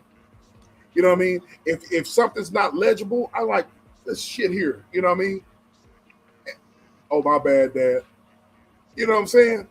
So, you want to talk about tough love? That's tough love, because the thing about it is the world like as I stated, the world is going to be tougher than me. You know what I mean? That's what we got to. Man, look, man. There is no do overs, bruh, in this world. There's no do overs. You know what I mean? There is no uh place for. There's no place for second place in this world. You know what I mean? So I don't look at life as being, you know, whenever I'm talking to my daughter, I don't look at it as being hard or whatever. Man, it's reality with me, man. You know what I mean? It's almost life or death because in this day and age, in this day and age, are y'all is this microphone listening? Is this microphone on? In this day and age, right, that we're living in today, you know what I mean? It's almost life or death. It's just about it is life or death. I'm gonna just go ahead and go on. You know, you have to present to your children reality. No fluff, no BS, no bullshit. You know what I mean? That's what I So was going to ask you, brother. Do you say stuff like that to your kids? Do you tell them directly, like what you're saying now, that these folks will not give you a chance, that they will? absolutely, Okay, yeah, absolutely, yeah, absolutely. And by the way, sister, salute to you as an educator.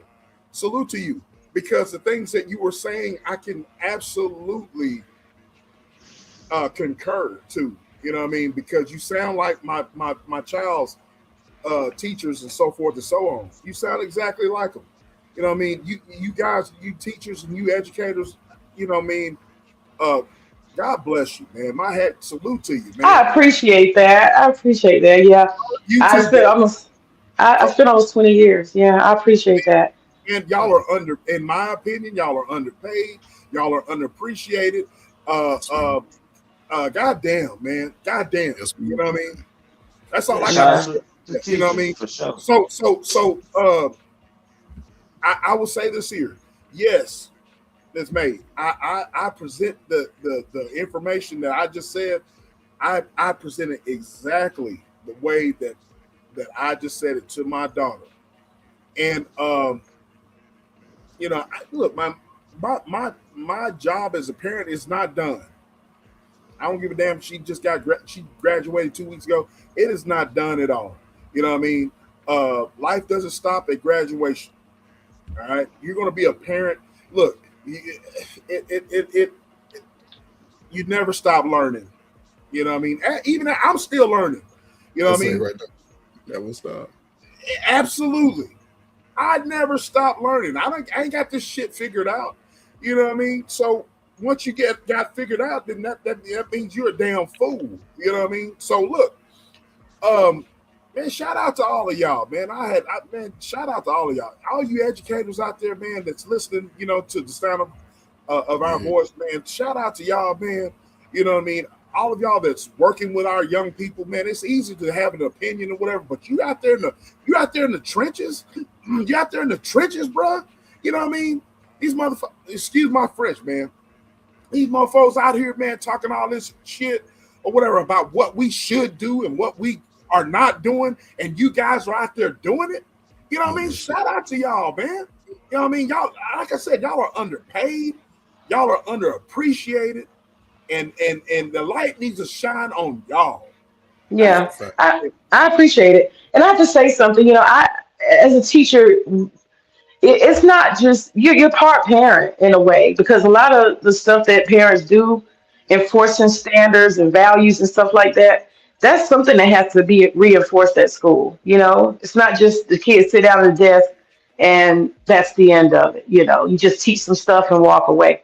There's an emotional investment with kids. At least it should be if you're a real teacher.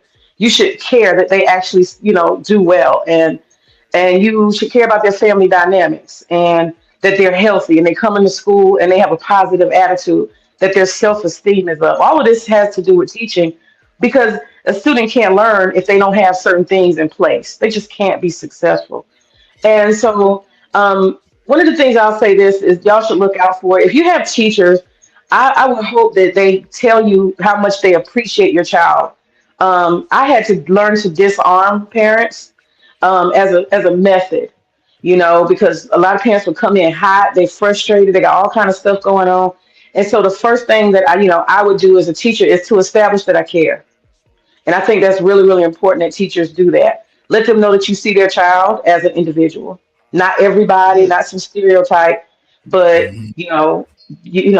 I'll just say like Tyrell. Tyrell is really good at reading. He's reading above grade level and he's doing really good. And I want him to keep that up. And I want him to stay focused so he can be successful. But we have a couple of things we need to talk about. I want you as a parent to work with me so we can get him off his phone because I want him to have an A this semester. You see, that has a different ring. You see what I'm saying? Than I But just like no, that no, approach, well, May. I well, do. I no, hear but it. she also used the key word, which is like we. You got to establish that we're on the same side here, um, and see if because hey, in some cases, I'm not gonna lie, as a parent, sometimes you can get some pushback. Not every teacher is on your side. Shout out to you, May. I'm gonna give you your props too, for being one of the good teachers. But there are some teachers out here that don't like students. They don't like their job. They're overworked, underpaid. They know it, and they take it out on those kids. Every day. So sometimes that's not the case. Well, Um, I had to learn that too. And when you realize that a teacher is not necessarily on your child's side, you do have to make sure that you pick up the slack for that. absolutely.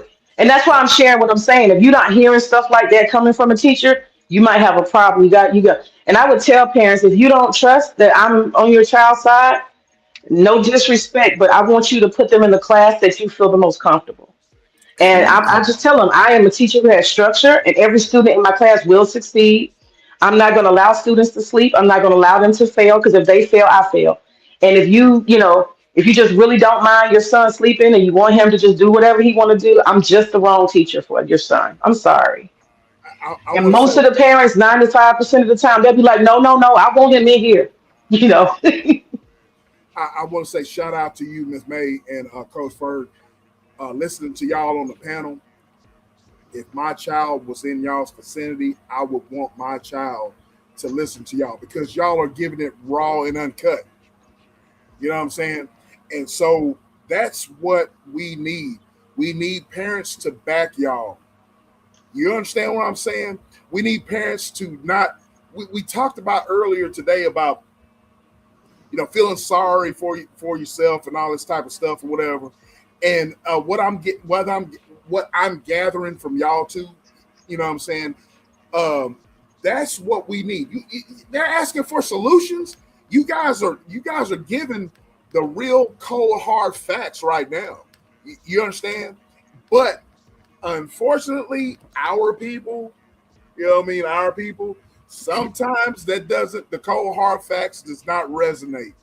You know what I bro- mean? Well, if I could brother. jump in on you, SBK, one of the problems that I see is that a lot of the parents today, they aren't as Mhm. invested in their children's, like, for instance, they have devices that are the babysitters and devices that are pacifiers and devices that are keeping their kids quiet. And instead of them investing time in like after school curriculum, after school activities, making sure you keeping the learning going, they just allow them to, entertain themselves. Most children are not going to entertain themselves with anything educational. Most aren't. If you don't train them from young ages to do that, that's not going to be a part of the mechanisms that they use for entertainment. So I just Yeah. feel like we fail our kids in that way when we don't get them to do like my niece when we would do third. So when I figured out that she had dyslexia, it broke my heart first of all because I had spent so much time doing homework with her that like I thought she was playing. Like I thought because she's so intelligent, she's so smart. And then all of a sudden now you acting like you don't get this or you don't get that. And it was pissing me off. And she'd be laughing like I just couldn't get it.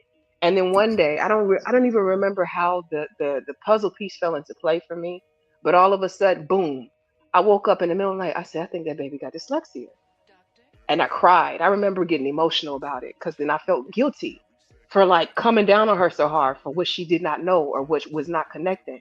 It was that if Johnny got 5 apples situation, right?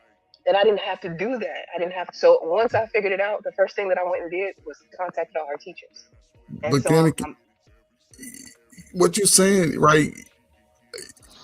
I don't think most moms and I say moms because a lot of our children are raised by moms. Even most men, I'll say most single parents, right? I say black people, we have a hard time to get our children labeled, right? Because a lot of our children, a lot of us know our kids and we know that there may be something, but that harsh reality of you, my friend, knowing that my kid is struggling or has a handicap is hard to face.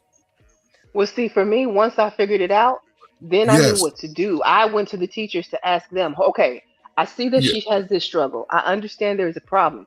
What can I do on my end to help fix this?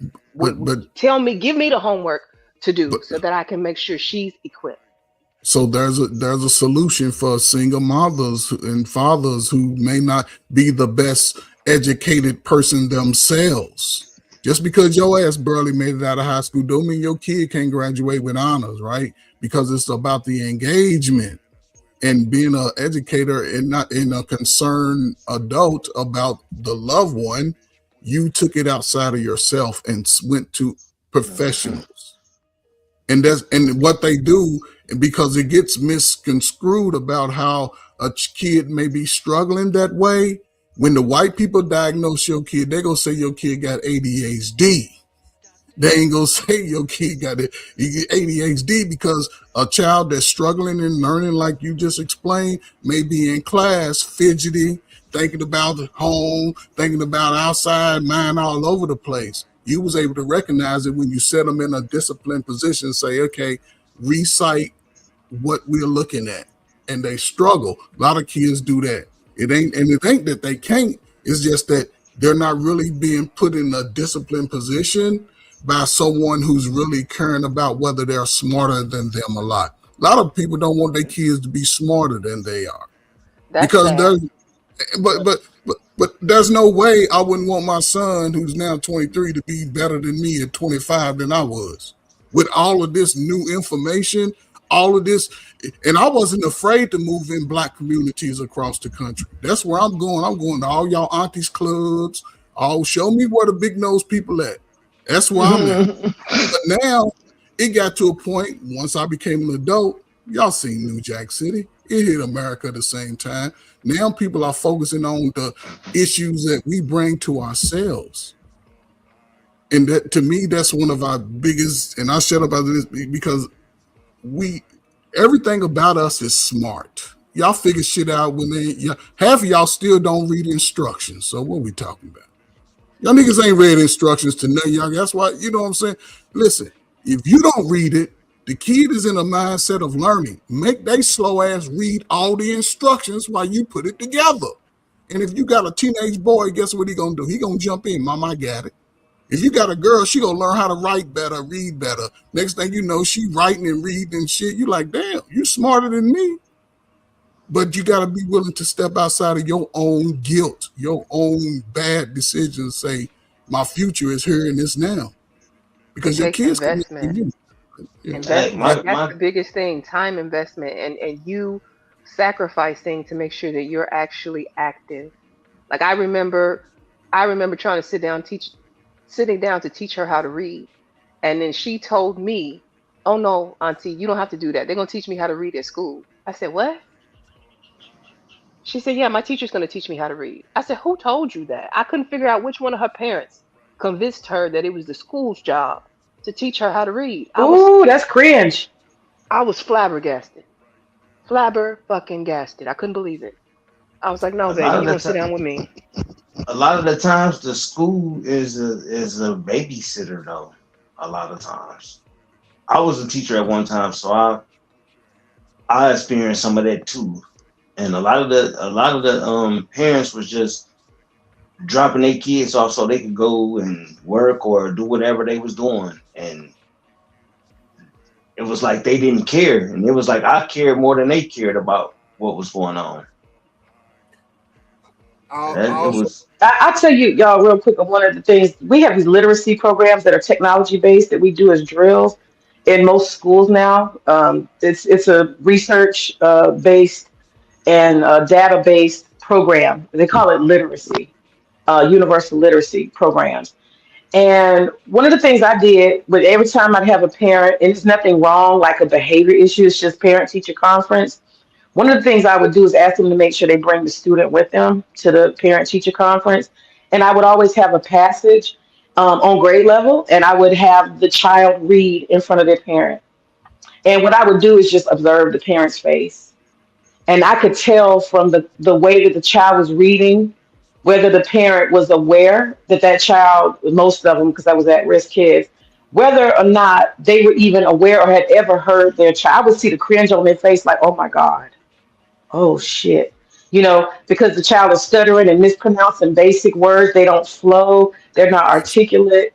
And the parent would just be looking like, oh shit. And at that point, I would pull out the data and I would say, well, Jermaine or whatever, Tasha, she is reading at a fourth grade level. And of course, the kid is already in 11th grade. And so we have some new goals we need to set. And, we're going to be doing this program for homework and taking his literacy skills up. And I'm going to have to send some supplemental work home. And a lot of times that would help the parent redirect their energy because they would be embarrassed that they don't tell me they never heard their child read, but I could see it on their face. It's very painful if you see an almost grown ass kid read like they in second grade. I'm just telling you. But not me. I can also understand how that can happen, especially in this day and age, right? Because I remember when I was in school, the best instructors, most memorable ones I had, whether it was math, social studies, science, they were always able to apply whatever lesson it was to something in real life. So it was able to help me to understand it a lot more. But nowadays, the way children are so stuck on their phones and everything else, sometimes reading the English language is like learning a foreign language to them. They're not used to it because they don't have to do it in real life. You know what? Like literally things like reading is just like this is what, and I know Ferg knows this. May, you know it.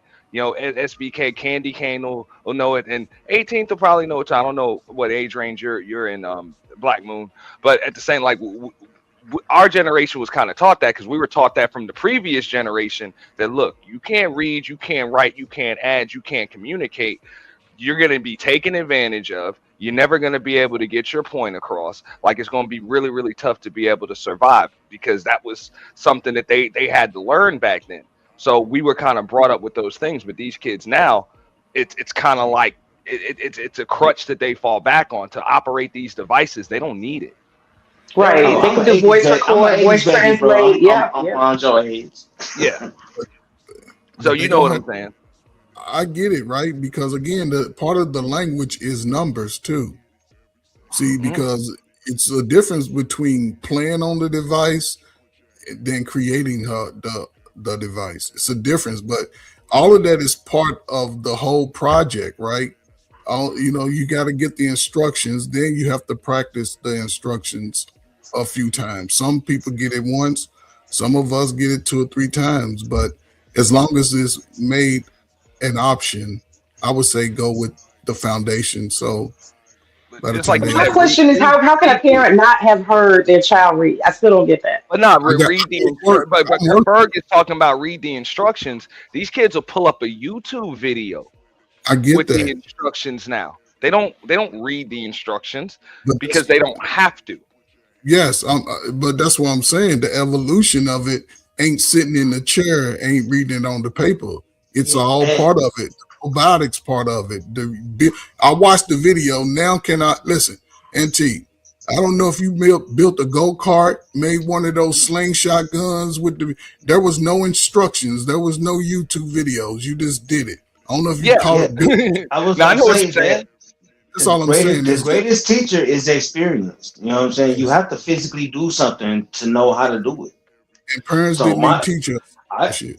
I grew up outside. I wasn't in the house. I was always outside. My dad always took me somewhere, always showed me how to do something, or my mom took me somewhere. We was always outside. So I got to see more than just inside my house. And these kids is just trapped in the house. Bro. Like It I'm blows, on grandbabies now. So my grandbabies are the lazy kids now for some reason. bro. But my kids It'll was blow always you out outside. when you have a 15, a 16, a 17-year-old that comes to you and says, "Can you teach me how to sign my name?" That's sad. Like, because they've never had to sign anything before, so they don't have a signature. Ferg, though, when we were younger as kids, man, we practiced signing the baseball, signing the basketball. Like, we was practicing our signature, so that way it was unique, because that So what you signature gonna saying be is you worth can something still write in. someday. Before So y'all what go you saying further, I do you want can to write play in this cursive, video. right? Mhm. Oh my Yeah, bad. yeah, they don't teach cursive anymore. Like, it's bro, bro, you see 16, 17-year-olds, right? It looks like chicken scratch, dude. Like chicken scratch, like a first grader trying to, with the little dotted lines and stuff. It's like, yo, are you serious? They about to give you a diploma? Like, I don't even think they give handwriting grades anymore. I have a lot of memories from when I was a child. One that's always stuck out to me, though, was when I was about 10 years old and I was in school and I struggled. And I didn't struggle with English, math, or science. I struggled holding still. And I would try to listen and focus and process ideas, but I couldn't help myself. And to be honest, I would sit there and then I would just start tapping. And the students in the class would look at me and they'd say, "Hey, stop tapping." A lot of the time, I didn't even realize I was doing it. And then eventually even the teachers got after me and they would yell at me and they'd say, "Clint, you have to stop tapping." It got so bad that I got sent to the principal's office for tapping. And he said to me, So just for because I have to stop the video, I don't want to get any like copyright or anything. For the teachers who are here on the panel, did y'all have tapping kids? Tapping. Shoot, I had ADHD, BAD, emotional behavior disorder, you name it, autism, all kind of stuff Mm, in one class. wow. "Okay, maybe when you go back to class, just try sitting on your hands." And so I did. I went back to class, and when I felt myself starting to tap, I did this. I sat on my hands. And that worked for about 5 seconds. One time I was tapping in class, and my teacher, Mr. Jensen, he looked at me and he yelled. And he said, "Clint, stay after class." And I thought to myself, this is it. I am done. Now, I've always been the type of person that believes that a single moment in time can change a person's life. And this was one of those moments for me. And I will never forget it. And so I was sitting there with Mr. Jensen and an empty classroom. And he walked past me and he sat next to his desk and he said, "Clint, come here. I want to talk to you." And as he looked me right in the eye, he said, "Now, I need you to know something. You're not in trouble. But I do have just one question that I have to ask you." And he asked, he said, "Have you ever thought about playing the drums?" And in that moment, Mr. Jensen, he leaned back and he opened the top drawer of his desk. And he reached in and he pulled out my very first pair of drumsticks. And he held them in his hands and he looked at me and he said, "Hey, Clint, you're not a problem. I think you're a drummer."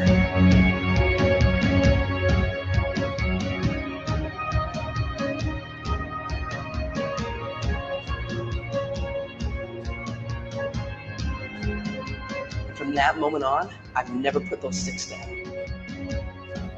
I've toured, recorded, and played drums all over the world. My whole college education was paid for with drumsticks in my hand.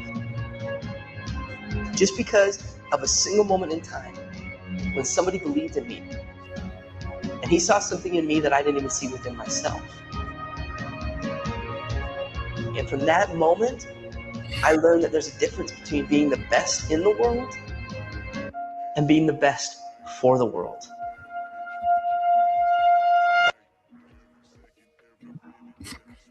I hate videos like this. Nah, but believe it or not, I can remember being in school years back, and that was like I've literally heard that same exact story. Like, I've seen it. A kid now he didn't get his first set of drumsticks. He was already in the damn band, but he was always tapping on the desk, tapping on the desk, tapping on the desk. And the teacher just asked him, like, "Do you play the drums?" Yeah, I And had he's something like, like that. Mine he's was different. real quick. He's like, yeah, I play the drums. And she was like, you know what? She was like, my dad does the same thing. He's a drummer and he's always tapping. You know, she wasn't pissed off. She wasn't annoyed. She just understood it because that's something that her dad always did. So that's common. But that shout out to that teacher to be able to recognize that before he even got his first set of drumsticks. But Auntie, here's the problem with the video to me, right? You know, salute to the video, but it's still right in our communities. Our kids are not given the drumsticks for the most part. They getting ADHD medication. They're not getting the the wide teacher understood he has more sympathy for the wide kids, so he gave him some drums instead of sending them to the office. And Yeah. y'all, so and that's where the dynamic has to be more intentional with the parent to say, hey, what are the alternative measures that I can give my baby? Hey, That's at why the I same say time, sign Fergo, y'all kids up for I'll agree with swimming you and to a degree. I'll agree with you to a degree because in a lot of cases, it depends on what school the kids go to. I just happened to go to a school back then that had the #1 band in the state. So if you go to one of those schools, you go to one of those schools, a lot of times they will put a set of drumsticks in that black kid's hand. But Auntie, But schools are different now. It's like 35 to 40 kids in one class. Like the teachers are like overwhelmed, different from those type of schools. Not a lot of people are going into education anymore, but we're talking from an elementary standpoint when they start labeling the kids, right? That's where it starts. I don't know how many, I know the teacher said in on an IEP before. They're not really saying, oh, there's alternative measures that we can give little nug. They're saying he has a behavior attention span problem. You see, the first thing I did when when Candy asked that question, I started going through a whole list of diagnoses. That's how they're taught. That's how they train teachers. If a child is not typical, they probably need an IEP. Yes. And can I say this, May? Let me say this. Because when they do that, May, you know that the parent has to sign the child up for the medication. Stop signing your kids up for that shit and say, hey, give me alternative measures outside of education. They gonna probably say, take his little 6-year-old ass swimming, teach your baby how to swim. It helps with ADHD. You can Google it, it'll help.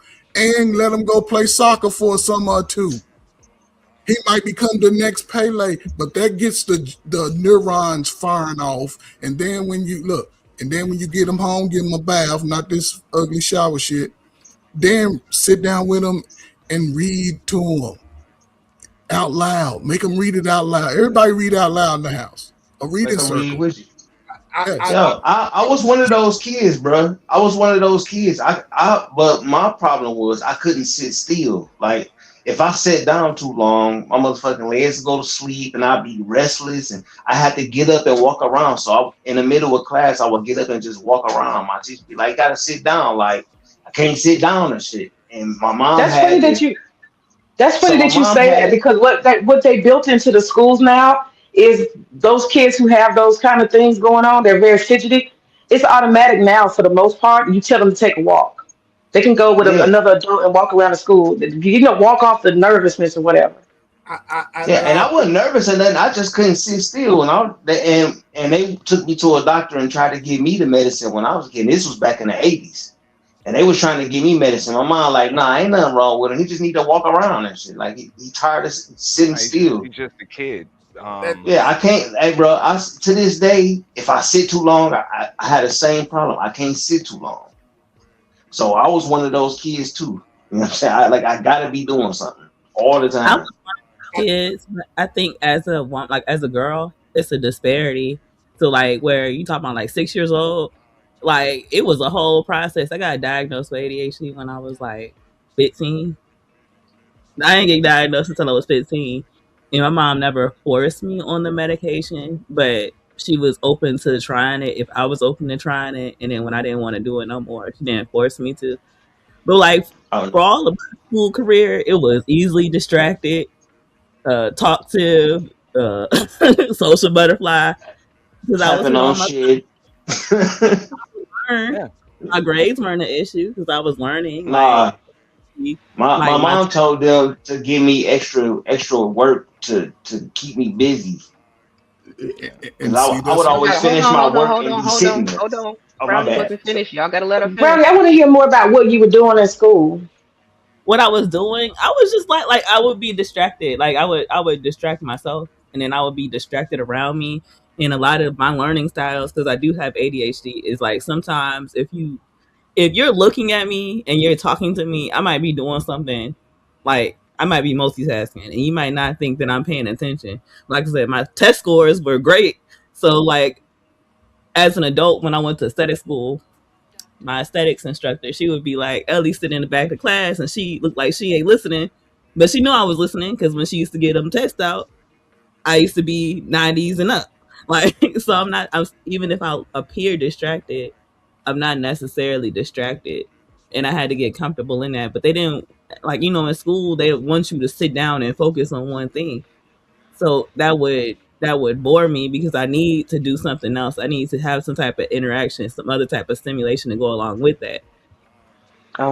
Yeah. And and they didn't recognize that as like it wasn't looked at as like ADHD. It looked like they looked at it because I'm a girl. They looked at it as like, oh, she's a girl. She just talkative. She just being social. And like, no, bro, I was struggling with ADHD, but they didn't recognize it because girls don't have the typical symptoms that boys have when it comes to ADHD and having to physically move around and do physical things. Like, no, I needed more mental stimulation. I needed more like socialization. I needed more playing. I needed a more tactical things with a little with more mental and social stimulation to go along with my learning. But I didn't get Uh-uh. that. Yeah, and that's cool that you had a school that could diagnose it. Like especially when it comes to boys, like they might not have the issue with being distracted. A lot of times, I know I had the issue of causing a distraction. I might talk in class, a little bit extra and all of that stuff. But just like you said, great grades are up to par, A pluses. I'm finished early, everything else. So luckily, I went to a school that was smart enough to diagnose that and be like, look, we're gonna have to challenge him a Oh little no, bit so more. my school This didn't is this is diagnose. not this is not the class for him. And then next thing you know, a week later, I'm in all new classes that engage in more class discussions. The level of work is like it's just a lot more stuff that I got to do. There's a lot more stuff that I have to do, but a lot more stuff that kind of just makes me think. Like it was what they call like enrichment classes or something like that, yep. where you had to, yeah, they were designed to be challenging, Yep. and I stimulate didn't your get mind. diagnosed at school. I got diagnosed because my mom was like, "You tripping at home? Like we need to take you to." And I had to go to the doctor, and I had to bring a form to school and have all my teachers like fill out this form. I had 8 different teachers, and I had to walk around and get all of 8 of them to fill out this form and survey and their opinions on me and how my performance is. And then I had to take it back to the doctor. And then once I took it back to the doctor, then I was diagnosed. Like after like they all talked and communicated, then I was diagnosed with ADHD. So my school didn't even diagnose me. Like I would have signed you up for gymnastics. even if I was doing all of that, it's still like my brain. Hey, Brownie, How that's did Coach the Ferg's answer. medicine? Coach Ferg's answer to everything. Just put him in sports. Find Yeah, a The gym. sport. no, it's it's Put him it's it's a in lot more complicated than that. but I'm Ferg gonna curious. So answer that for how everything. did the medicine affect you? Right. How did okay? So it made everything slow for me, and that's a part of it.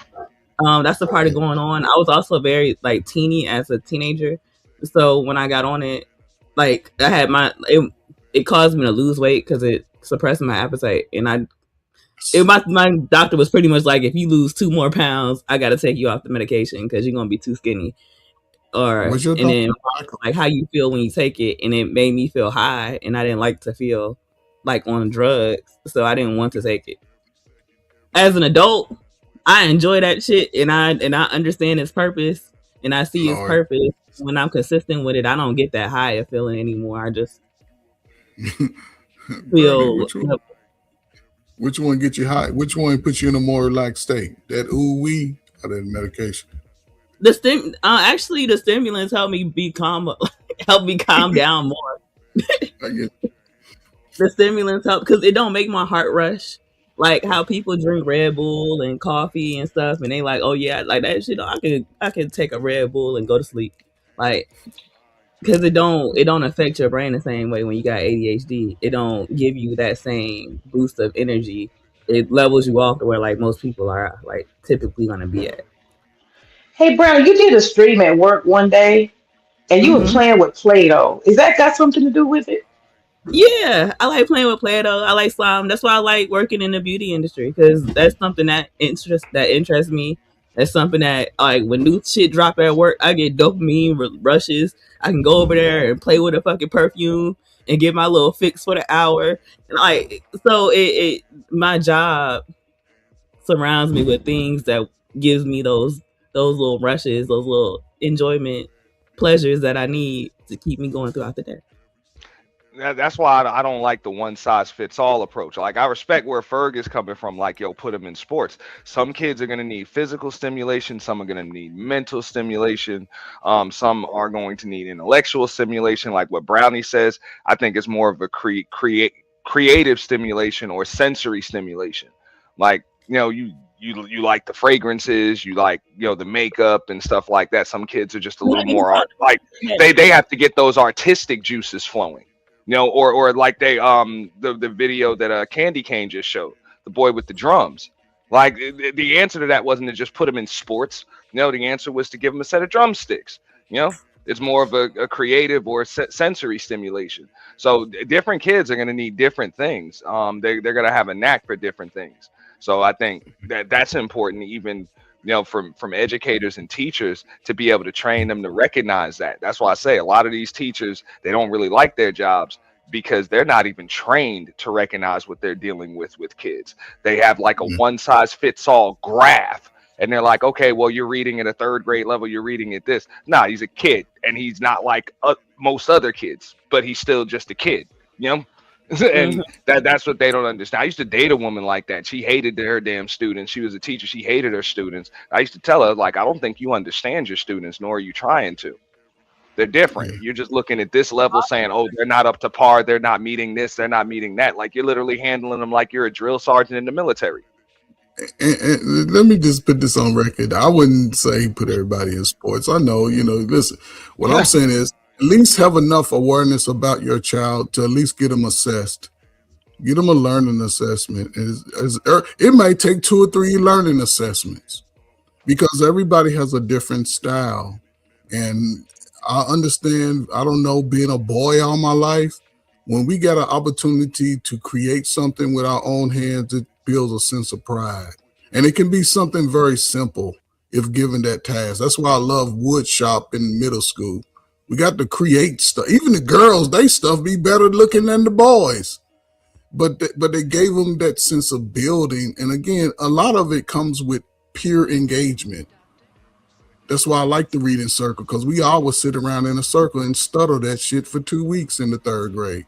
By the end You of know, by spring break, we all reading at efficient levels. It's just basic stuff, and everything has to be age appropriate. That's all I'm saying. You want your child to be more engaged with the community and learning who they are through me, through their surroundings. All I'm saying. I agree with you, but I think one of the things that's really important for the teachers and the parents is to see the child as an individual, just like the boy with the drums. See him as an individual and figure out. But I'm gonna put that on the parent more than the teachers. I think Yes. teachers need to be trained better. Teachers definitely need to be trained better, and it shouldn't Yeah. be like which box are we gonna check off. Well, what's wrong with you? It I needs to be feel. way more than that. But that is how teachers are currently trained. Unfortunately, it's just a couple of boxes to check off, and that's it. But what I was gonna say is that it's important, like what Brownie was just saying, is she had to learn who she is.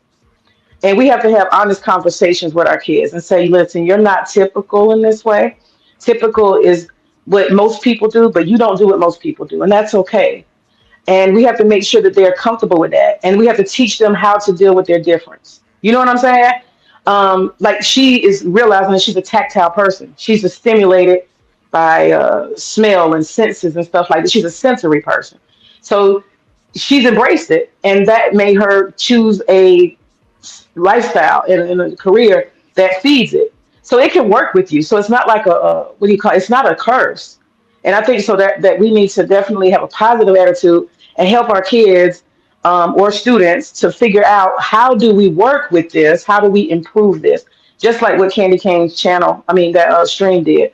How do we turn this into a blessing? So we definitely can't have like negative attitudes and talk about stuff like calling it a disability. You know what I'm saying? I want to say shout out to Coach Ferg, because actually the conversation that we're talking about right now, as far as medicating the children, we spoke of that beginning of the show, and because I spoke of my daughter being diagnosed with ADHD and so forth and so on, and I think a lot of it comes with accountability with the parent, just downright accountability of the parent. Parents these days are freaking lazy. They don't want to spend the time to look into avenues to to let that kid get that energy out. You know what I mean? Now, Coach Ferg was talking about sports and so forth, but I think people missed his whole point. You know what I'm saying? It's you got to let a kid be a kid, bro. You know what I mean? You got to let a kid be a kid. You know what I mean? So I think a lot of times parents are just so damn lazy, you know, these days, that they don't want to assess their kid in the right situations. And so they lean on medication. You know what I'm saying? They lean on, the system just, so shout out to y'all, man. Shout out to this panel, man. Offense. No, I agree with it. Some of it is, just lack of, understanding, but a lot of it is fear too. It's a lot of it is out of fear. You know what I'm saying? Because one thing about black folk, we hate to be wrong, and we hate to feel like we're a failure. Yep. A lot of parents that are in those positions, but it's not being a failure. You can tell when you fail when your child is 42 and still begging from you. But in the learning process, there's never a play that you shouldn't be trying to run. And I think when it comes to medication, that should be one of the last things. But you should also read about it too. Let your kid read what they may be taking. And that's what I'm saying, because the information is there, and always seek other alternatives, because it used to be when black teachers taught our kids, when I was in school, before they bust me to the white kids, those people cared and would be able to understand, oh, I got a nephew, act like him. And they would give you the remedy before they say, once they bust us and y'all was going to the white teacher class. See, it's a difference. But salute to everybody who understands who they are and are willing to address it. That takes courage. So salute to anybody in that capacity. Absolutely. I think sometimes also the parents are afraid to have their kids be diagnosed. It's like going along with what you said with the whole failure thing. It's like I don't want to admit something's wrong with my child, because then that puts the responsibility on me to fill in the blanks and fill in the gaps, and so they just let things happen. Sometimes I've seen people in like my age bracket have kids, and like you could see that the kid obviously had some form of a spectrum. And then when you like casually kind of brought it up, they would shoot it down hard. Like, nah, you don't know what you're talking about. Ain't nothing wrong with my kid. So, I mean, what do you do in cases like that? That child is being failed because the parent is too afraid to deal with the issue. Well, I'll tell you what to do. Well, first they have to understand that there's never anything wrong with your kid. Just because your kid is diagnosed with dyslexia or ADHD or or autism or some type of learning special need or something like that, where it's not common. There's never anything wrong with your kid. Let's say It's the only, huh? I said neurodivergence. Yeah. I mean, all of those things. That's the problem. People think these diagnoses means there's something wrong, or there's some kind of illness. And even when they call it like a learning disability, I don't that's usually not the case, because even when you were talking about dyslexia earlier, usually, or even autism for that matter, even though the kid might not learn things a certain at the certain things at the same rate as other children, they usually excel at something else, other than that. I have a younger brother that's autistic, and yeah, he doesn't do most things like most kids, but when it comes to putting jigsaw puzzles together, 5,000-piece jigsaw puzzles together, he's done in 2 hours without even having to look at the damn picture. That's crazy. Like it's crazy when I see it. It still bugs me out to this day. My mother's got That's murals and all this stuff is framed all over the place, and she even donated a bunch of them. And I'm like, they call that a learning disability. Most kids can't do this. I don't know any that's regular children that can do this. most You adults. Yeah, And I know most of y'all seen Rain Man, right? The movie Rain yeah. Man. If you over 40, that's similar, right? And like you're saying, your child may be smarter in math than you, but you have to be willing to put them to those tasks to see. Once you recognize, that's where it comes to me. Just knowing your child. Once you know your child, you don't have those problems. And again, it could be heartbreaking. You know what I'm saying? It's a lot of things on your plate, but the sooner, and I guess you do it. It only take, and I'll shut up. Give your child 90 days of dedication to that child. If you got 2 or 3, give them their own little hour a day, but give them some time, and then just ask questions. Go through the reading manuals on YouTube list of identifiers, what to look for in your baby, and then move accordingly. So And when you say give them time, that doesn't, I just, in case, just to solidify this, y'all probably already understood, but I just want to make sure to drive it home. That doesn't mean you say go read a book and you let that child go off by themselves to do it. You got to sit there with them. You got to, while they're dedicating that hour, you're there with them during that hour. You're participating with them. That's how you can ask questions to know if what they read actually was understood and comprehended, because now you already know the story, or you're reading the story with them and actively getting them to engage. Is one, like, I could tell any child, go sit down and read, and you'll never know if they're comprehending. You don't like. I'm just saying, you got to be invested. That's the point. It's not just a do as I say. You got to do it with them. Be the example. And you have to understand where your child is at so you can pick up on where their deficiencies are. The certain things will come more naturally to them, even as a child with that's neurodivergent or that's not neurotypical. Like, so certain things will come easier to them, and you have to be able to see the things that they might need to work on, and be comfortable with challenging on them on that, which Hmm. might be harder than exposing a typical child to that same scenario. And you have to be comfortable with going through that and exploring that, and it not being like, oh, like, you know you gotta go through the fire. It might suck. Like, if you got a kid and they autistic, you might have to go and take them out of their comfort zone, and they might make ass in the store, but you gotta help them get through that. You gotta help them get comfortable in that environment, and you can't hide them away from the world. And that's gonna To require the parent to get out of their comfort zone too. Yeah.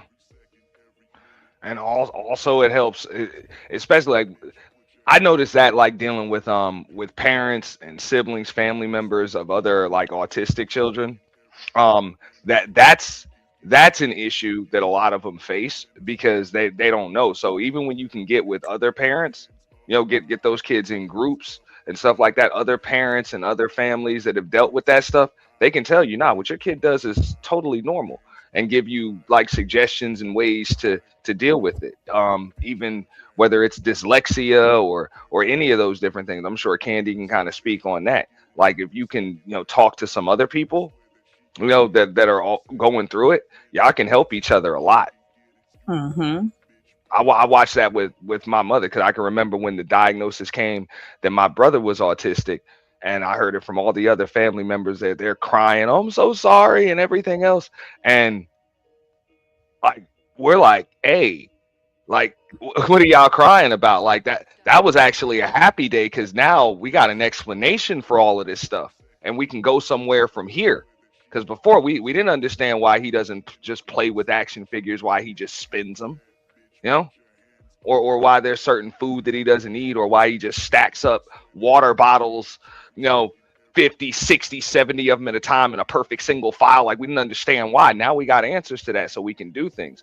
And I can remember, you know, we went through a lot of stuff just trying to figure things out. And then as the years went by, we got them in more programs. We got to talk to other parents that were going through things, and some of them were literally losing their minds, you know, trying to figure it out. But it becomes a lot easier when they talk to other families that are going through things too, you know, and they find out that, hey, there's nothing wrong with your kid, and there's nothing wrong with you. It's just you're gonna have to put a little more extra effort, you know, in these places, this place, you know, things like that. Is your brother verbal or nonverbal?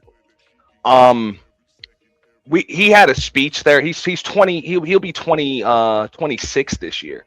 So he's he had a speech therapist for about 15 years, probably a little longer than that now. So it's gotten better, but originally he was nonverbal. He didn't speak at all. He didn't speak at all. But the communication is still a work in progress. So I guess we would still have to consider him nonverbal. But so then does that mean like he can say certain words like hi, bye, hello? Is he like Correct. along those? Okay, got it. I got a Yeah. nephew like that. That's why I asked you that. Yeah. I mean, he could he's not gonna have just a full on conversation with you. I think that's more because he just really doesn't want to. But Okay, his but needs. but he can understand everything you say to him, like everything. You know, you don't have to speak slowly or anything like that. But yeah, he'll tell you what he wants. He'll tell you what he's doing. He'll make sure he greets you. He doesn't forget names. You know, any of that stuff. So I guess yeah, he would be considered non because if a stranger comes up and tries to talk to him, it's gonna be pretty tough. That makes sense. He Mm. can communicate his needs, Mhm. the Yeah, information he needs to communicate, but he ain't about to be having no conversation with you. correct. That's but like I noticed that, you know, when he was younger, that, you know, I could just remember, even like I think my brother might have been about almost 10 years old before he said mommy, before he referred to my mother as mommy, and she cried real tears that day, like real tears, you know. I can imagine, especially if she thought he was never gonna really be able to Yeah, speak, and then you hear that first word. I can imagine. but yeah, but that's like what, 4 days we had a speech therapist come to the house 4 days every week for probably about, yeah, for about 16 years. So now I want to switch gears a bit. Going to, is it Rogishan? I hope I didn't mess your name up. Rogishan wants to know, how do we keep kids engaged? How do we keep them interested in learning when they have AI, and AI basically can wipe out, like, allows them to get the answer in seconds without having to use their brains, basically?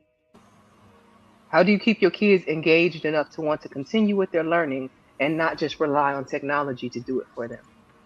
It, I will answer real quick. In order for your kids to be engaged, the parents need to be engaged. AI should only be a tool, um, but unfortunately, AI today, there's AI music, there's AI conversations. AI makes these preachers sermons. AI makes content. You know what I mean? So um, AI should be a tool, but it's a lazy way of folks to have things done for them. You know what I mean? So to answer that question, parents need to be engaged, and they need to work hard into uh, trying to admonish your children to engage. Find ways to have your kids engaged. You know what I mean? Don't rely on technology. You know what I mean? Some of the old-fashioned ways that our parents, reared us. Some of those ways still work today. You know what I Like a mean? reward system. There you Like a Go go. out, go outside. Look, go outside and spend some time with your kids and talk to them. Get to know them. They people too. They not just kids. They baby humans. They think and feel. So don't treat them like a kid. Treat them like they're a person and spend time with them, and you will find out whatever wrong with them or what you need to know. Because they'll tell you. Because kids don't hold back. They'll tell you whatever you ask them. I think if I was in a position where I was competing with technology, like the kid would rely on AI versus trying to do the lesson themselves, I would have to take the device away. Like we're gonna have, I don't know, an hour or two of just no devices, sit it down, and then make them go through the process with you. I mean, again, I did say add in maybe a reward system with it. Like I don't know if you can make it part of their allowance, but I mean, I just feel like you got to find a way to inspire that child. I wouldn't let them succumb to using AI as their brain. I think that's dangerous and it's going to make us extremely lazy. I think to a certain point, it's about exposure. You don't have to, especially like with younger children, you don't have to expose them to AI. Like, you don't have to make that at something that's available for them to just reach to. And you have to make that like the number one example. Like, you can't be over here, hey Alexa, Google. Like, you gotta be the person to lead in that way. But then you also can't give kids access. They don't need access to AI anyways. Wait a But you minute. know what? Don't y'all Go think ahead. AI? Oh, my fault. No, go ahead, DJ. Go ahead. No, I was gonna say, don't y'all think AI is gonna be like a new standard, just like how a lot of our parents didn't learn about computers growing up, but we had to learn about computers because that's the new standard. A lot of Which older people still don't know to use computer. You know what I'm saying? So I think it might be like a new standard. You know what I mean? Because AI, sure, AI is replacing a lot of things, but AI is a tool for a lot of people in a lot of industries too. You know what I mean? Yeah, I I think mean using it as and as that's what I would say. Yeah, it's a tool. So no matter what, when you're talking about, because I guess Rogish question was about just education. I think we need to be able to know how our kids need to apply whatever it is that we want them to learn to real life. If they don't think they're ever going to need what you're trying to teach them, they're probably not going to take it very seriously.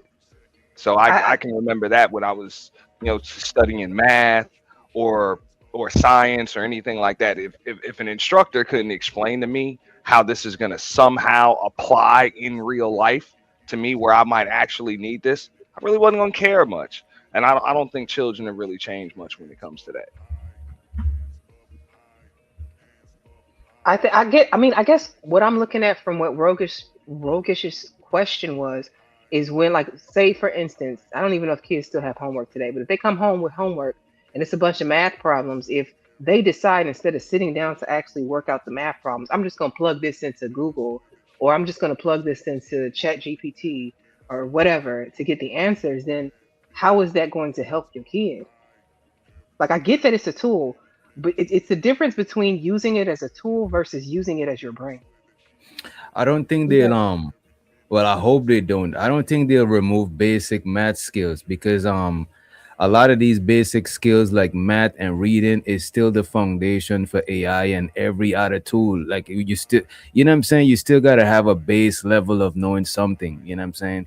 Even when they just started introducing computers and calculators. I remember when we couldn't use calculators in the school, but Hmm. even though they introduced calculators in school, they still made us show how we got the answer and shit. So I don't think I hope they don't take away like the fundamentals, because without the fundamentals you can't even use all of these advanced shit, you know what I mean? The reason I brought that up is because I forget, was it here or was I talking to someone? Basically, I was talking to somebody and they were telling me that their son, I think, who's very young, like early 20s, just got a job, a high paying job. And the reason that they were pulled in for an interview, they were told by, I guess, the HR person, is that they could tell that their resume was actually hand done. They Mm. said they have so many resumes that are done by AI, and these people aren't even smart enough to tell that they can tell it's AI. They don't even proofread it, go through it. They type into the system and have AI create a resume and never even go in and do the background work themselves to make sure it's actually up to par. And Yeah, I was that's thinking like interesting. things like that. I don't know, man. I I don't know. mean, I it's gonna use be it. hard to get away with stuff like that because I could take somebody' resume, put that in Chat GPT, and let Chat GPT tell me if a AI did this resume. Like even pictures, you could take pictures and put in Chat GPT, and it'll tell you if it was an AI generated picture or modified picture. You know what I mean? So Yeah. they use AI to proofread people's shit and check for plagiarism too. You know what I mean? Mhm. I'm not against it, by the way. I'm not against AI. I use it as a tool myself at work and in my personal life, but I just, I don't know. I worry about the kid. The kids are so, I don't know. I I'd We'll say see. that a part of learning and going through those processes is because it teaches you how to think. Solving math problems teaches you how to think in an orderly function, to critically think outside of math, right? So Hmm. Mm. everything that you learn in school isn't just learned and taught to you for the basic reason of knowing one plus one is two and knowing that George Washington was the first president of the United States. It goes beyond that and it goes into how you think. And when you go into that and you use AI where people are literally becoming illiterate, it's going to be a line between who has proper literacy and who doesn't, and that's going to be a hierarchy. So you don't want to give your kids the disadvantage because regardless of not, in '94 when iPads and all that shit dropped, not '94 but like in 2000 whatever when iPads and all that stuff dropped, Steve Hmm. Jobs wasn't giving that shit to his kid. Why? Why wasn't he giving that shit to his kid? But then he was putting it in all the elementary schools for the masses. The person that created it said, "Nah, this is not for kids. Kids shouldn't have this. It's bad for their brain." But then we, as common people, have to go into these tropes, and it takes stuff away from us. So, Hmm. is it adding to you? Is it adding to society? Is it adding to the thoughtfulness and the way that you think and the way that you comprehend and digest things if you just get that answer automatically and you don't have to go through certain processes to critically think about what you're taking in? That's going to be something that's lost in the future. Yeah. Them was bars right there, though. You know, Hey, on that note, I'm gonna drop down. I'm gonna let y'all enjoy. I'm gonna just go back into the chat. I appreciate y'all for letting me up, and it was a great conversation. I'm glad you came. Thank you, Lou. Oh yeah, all the time. Respect to Salute, y'all. Y'all already know. All right, salute to you. SBK. Salute, You know, salute. Salute to you, bro. I'll holler at you in a few, bro. You already know what it is. But Already. yeah, I like what Brownie said because that's the purpose of learning these things, not just so you know like what like how to solve a problem or you learn history or science or whatever, but when something isn't right and it doesn't make sense, like math for example, like it's one thing to know 1 + 1 = 2, but then when you see something that literally is trying to tell you that 1 + 1 = 4, you just know it doesn't make sense. Like it doesn't make sense. And that can be applied in so many facets of life. You know? Tell Terrence Howard that. Well, Well, What's up, Tequila? I, I mean hi that's why everyone. I mean I always Hey, look for like tequila. I can remember kid what's up tequila. I can remember Hi. kids used to hate the word problems, in math. That was always my favorite part was that the was the word easy. problem. it, I it was could the easiest part, but it was my favorite part because it helped me to make sense of what I was learning. Just seeing numbers and symbols on the page. Granted, I could solve it because I was good with numbers, but it didn't Yeah, I ain't necessarily gonna make hold you. sense. Them word problems actually made you put math into like real life use and shit. You know what I mean? Exactly. That's why I liked it. It actually made it make sense and made me want to learn more about this because it would show me how to apply this stuff in life. Like I'm actually going to need this. So it made me want to learn it. But I would see most kids couldn't stand the word problem. They would hate that part. I Unitus, you got a caught the question? Well, I just would like to chime in right quick, and I'll probably drop back down. But Okay.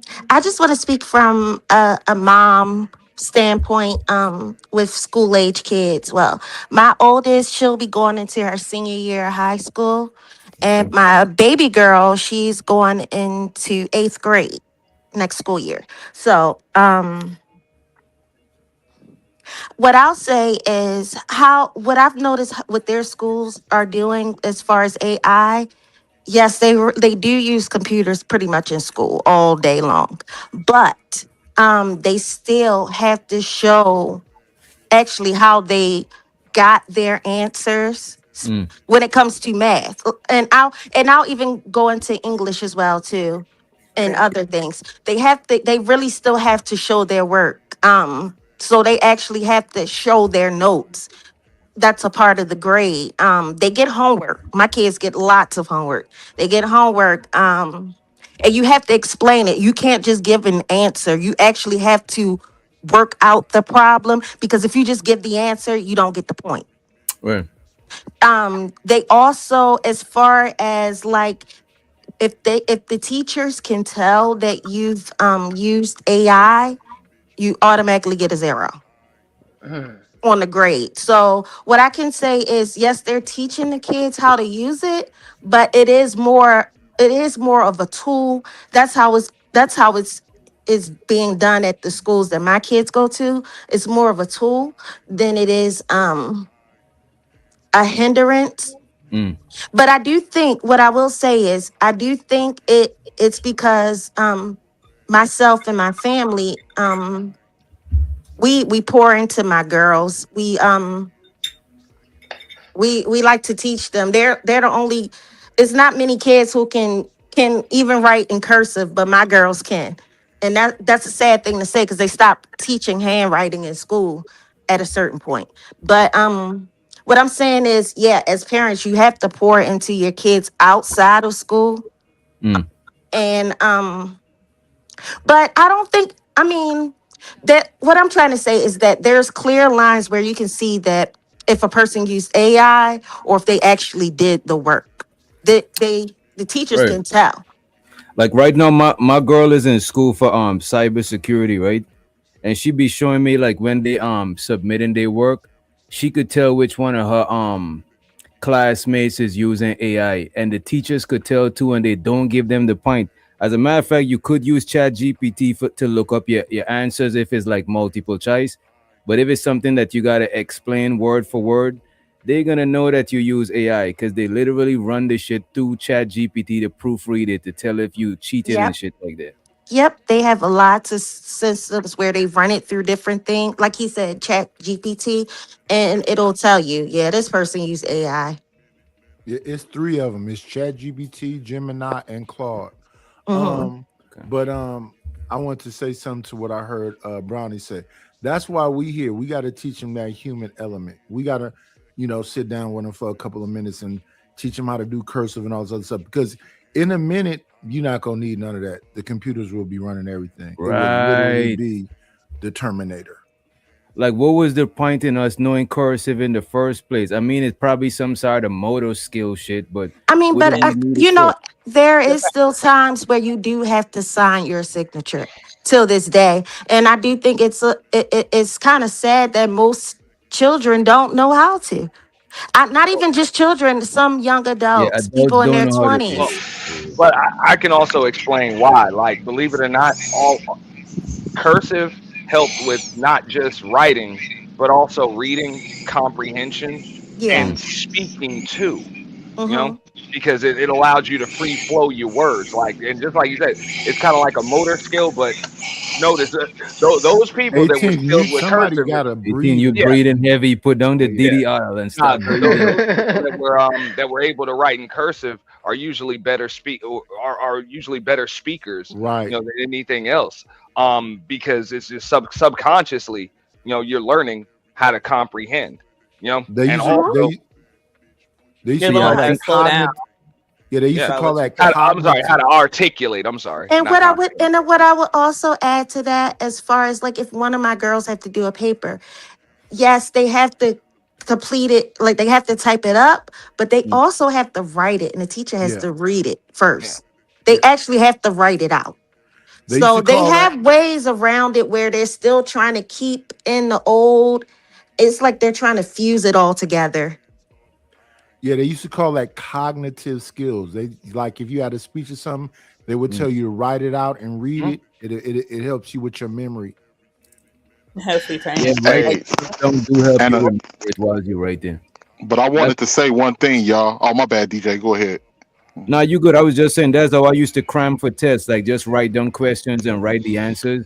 So by the time I go into test, I actually remember it because I wrote it down and shit. Yeah. Yeah. And if you guys notice, this is why it's getting scary out here, because really with the computers and AI and everything, it's preparing for, it's going to be, unfortunately, it's going to be a dumber generation that's going to be susceptible to misinformation. And that's exactly what's being prepared for right now. If you notice, even with a lot of the people today, it's almost like they're living in an arrested development where people that are Excuse at age where they should be more advanced still have childlike minds to a degree. Tequila, your And camera is on. Yeah, your camera's on, Tequila. Well, because, that's okay. are you okay, Thank you Tequila? guys. You all right? Yeah, I started Okay. coughing. But check And, this and, out. and listen, they gave us I a wasn't even precursor to looking. My this, bad, and Tequila. the movie was called Idiocracy. Yeah. Correct. Idiocracy was a movie where you didn't have to think no more. And it came true, but at the same time, it's statistics. Like studies already show, the current generation. This is the first time in over the course of documented history where statistics show that this generation is dumber than the previous generation. Like, Hey, this is the first time. Like, T, and let you me can let go me back add something to what you like were a saying. couple of thousand years. And I would tell people when we have this argument with hip hop, right, Auntie, because you from New York, I would tell people, right, when you look at the generations that we came up, because we're around the same age, when you think about the albums Nas dropped, when you think about what Tupac dropped, what Jay-Z dropped, I tell people all the time, these kids, they sounded like advanced and grown, and they was 19, 20, 21 years old. And some of them didn't even have a high school education. But They that's was because dropping they like, come from the older generation. They understood hip hop originally came from New York, and that was all in five percenters and intellectuals. So you had to have a style and a flow and some intelligence to your rap. You can just come out and just say any old goofy thing. right. Well, yeah, you need a talent, but it's an industry now. So let's keep it real. That's Yeah, like you're kind of right. You're right about that. You're right. But So, we in it right now. We in the times of instant gratification. That's why you notice this. People don't really look at long forms of streaming or whatever else unless it's if it's humiliation rituals. Well, yeah. What they do love though, they love shorts. Mhm. The TikTok shorts, the YouTube shorts. If you can give it to them in 1 minute and make them laugh, then you came up. They look say at the movies today. your average person's That's the same attention like span tutorial. Like if is I'm looking about up a tutorial, I'll filter it out to the shortest one, right? So I could get directly to the information. But when it comes to entertainment, people binge watch series in one day. So I think people could digest long form entertainment, but information, people want that shit right away, like the direct to the point information. And if because when you I hate commercials. When Well, I nah, watch I- Mobland with the dude that played what's his name? The dude that played Bane and Pierce Tom Brosnan Hardy. and Tom Hardy. Tom Hardy and Pierce Brosnan. I didn't want to see that with no commercials. I'd have never finished that series. I binge Night watched is that. no more than ever. People pay premium for no commercial on almost everything. Everybody hates commercial. Because you get drowned in commercials and you get exploited So- by people. let me Yeah, say this real and- quick, and y'all. not Let me only say that, this real commercials quick. are targeted too, but Advertisement. It's for advertisement. But let me just, and if you notice, like everything, even when we have conversations about gender and everything else, society is gearing people towards, like Nigel said earlier, it's the society we live in today is anti-family, anti-structural family. We're living in society today that's anti critical thinkers. And what's going to happen is not only are the newer generation is going to be dumb. But when people accept certain things that they believe in, they tend to fight for that. And what you're going to see is people going to be misled by misinformation that they're going to believe with their whole heart, and they're going to and people are going to be fighting in the years to come. And there's going to be people that's going to be gravitating towards the wrong things, and they're not even going to be able to critically think to understand that you might. I like the way you're explaining that as if it's like future tense or something like that. Because it's now. It's now. That's what I'm about to say. That's already the case. That's already here. No. I get what y'all saying. I'm just wondering if it's going to be even worse. Wait. Like, you think it's going to get better? It's going to get 18th letter. This is what's about to happen. We are literally about to be the batteries like in the damn Matrix. They're going to plug something into us. We're going to sit in some kind of barber chair, and they're just going to use us as batteries. And I think a lot of people, too, let me just add this part. A lot of people, too, are because you have a lot of people now that's depressed because people are going against their nature of being with somebody, having a family, having companionship. So you're going to have a lot of people you don't know when people are going to snap, because a lot of people going to be depressed. A lot of people going to be miserable. And I know that's happening now. But what I'm saying is that I disagree. Listen, I always talk about that TV show Yellowstone. These people have 100-year plans. They anticipated this. They planned for this to go this way. Ooh, that's a fact. But he is right about that, and it's not just because of people's inability to socialize. I guess it kind of is, but because you have everything at your fingertips at that smartphone, you really don't have to deal with anything that you don't want to deal with or anything that makes you feel uncomfortable. If you don't like what's being said on one channel or one person's page or whatever, you can go to another one. You can find something else that's on television. You can find another group of people that will just agree with you. No matter what, you don't have to, you really don't have to be in any place that's uncomfortable or deal with things that are uncomfortable for you. So now what you have is a lot of people that believe that they can manipulate the world around them.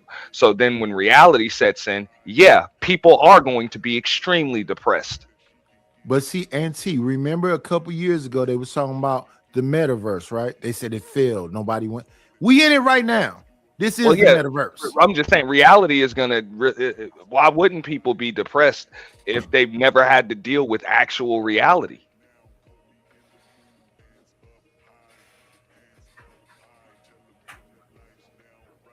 That's a thought.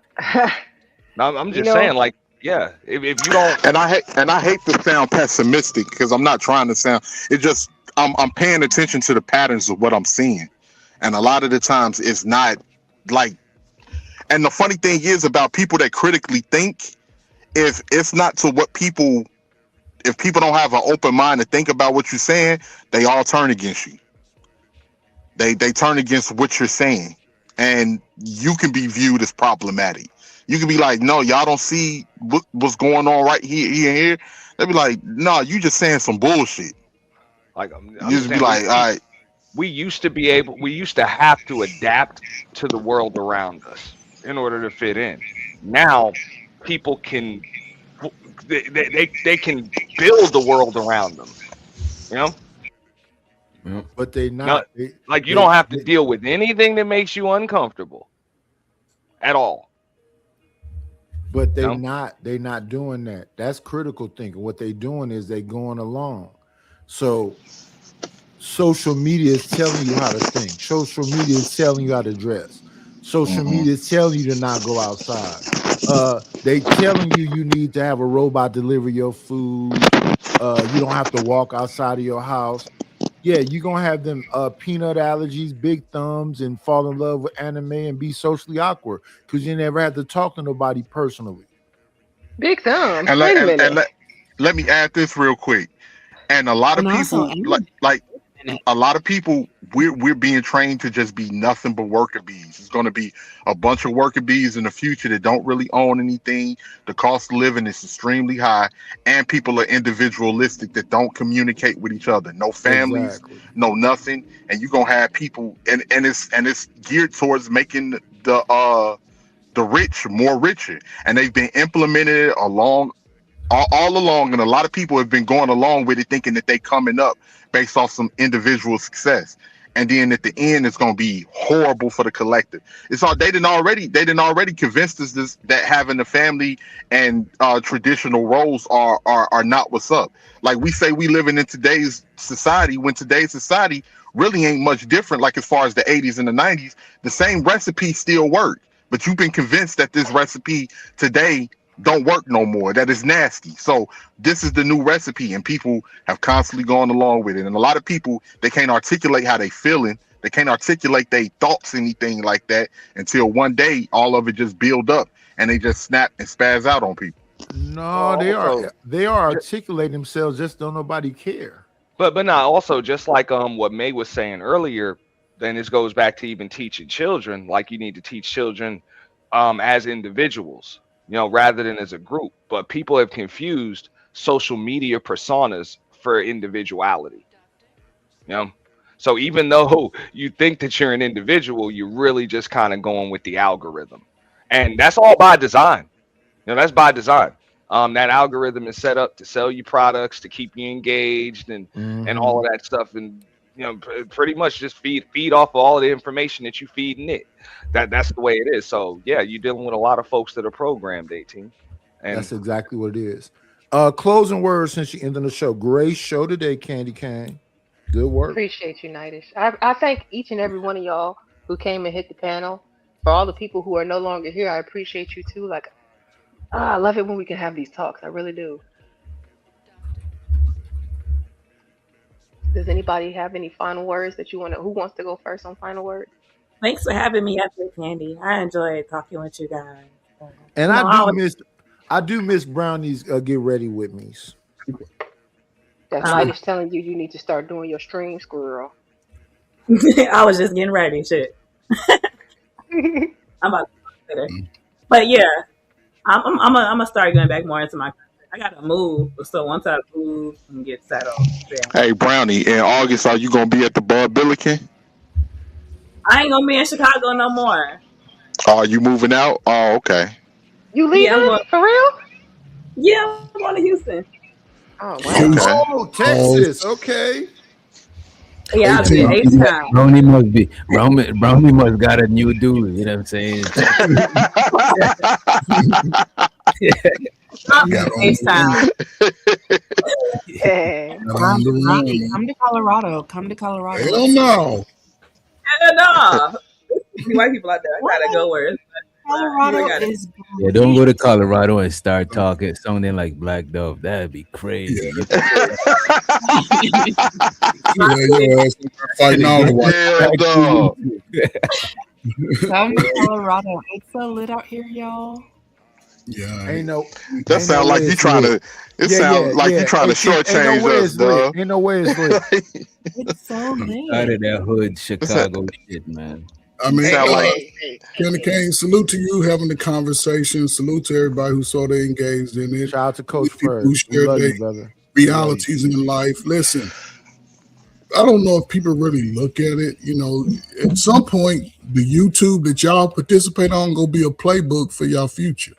They're gonna run across y'all asses sometime, right? At some point, it may be 20, maybe 30, right? But again, it's an opportunity to teach in real time across the board. We see in America, they ain't giving y'all kids the best education. They're not looking at our young people as if they are valuable to contribute to this society. But once you start coming to that age of wisdom, I would think most people on YouTube are 35 and over. Everybody got a sob story. Everybody got a story. Everybody got a law degree. Everybody got $1 million. Everybody's 100,000 there, right? But the fact, and the only reason I'm saying is because now is the time to take the information and use it accordingly. Even if it applies to just your family, try to spread it to the kid who mama's in the street, who daddy don't give a fuck. There's Coach somebody. Ferg, when them people turn 30, me and you gonna be in the museum. They're gonna say them is the light skin. Nightish, you count for yourself because I'm counting for you too. I still may be out here. I ain't trying to go nowhere. You my big brother. I'm counting you too. But again, it's just an opportunity, I think, for those who want to be better to jump and leapfrog, especially black men. Now is the time to get a stronghold in America if you want to be here. Now is the time. Don't wait for the next 3 or 4 years complaining about what Trump is doing and ain't doing and think you're going to get out there and leapfrog. Now is the time. Those Hey, that understand will, my those that bad, don't. Ferg.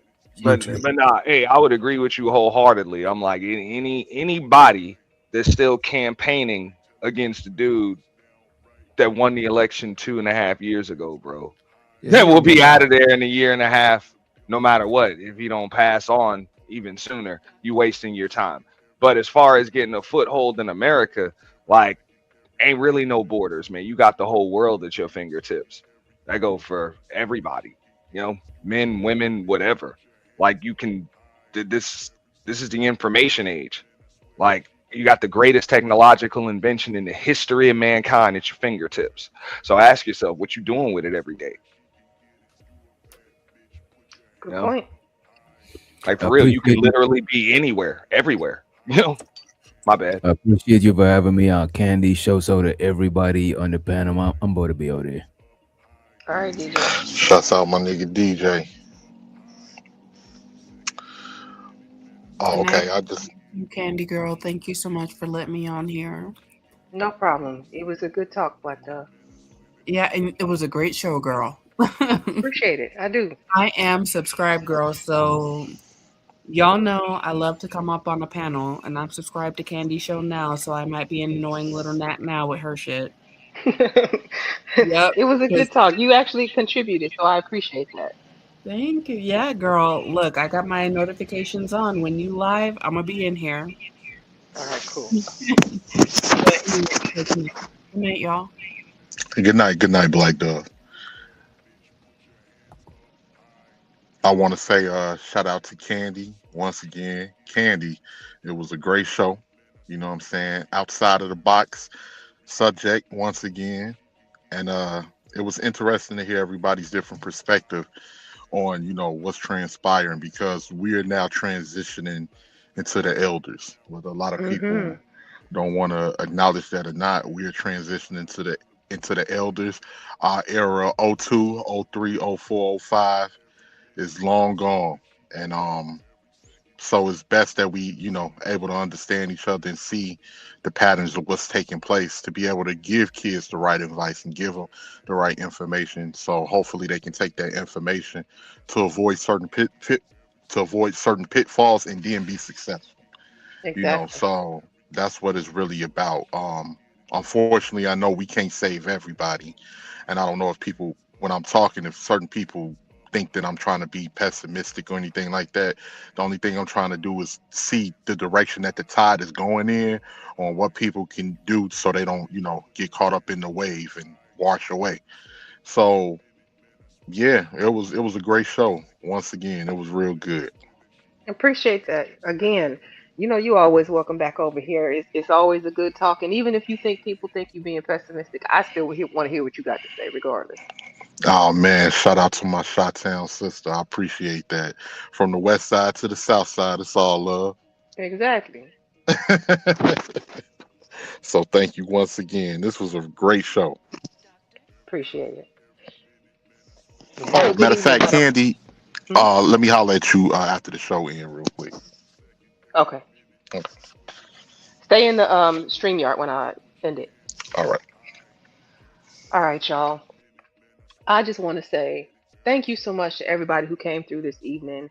This was a good talk. Being able to, just kind of get these things out. Like I said, something that's been on my mind for a while, like this whole parenting and new age parenting versus old school parenting and what's going on with the kids. And oh, it's a lot, baby. It's a lot, especially as you look out over the landscape and they talking about these children are our future.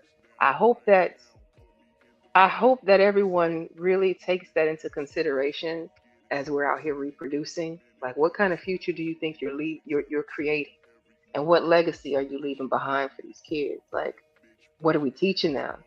I know I don't mean to get on a high horse, but like the subject of children and like raising and like all of that, that's like heavy on my heart. It really is. So, yeah, I might be on a bit of a soapbox with that one. But, anyways, it was a good talk. I appreciate you all coming through. You could have been anywhere in the world and you were here this evening. And with that, I'm going to say be safe out there, love on your loved ones, and have a good evening.